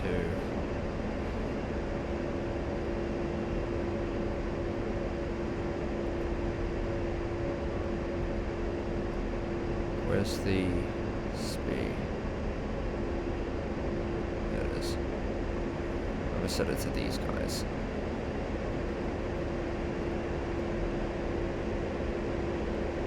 So that is the speed.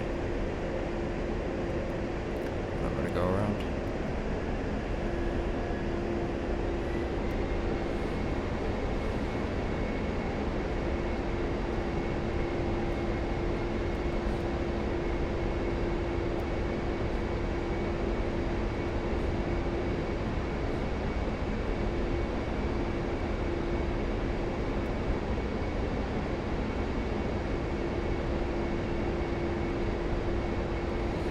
Actually, let's reselect these profiles.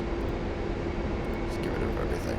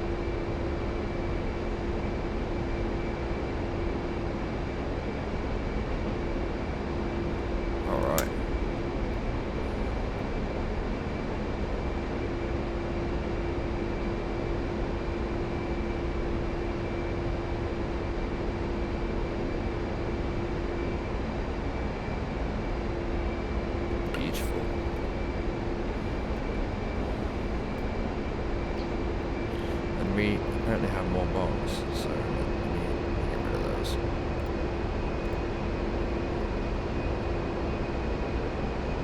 Oh, they were rebel singles, so yeah.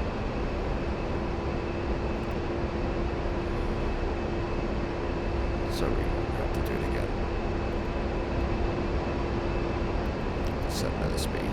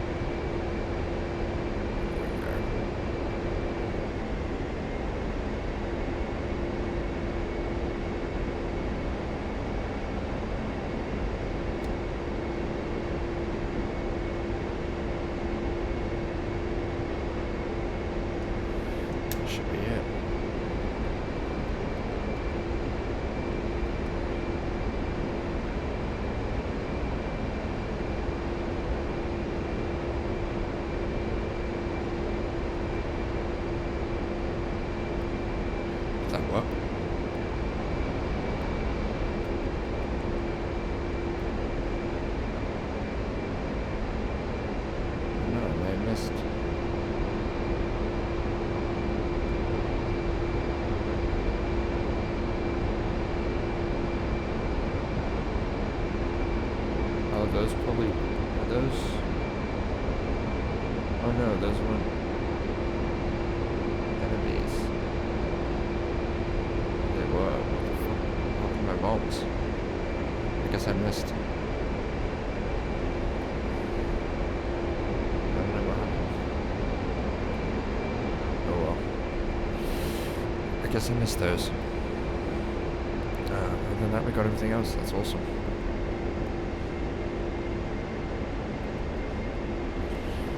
That's awesome. Alright. Let's continue.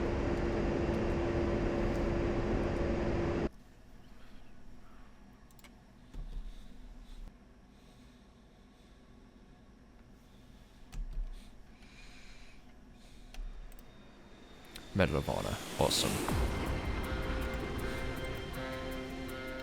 Precision guided munitions. This is where it would be the employment of precision guided munitions A-10C. Let's do it. Alright, precision guided munitions. Let's do it. Let me take a swig of my coffee before I start. Alright. Let's do it. Welcome to the training flight on the employment of precision guided munitions, PGM. In this lesson, we will practice using the lighting to targeting on TGP to engage ground targets with laser and satellite guided bombs. Cool. I've engaged the autopilot to keep us level and on course. Manage the throttle to maintain airspeed above 200 knots. Press the space bar key when you are ready to begin. What are we using? Talking pod. Not tablets. Let's do it. Let's swim my coffee.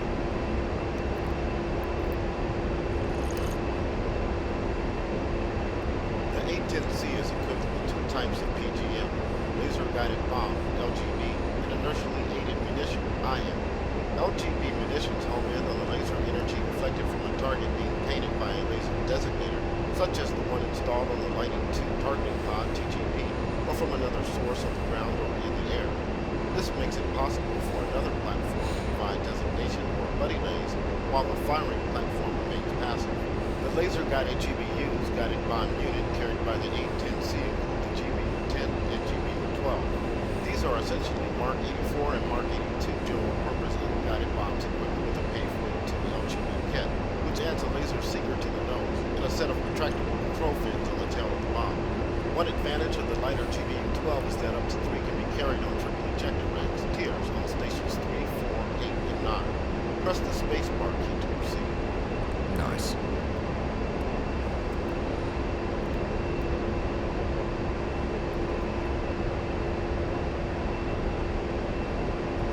IMs carried by the A-10C include the Joint Directed Attack Munition, JDAM, and the Wind Corrected Munitions, mentioned WCMD, often pronounced weakly.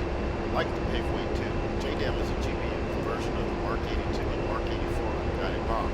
However, JDAM utilizes a GPS receiver to determine target and known position. The advantage of using satellite navigation is that, unlike optical systems, it is unaffected by weather conditions. It's also passive and provides a fire and forget capability to the firing platform, allowing more than one target to be engaged at a time. The A-10C is equipped with the GBU 31 2,000-pound JDAM and the GBU 38 500-pound JDAM. Press the space bar key to proceed.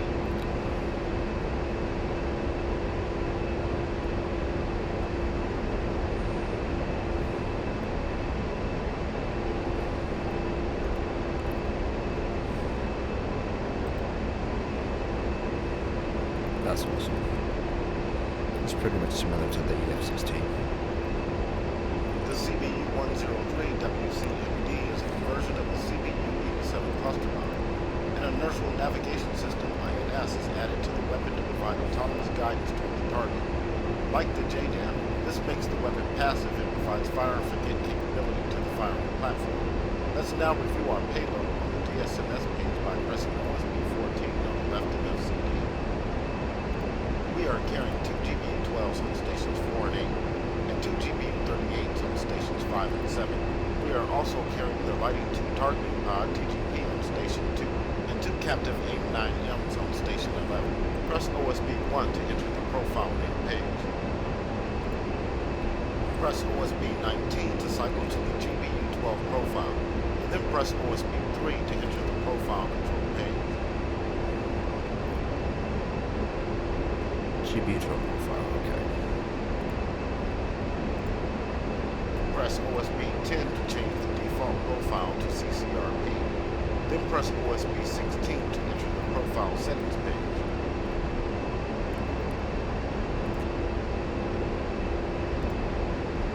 The Auto LS Auto Laser rotary on OSB 6 selects between automatic and manual laser firing. When set to on, the laser is fired automatically after weapon release. The LS time setting on OSB 17 sets the time in seconds before bomb impact for the laser to fire. When set to 0, the laser will not fire. When set to a value greater than the projected time of fall, the laser will fire immediately after weapon release. When auto laser is set to off, the laser is fired manually by the pilot using the HOTAS nozzle and steering button on the insert key on the keyboard. If the latch option of the TGP is also set to off, the laser only fires as long as the nozzle and steering button is held down. The SOLN solution rotary on OSB 16 selects between ORP, optical release point, and BAL, ballistic release point solution cues for a CCRP release. Turn on auto laze with OSB 6. Set the LS time value to 10 seconds by entering 10 into the UFC scratch pad, followed by OSB 17. Press OSB 3 to save the changes to this profile.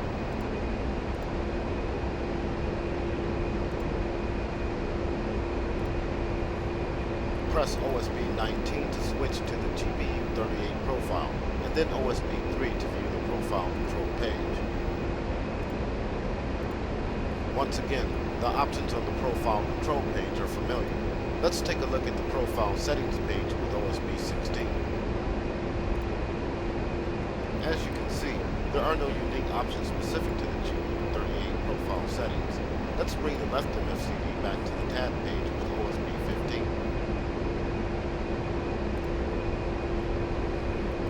Employing PGMs from the A-10C is relatively straightforward. All you need to do is designate the target point as the center point of interest speed and release the weapons in CCRP mode. To begin, set the TGP to air to ground AG mode by pressing OSB 2 on the right MFCD. Nice. It's usually best to prepare for the engagement while keeping the target at your 2 and 10 o'clock position. Otherwise, you run the risk of running over the target before you are finished setting up for the attack. In this case, the weapons range is co-located with waypoint 4, range. We can use this waypoint to cue the TGP to the target. Set your steer point for waypoint 4, range. 1, 2, 3, 4. Now slave all sensors to speed by pressing the HOTAS China Hat forward long command or the V key on the keyboard. Fuck, how do I do that? I think it's this way. You should now be looking directly at the target array range. Note that although the TGP can see out to a great range, you generally want to be under 20 miles for visual detection of a target. Make the TGP or SOI by pressing the HOTAS Hat right long command or hold the K key on the keyboard. Okay. Change the field of view FOV setting to narrow by pressing the HOTAS China Hat forward short command or the V key on the keyboard. To get a closer view of the target area, you can zoom in by holding the HOTAS Team's up command or home key on the keyboard.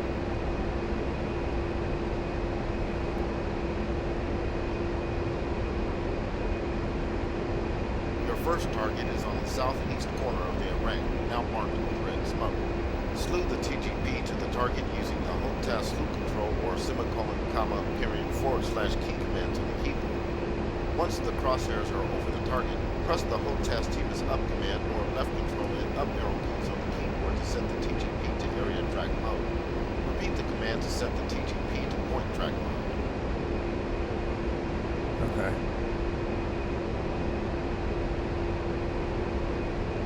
So...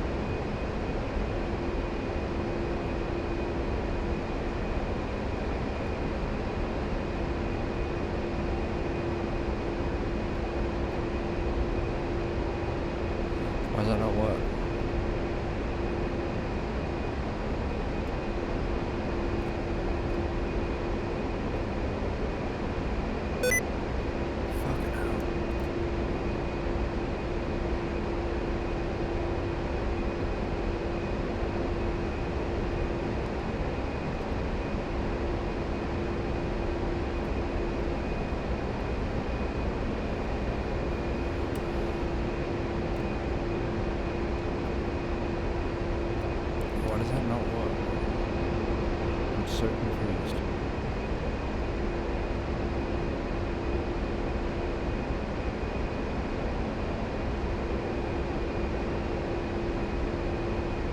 It's not working. Just keep saying initial reference.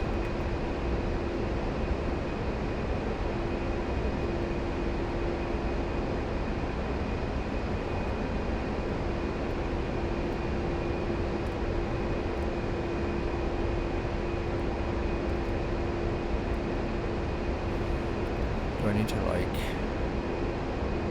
change to white hot or something? There's no contrast. What the fuck, dude?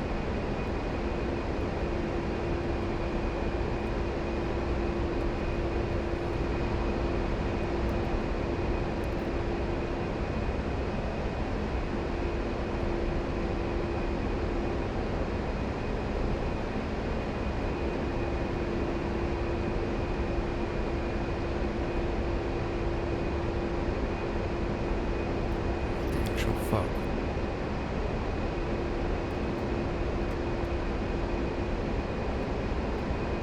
Do I need to like change the... Is it? I need to do that. Does that work? No, what the fuck?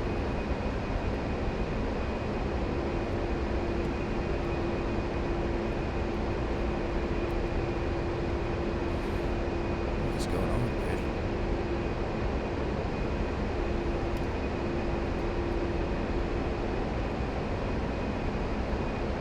Is there another target somewhere? No.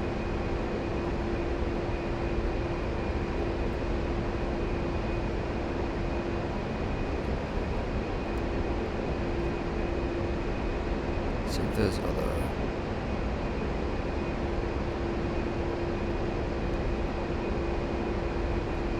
Yeah, there's...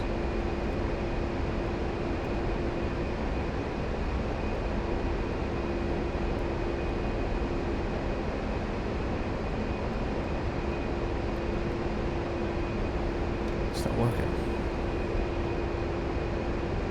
Warning, autopilot. Let's get rid of autopilot. So we can just... Oh, fuck.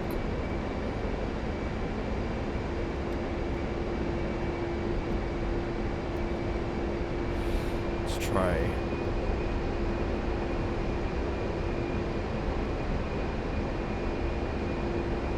doing that and getting closer.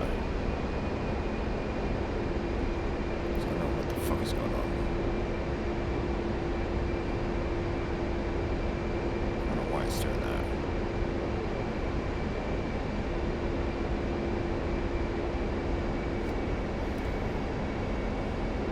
There we go. Now make the target your new speed by pressing the Hold Test Team as Unlock command or holding the left control and up arrow keys on the keyboard. As we approach the range, bring up the DSMS page on the left MFCD by pressing USB 14. Okay. Press the select down rocker key on the UFC to select the GBU-12 profile and make sure the HUD is in CCRP mode.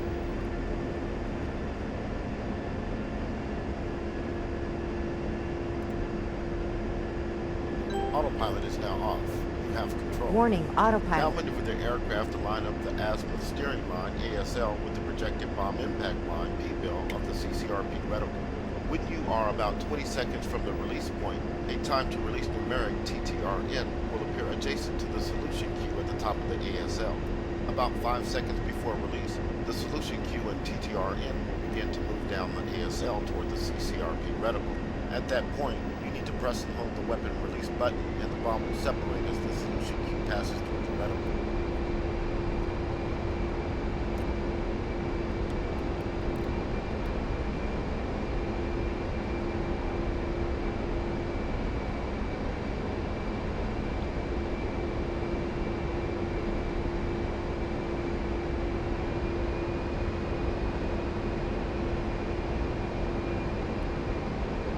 It's getting close.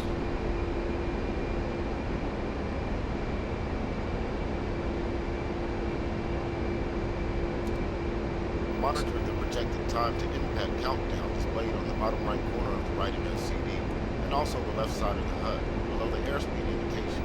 Keep the crosshairs over the target.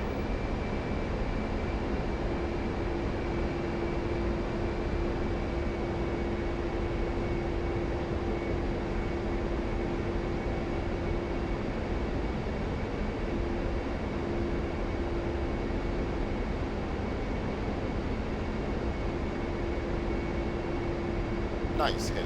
Let's separate out a bit and we'll use the GBU-38 for the second pass. Press the select rocker key on the UFC once more to select the GBU-38 profile.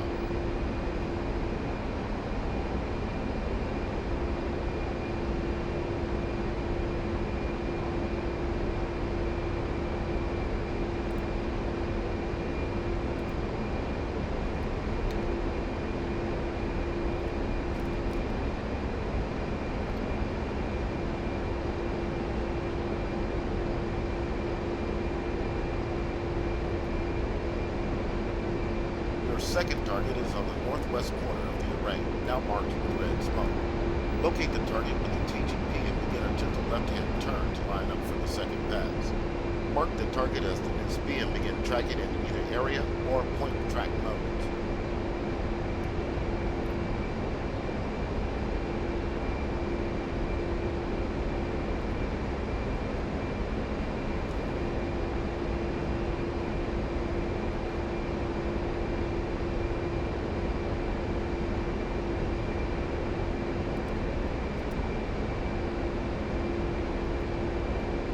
We'll do area this time.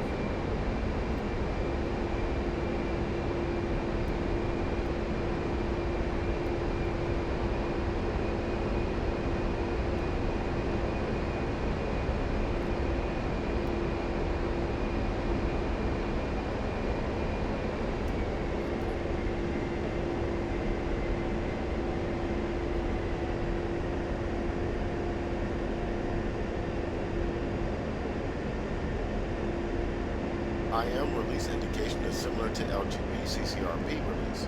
Range carrots are indicating inside the reticle for maximum and minimum range. As you approach the release point, the ASL will begin to fall down the HUD, and the range bar of the reticle will begin to unwind. When the range bars between the maximum and minimum range carrots of the reticle, press and hold the weapons release button until the bomb separates. Releasing the weapons release button too quickly may result in a hung store error.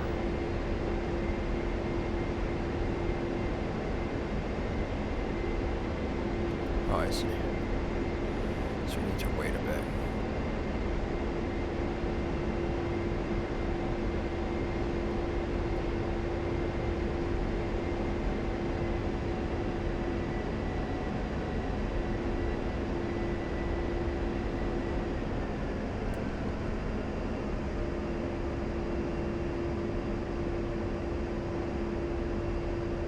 I got fire.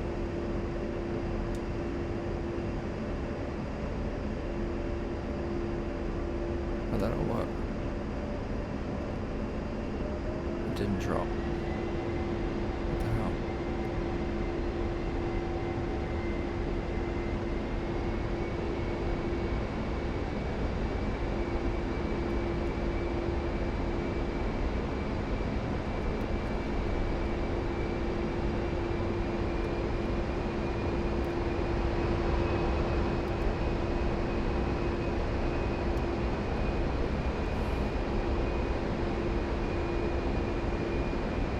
You have to do it that way.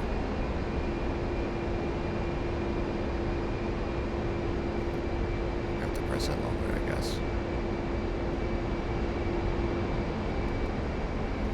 Should probably go out a bit.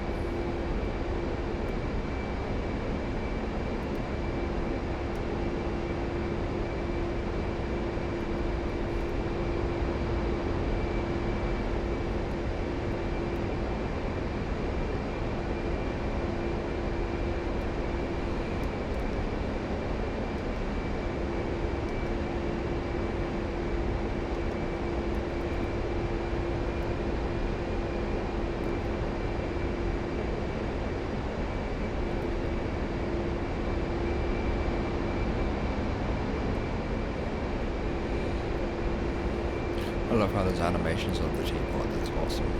That's super cool.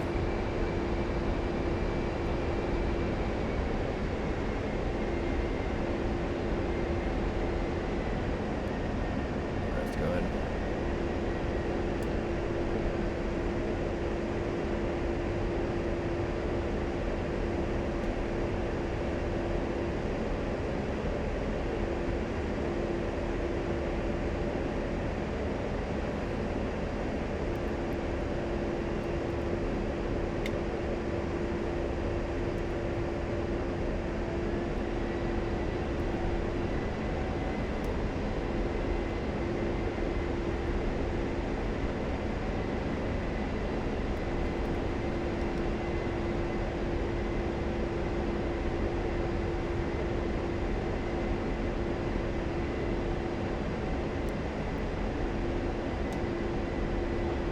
There we go.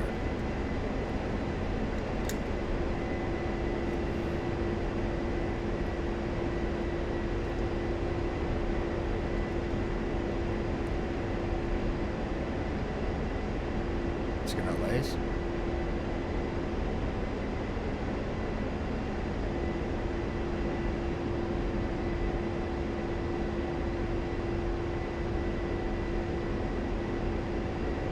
Never laced, what the fuck? Good hit on that second target. Oh, what?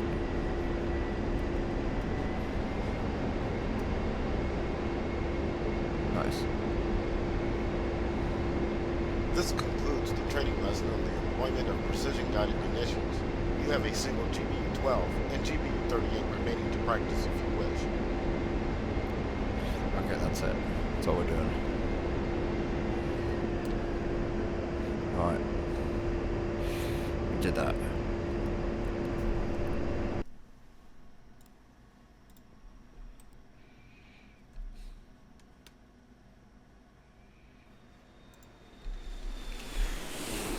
Last one, guys. AGM-65 Maverick. This is where we'll be employing the AGM-65 Maverick out to surface missile. Last one for the A-10C, and then after that we're going to end the video and then do part 2, which is A-10C 2. So AGM-65 Maverick, let's do it. Alright, last one, guys. Last one for the A-10C, old version. Welcome to the training lesson on the employment of the AGM-65 Maverick. In this lesson, we'll practice targeting and firing live Mavericks against a number of targets on the weapon's range.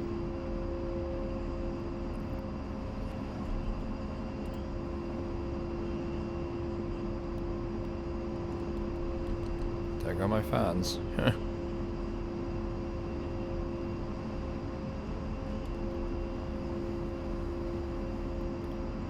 Is it good to you?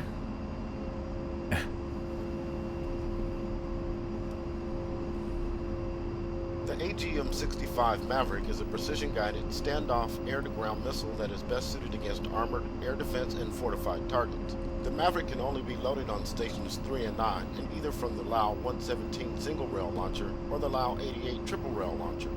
The Maverick family of missiles includes several versions that differ in seeker and warhead types. The Maverick is a fire-and-forget weapon, meaning once launched you no longer need to guide the weapon.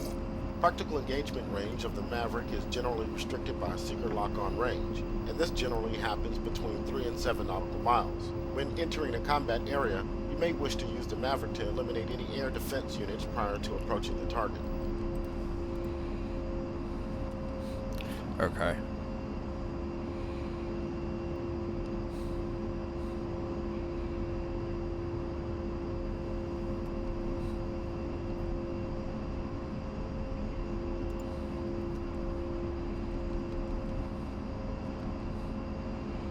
Combat Maverick versions carried by the A-10C include AGM-65D, imaging infrared seeker with 125-pound shaped warhead, can be loaded on LAU-117 or up to 3 on a LAU-88.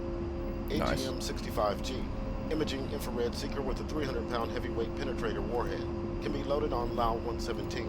AGM-65H, electro-optical seeker with a 125-pound shaped warhead, can be loaded on LAU-117 or up to 3 on a LAU-88. AGM-65K, electro-optical seeker with a 300-pound heavyweight penetrator warhead, can be loaded on LAU-117. So it's the same as the F-16. So that's awesome. Makes it easy enough.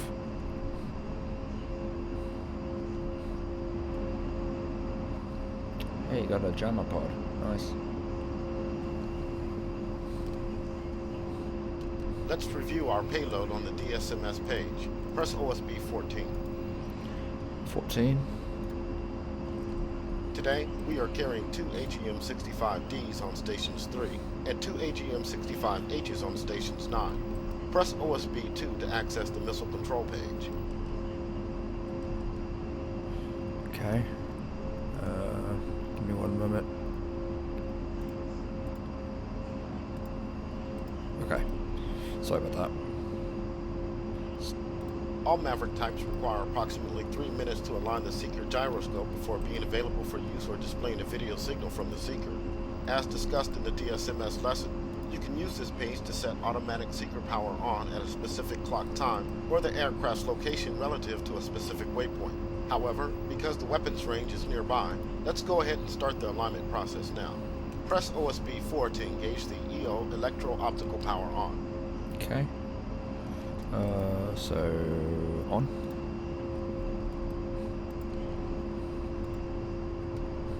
The EO timer at the bottom right corner of the left MFCD now indicates time since EO power was applied. Now set the left MFCD to the MAV page with OSB 12. Okay, Mav. The MAV page is indicating a line while the missile seeker heads are alighting. Once the alignment process is complete, it will begin to display video from the priority missile. The sensor indication along the left side of the display means that no Maverick profile is selected for fire and the missile is being used as an EO sensor. To make the Maverick easier to control, let's slow down the slew rate. Enter 2 into the UFC scratch pad, followed by OSB 8 on the MAV page. You can adjust the slew rate as desired throughout this mission. Press the spacebar key to proceed when set. Okay, got it.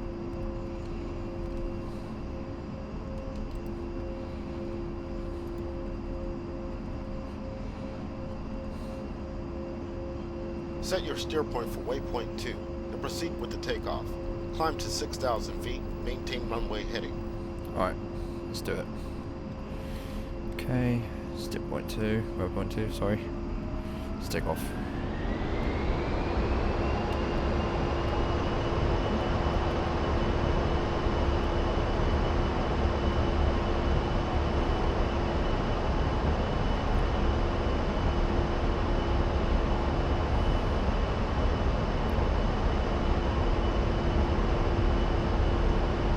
Rotate.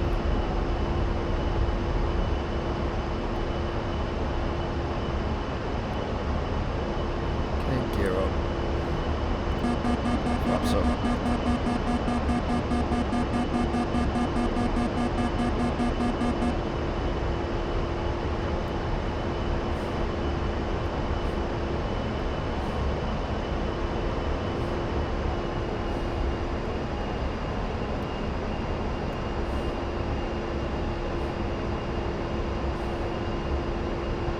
Set the master arm switch to on.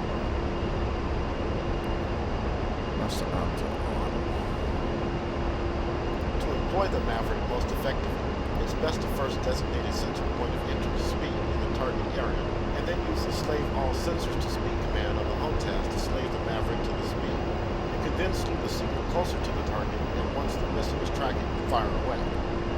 Yep, sounds good.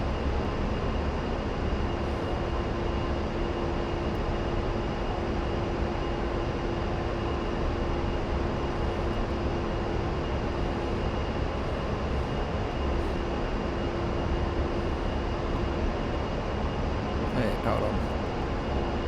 Order aligned.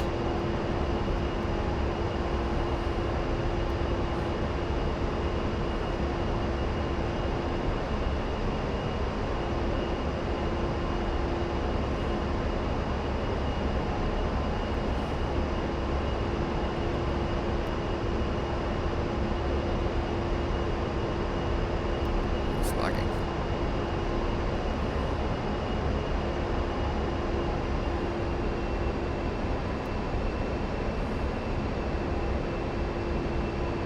Waypoint 3 marks the target range.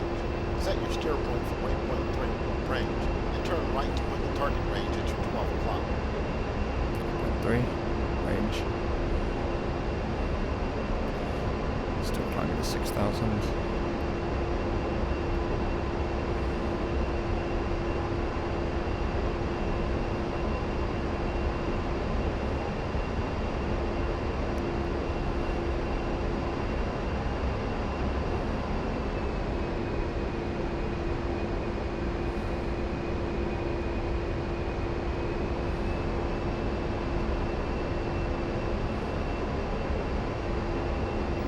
page is now displaying video from the HUM-65H loaded on Station 9. Note this version of the missile uses a CCD charge coupled device camera, which is not suitable for low light visibility operations, unlike the HUM-65D on Station 3, which uses an IR infrared camera. Keep your airspeed around 200 knots so we have enough time to prepare for the attack. With the HUD set as soy, press the HOTAS Demus right command to select the HUM-65H profile on Station 9. Okay. A dynamic launch zone, DLZ, has replaced the sensor indication on the left side of the MAV page. The DLZ consists of a collection of indicators that displays the Maverick's maximum and minimum range, allowable launch window, the current target range, and the estimated time of flight at the bottom of the DLZ. On the HUD, the wagon wheel indicates the missile line of sight, LOS, and will move as you slew the seeker. Make the Mavic Zoy by pressing the HOTAS key switch left long command while holding the H key on the keyboard. Let's do it.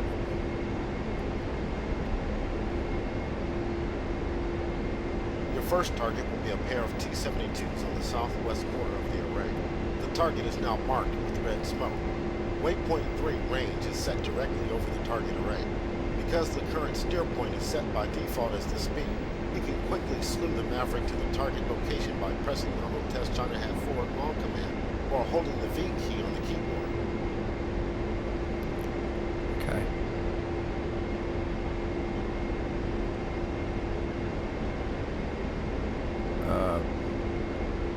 Okay. The four field of view FOV corner markers around the center of the display indicate the visible area of the narrow field of view setting. Zoom in on the target by changing the MAV FOV to narrow by pressing the HOTAS China Hat forward short command or the V key on the keyboard. I just did that by accident, so there you go. The pointing cross below the center of the crosshairs indicates the seeker LOS relative to the nose of the aircraft. To target using the Maverick, we need to slew the seeker LOS toward the target using the HOTAS slew control switch or the semicolon, comma, period, and / keys on the keyboard. The seeker will attempt to automatically lock onto a contrast to a target whenever the slew control switch is released. Because lock-on range is highly variable, it may take some time and a few attempts before the seeker is able to find a target. To prevent you from having to consistently slew the seeker head to maintain LOS to the target, you can ground stabilize the missile in the target vicinity by pressing the HOTAS Demus down command or left control and down arrow keys on the keyboard. Try now to lock one of the T-72s marked as your target. Once the target is acquired, the crosshairs will clamp on it and the pointing cross will begin to flash. At this point, you can fire the missile. Alright, let's do it. So, down.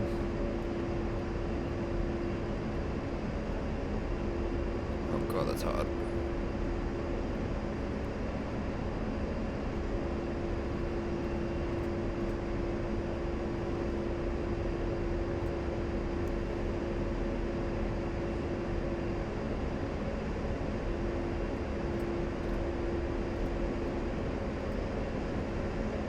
Come on, grab it.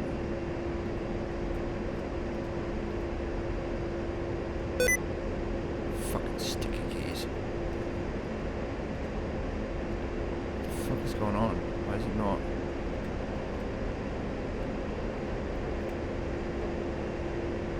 It's not even. What the fuck, bro?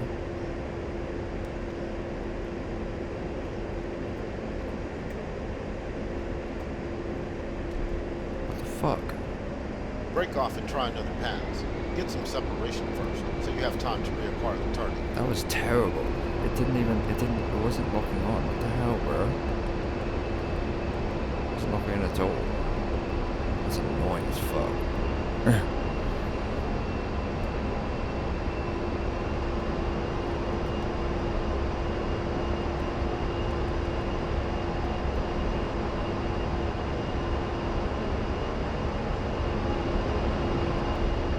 We had so much time to do that, and it just did not lock on.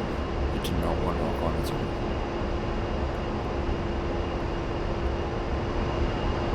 It's so damn annoying.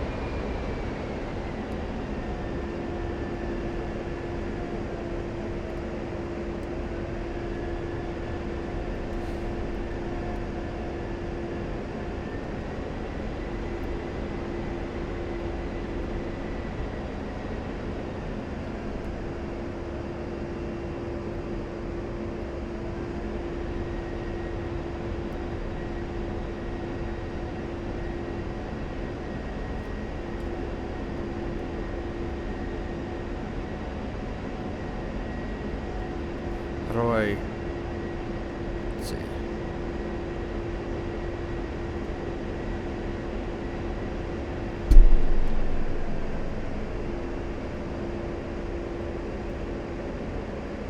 There we go.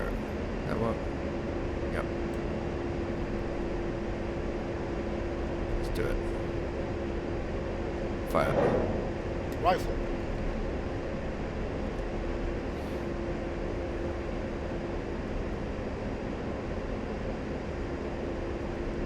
That work?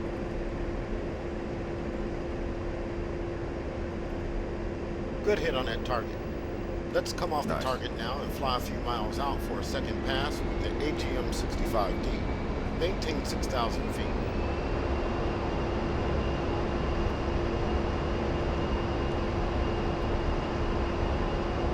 Deployment of the AGM-65D will be identical, except the video will be in imaging infrared IIR. You can use the HOTAS boat switch forward and aft commands to select between right and right nav indication on the MFCD.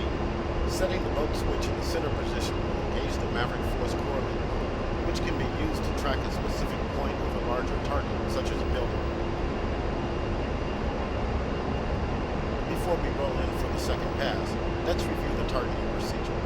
Select the AGM-65D using either the select rocker key on the UFC, or by making the HUD soy and pressing the HOTAS Dina's left-right commands or page down delete keys on the keyboard.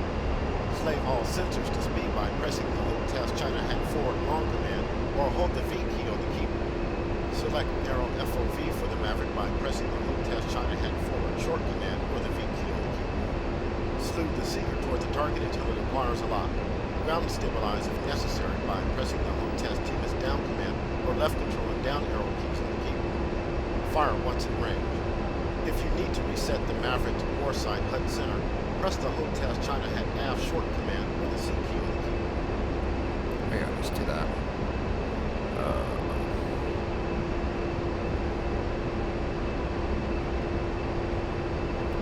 That double side.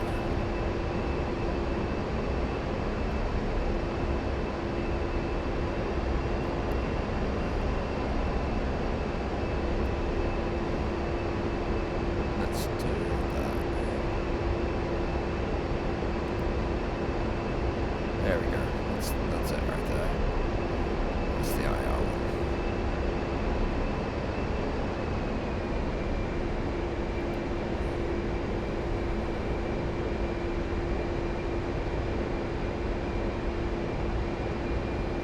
Oh, sorry. Your second target will be a pair of air defense vehicles on the northeast corner of the array. The target is now marked with red smoke. Make sure you have waypoint 3 range selected as the steer point and turn back toward the target array.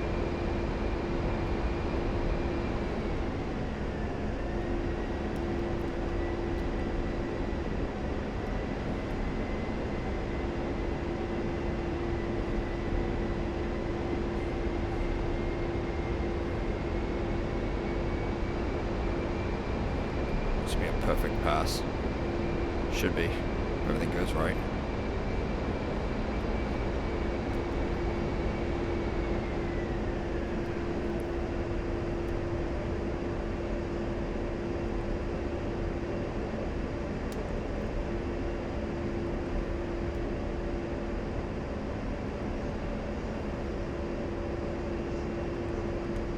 Come on.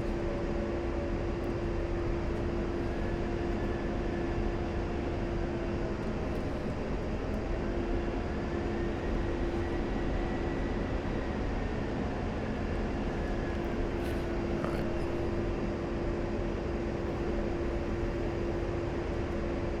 Do I need to like...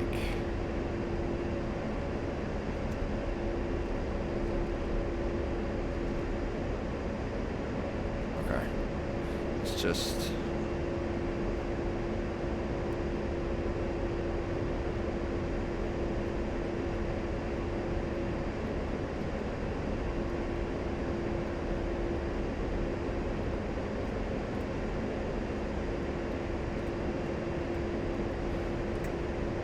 Fucking shit. Same stuff. Damn it, let's do it again.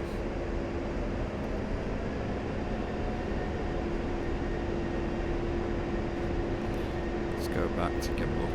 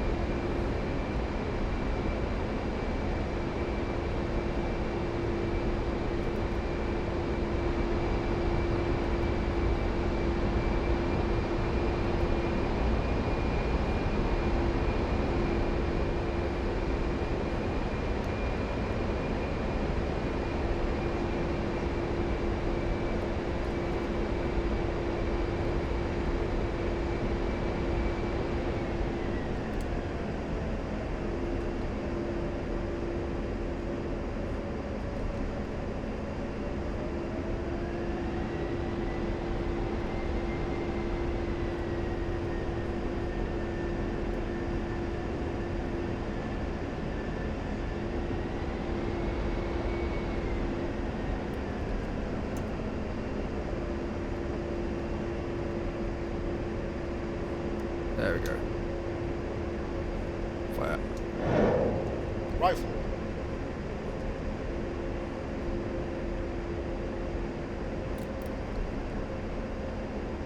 What?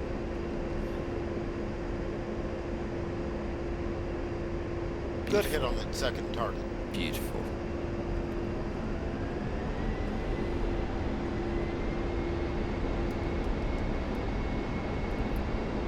This concludes the training lesson on the employment of the HUM-65 Maverick missile. You've got another 2 shots remaining to practice against the remaining targets.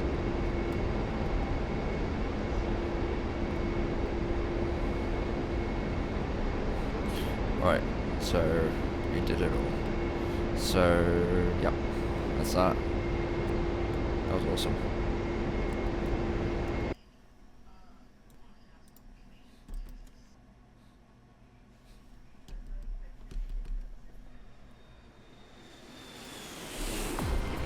Alright, we did it, guys. We did all of the A-10C missions. We did all these missions here. So that's all for part 1 of the A-10C training missions. Part 2 is going to be the A-10C 2. So yep, that's all for this part, guys. If you like to smash the button, like a badass, leave a comment. I'll see you guys next time. Farewell.